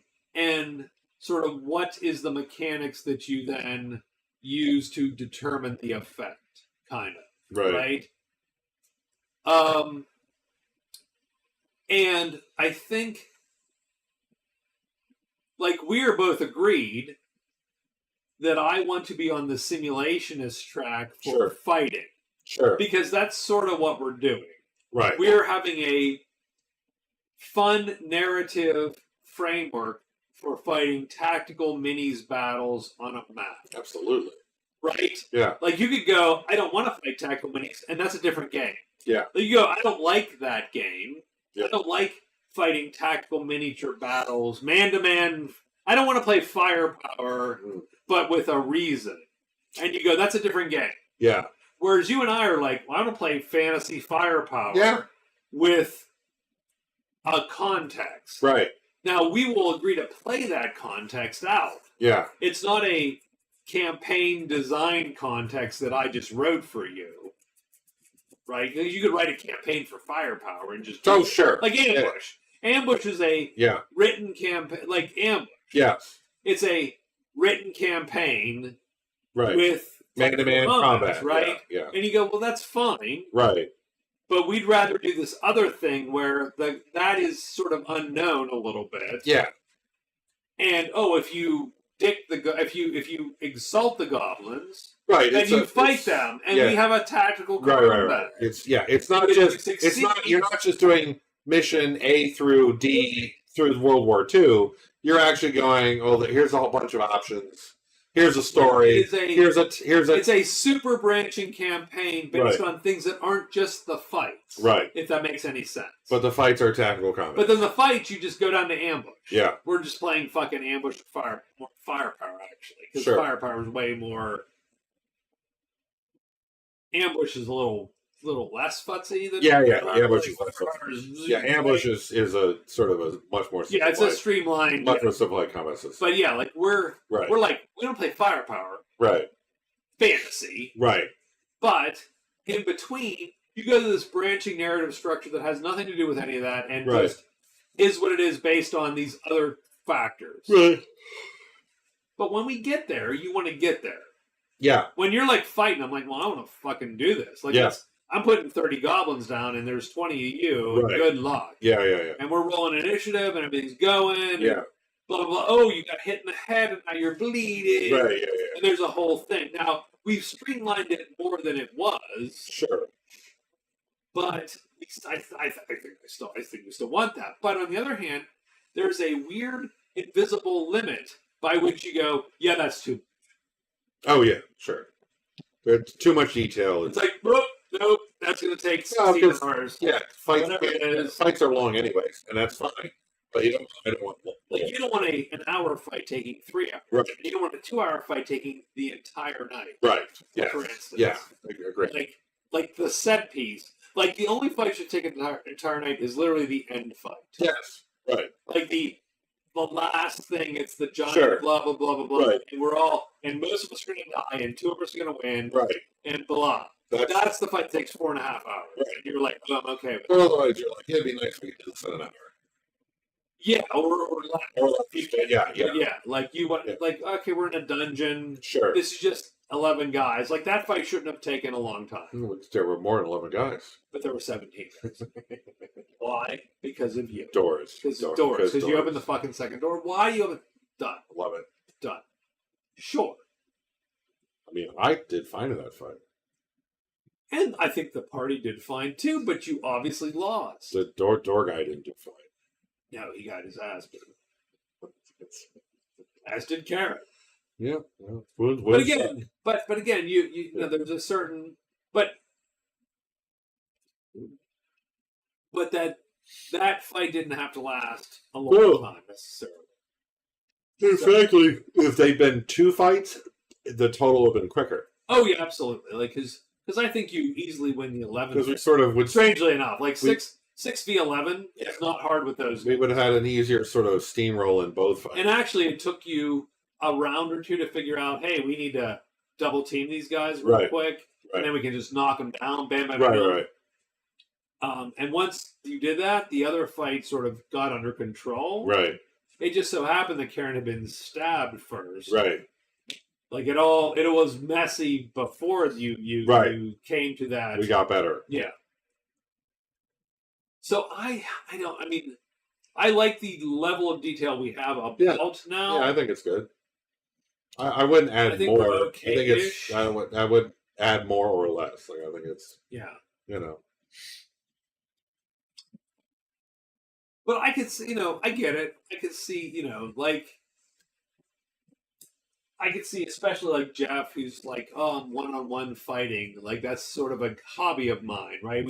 I do, the various European sword martial arts. And you go, you could go detailed because that's super detailed, and you have to go, well. I just think that's not really a theme in Bostonia. Well, more importantly, it just doesn't. It's not practical anyway. That too, but like, also literally look. The fight we just talked about was 23 combatants. Yeah, you can't be doing fighting styles. Like there's Middle of Steel. Like it You're like, I don't have any one-on-one combat. No. Never, basically. Never. Like, when do I have a one-on-one combat? Yeah. That's not how this game works. We're a party. It's sort of interesting because that's sort of a weird vibe, right? You can have one-on-one combats be very interesting, but then they don't make any sense when you have 7 on or 6 on 17. Yeah. And you can do 6 on 17 and then go, but that's dull on one-on-one. Yeah. And you go, okay. Yeah. No, I think we're good. What do you want me to do? I think it's a good spot for the level of like fantasy. I think we're okay. Like rules wise, I'm not upset. No, it's runes. It's runes. I'm not even upset about runes. My sadness isn't that runes are bad. Yeah. My actual thought is, how do you? There's magic more magic. And I don't think that exists for any game that we could play. No one, picture a mage player going, well, what do I do here? Yeah. I'm like, well, you spend a lot of time futzing around. Yeah. And then in combat, you're still worse than the fighter. Until the one thing happens, and then you're great. Yeah. Right? I mean, that's sort of what you're asking of a mage. And some players might be okay with that. Yeah. So, like, you could get a player that's like, sure. Okay, I'll do that. Yeah. I will be vaguely putzy most of the time, and then amazing 10% of the time. Sure. Maybe. And if you get that player, then you can have a system which does that. Still trying to make that system, make it work? I don't know. Hard. But if you're trying to balance it against every other character, I think you have a hard time. Yeah. So yeah, I don't mind. I think we've reached a not too bad space. I think frankly, the runes do a good job of, they can do things that absolutely no one else can do. Yeah. Which sometimes really can win a fight. But they can do, certainly damage. They just tend to be less efficient at it, and I think that's also fine because if they do generally want fighters to be right the most efficient. Right, if they absolutely had both, it'd be too much. I do think I do think that generally fighters have to be the damage way that you do damage in combat. Right. That magic should be okay. Sure. Because again, it's because let's face it, when we do combat, yeah. I mean, you might be sitting there for an hour, and if you're the shittiest one in that, no, it's shitty. I definitely feel it should be able to do okay damage. Like if you have a character. If you just wanted to sit there and drum roll and do 2d8, that'd be for fine. instance, that'd be fine. There's nothing wrong with it. Let's do it. Right. That's how it is. And if you that's what an archer's doing with the caveat of you have to make 2 rolls. Yeah, and I think that's fine. And if you can find something more interesting to do, then right, you should do that. You should really do that if there is interesting. So, for instance, I think we had an example tonight in the AAR where John effectively portaled your guys into the archer, into the guards, and then you guys just killed them, and that it was instantaneous. That's a great. And that's a great use of spell. Right, like because it wasn't a combat thing. No. But it was a utility sort of thing, which like really made that trivial. Yeah, because then it put, Scarmon, was it? Or Serena? I forget. Scarmon and Serena both got zapped in. Yeah. And then they just killed the shit, and then the archers and them killed the guards. Yeah, so that's a good. Again, and that was one of the only times I ever saw ambush work. An ambush where you killed like 2 guys or whatever in an instant. Right. And it's like fuck, that was silent. Yeah. Like everybody died, and no one went. We've never done that before. Right, like all I can say, I don't think we've ever done that. Or he runs or whatever. Right. And you guys are like, yeah. And I'm like, that was great. Portal made that happen. Portal, great. Yeah. So I do like that, and I don't hate the mechanics of runes. I just go, they don't feel like the other thing, which I'm longing for this other thing. Well, the reason doesn't. Yeah. The reason the other thing's so good is because occasionally you get interesting interactions between the power sets. It's more than just a power set and a power set. It's occasionally get some really interesting interactions, which the runes don't tend to do. Well, more to that. The reason the other thing exists is there's a novel writer behind the other thing. We can never emulate that correctly. Oh, I thought you meant no. I mean, Oh yeah. The reason you can't hit middle serious magic or whatever is because because ultimately it can do whatever you want it to do. Sure. No, it's and you get to explain it by going magic. Magic has plot immunity too. And everybody goes but once you mechanicalize it, it becomes very hard to do that other thing. Yeah, no, I agree. Yeah, which is make it mystical, mysterious and weird. Yeah. And we've never reached that. I don't know if you can, and I'm still thinking about it as we speak. But I've never seen it, so if you want it to be a tool in the game, that's hard to then do the other thing. If you want it to be this plot immune, the NPCs do it, and you can aspire to it but never get it. Deal with it or whatever. That's different. Yeah. Right? Yeah. No, I agree. Okay, so where are we at? We are at 12 o'clock. I am going to, let's say we call this. Sure, I think it's a good spot. All right, Gamer Nerd and Rob, thank you very much. You were the only people that visited us tonight. That is probably the least amount of people that have ever come on a Friday night it's sad, man. to watch us be miserable. And Raven, I am very disappointed because we have the booze. Well, it's up. We have a booze. We do have a booze. I'm sorry. What did you get? Just tell me. Tell me what you got. I want to see it. Okay. So, we'll do sort of. The blackberry was not in the. Oh, you're right. I could not find it. No, it's not. So here's the thing. So I talked to the guy. You went to a liquor store. We went to a liquor store. I went to 2.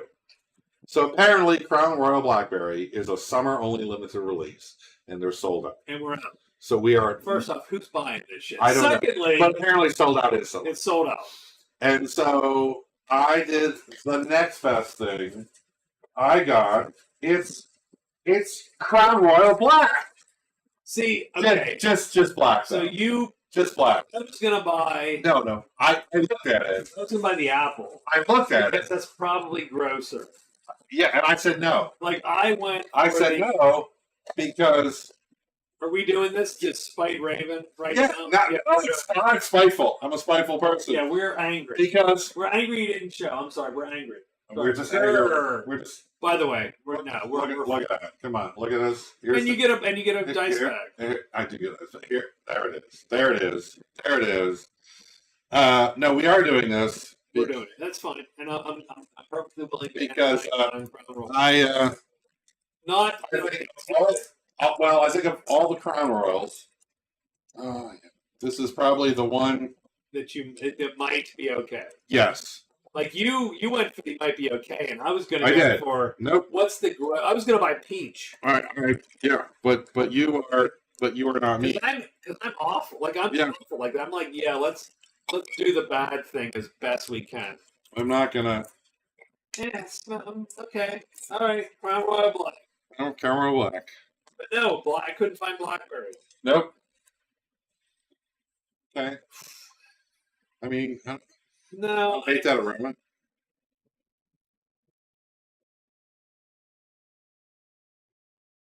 That's fine. It's fine. I will say. I mean, What's the proof on this? I think it's 90. That is way turpentine for 90, isn't it? Like for 90 proof. It's a little rough. Like for 90. Okay. So for 90 proof, that is rough. I think it's a little rough. Well, what is the proof on this? It's got to say, right? 45%. 90 proof. So for 90 proof, that's harsh. A little rough. Like I've drank 90 proofs that I'm like, is that alcohol or is that like magic? So I read the thing. I'll read the Crown Royal. It's not, Crown Royal Black is a rich and flavorful blend with deep bourbon notes.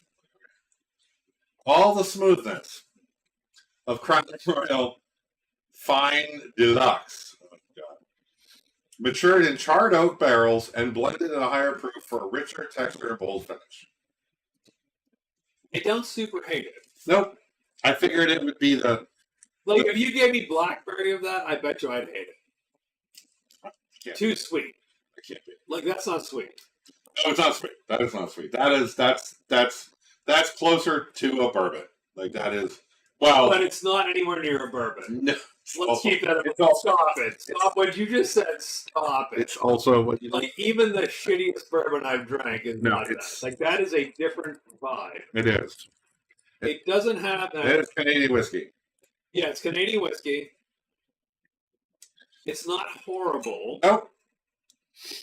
Comes in a box. Has a I plastic gave you the plastic screw top, but it's got a I bag. was so gonna buy apple. I Yes, you would have drank it. In fact, would have tried it. I might buy it. Just Oh to God! try. I thought first of all the apple is 60%. I would have bought that in a heartbeat. Or 60 proof. I'm sorry, 60. 60 proof? 30%. Oh, that's ridiculous. I know. It's not even whiskey. I'm It's aware. like cider. Well, it's because it's a mixer. I didn't see that. It's a mixer. I didn't look at it. I looked at the apple. I I looked at was the peach. looking at the thing. I looked at the apple. I looked at the What peach. am I gonna buy? Because I saw your text. I found the guy, and I was like, I "What was like, I can't find it. Because I asked the guy, he's like, he's like, sold out. Like, and I said, well, what would you recommend? And of course, he's like, oh, you love the blackberry. And I'm like, sure. No, I would. I didn't say it. I'm like, no. I'm buying this as a. I didn't sort of say that. I'm buying it as a. I did sort of mention that, but he didn't pick up on my vibe. So he suggested the peach. Like, fake peach sounds Would have bad. been gross. We'd have bought I, it. yeah. You should have So I loved the apple, and the apple was 30%. But here's the thing. It's not here. So it's not worth it. No, none of us were. They're not here. But I watched the the bourbon video from SLB Drinks, and they drank all of the Crown Royals, and I think this is the one because they're bourbon guys. Yeah, they They- hated less. Probably hated less would be the ret. And it's right not there. the worst. It's okay, but I wouldn't get it. No, I would never buy that. Do I need to pay you for that? No. Like back No. because you've totally Okay. wasted your No, money. no, it's fine. It'll sit. Maybe Your kid will drink it. maybe. Give it to your kid I because don't know. his taste in liquor is dicey sometimes. Well, Right? You know that. he likes sweeter things though, and this isn't really that either. No, it is So not sweet. it is not. It's and also he likes lower proof, which is fine. Obviously, you're starting out. I get it, but also it is. It's turpentine for the proof. Yeah, I For don't. the proof, it's rough. You know what? What's the proof? 90. You said Right. 90. Randy, I should put the apple. Yeah. I will. Oh, please don't. No, Raven. You don't get me to buy the apple with your absence. That is not good. Oh well. No, there's nothing like Because it doesn't real. I was really I hoping. do enjoy your. Mm. I love how bad it is for you. Like I was really. I do revel in just. I was really hoping it would have a much more bourbon vibe to it than it does, and it does. I don't know what vibe that is. It's not a good vibe. No, it's not bourbon, unless you buy really bad bourbons, maybe. It's And here's the funny part: that's not cheap. That stuff. no It's 36. not cheap enough. No, it's Like you could buy. That's better. Even if you don't like that, that's better. This is better. This is cheaper. yeah. There's a lot of bourbon you can That's buy. like 36. Like it didn't. Like it wasn't like. You can buy an old Forester for 35. Oh, Not the. really don't like the aftertaste. No, it's not great. It's not great. Drink your beer. I'll get to it. Drink your beer. We will. Well, once we leave the stream, you can drink your beer, and we will turn the stream off, and you can finish your beer. I thought that was a good set of topics. I think we covered. I think I did like actually the. I mean, I had a good I time. liked the Middle Earth stuff, even though I'm not a Middle Earth I had a guy. good time to the Crown Royal. Yeah, I'm upset now. Like I'm actually sad. It's just I wish I should just. Well, now we know because I was going to bring it at some point. No one drinks it. That's Mac Cleaner, isn't it? I'll see if Jacob likes it. No, bring it to your son. Absolutely. No. You don't give it to me to dump on him. You bring it to your son. We Don't waste. have liquor for that, don't we? Still? No, we're done. I'm out. Oh, you're. I've done it all. The Four Queens. I get the bag. Fuck yeah. No. Look, You ain't get that. bring it to your son. My wife, by the way, who I love very much, Yes. bought me a Mm. set of gigantic dice. Oh. So I would have a gigantic D12 to roll on the critical D12s. So I was bitching because I went to Phil's. They have big D20s. G20s. It's big D20s. Like Okay. oversized D20s. And I'm like, do you have D12s? He's like, no. I don't. No one makes those. I don't like. Like, Some makes those. like, what? And so she looked on the internet and found this big set of dice. I have literally an oversized set of dice. And I have a D12 that's this big. Why? Because when I'm rolling a wound against you, I'm pulling out the big die. Yes. Because when I'm like, oh Scott, you got auto wounded.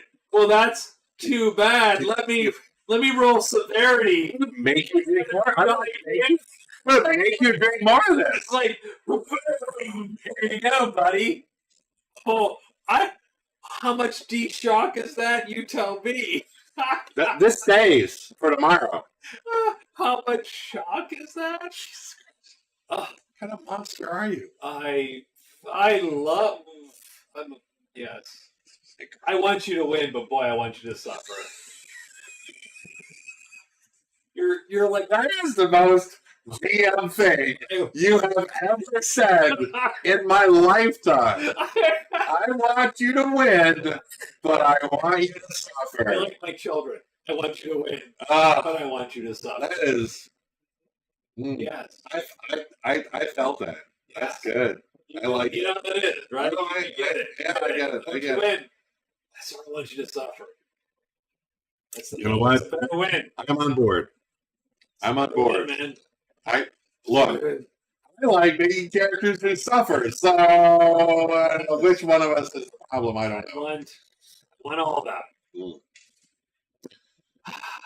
All right, we're gonna wrap this up. We're wrapping this up. Good night, Good night. Gamer and Good night, everybody. Rob, thank you, of course, always for showing up. The rest of you, you could have chatted and made us drink more Crown Do Royal, not recommend. but you did not. Do not recommend. And so I'm going to take this last sip, and then I'm going to stop the damn stream Funny. so that I can go Drink- and weep in the bathroom. Drink something better. Yeah, drink anything better. Wow, that is And we're actually pretty prudent. Like I did not. No, I I did not didn't. like there was some. Like I said, the last video. Yeah, it Before got we- it will It rough. was a little sloppy A little rough. to me at the This is end. only my third beer.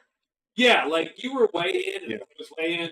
Yeah. It felt a little sloppy. Yeah. I was like, let's Yeah. not do that. I'm trying to cut down in general. Sure. I mean, we have a lot of options, but we didn't over. But mostly I don't like most of the options. Thank God.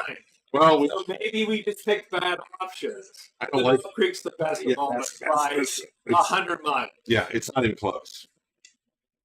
And that's it's not even close. So, All- so Gamer Nerd, good night. Rob, good night. Alert. Everybody else, good night. Thank you for stopping by. See you next time. We'll Whatever see you next time is. A few weeks. Sure. Right. Yeah, Whatever.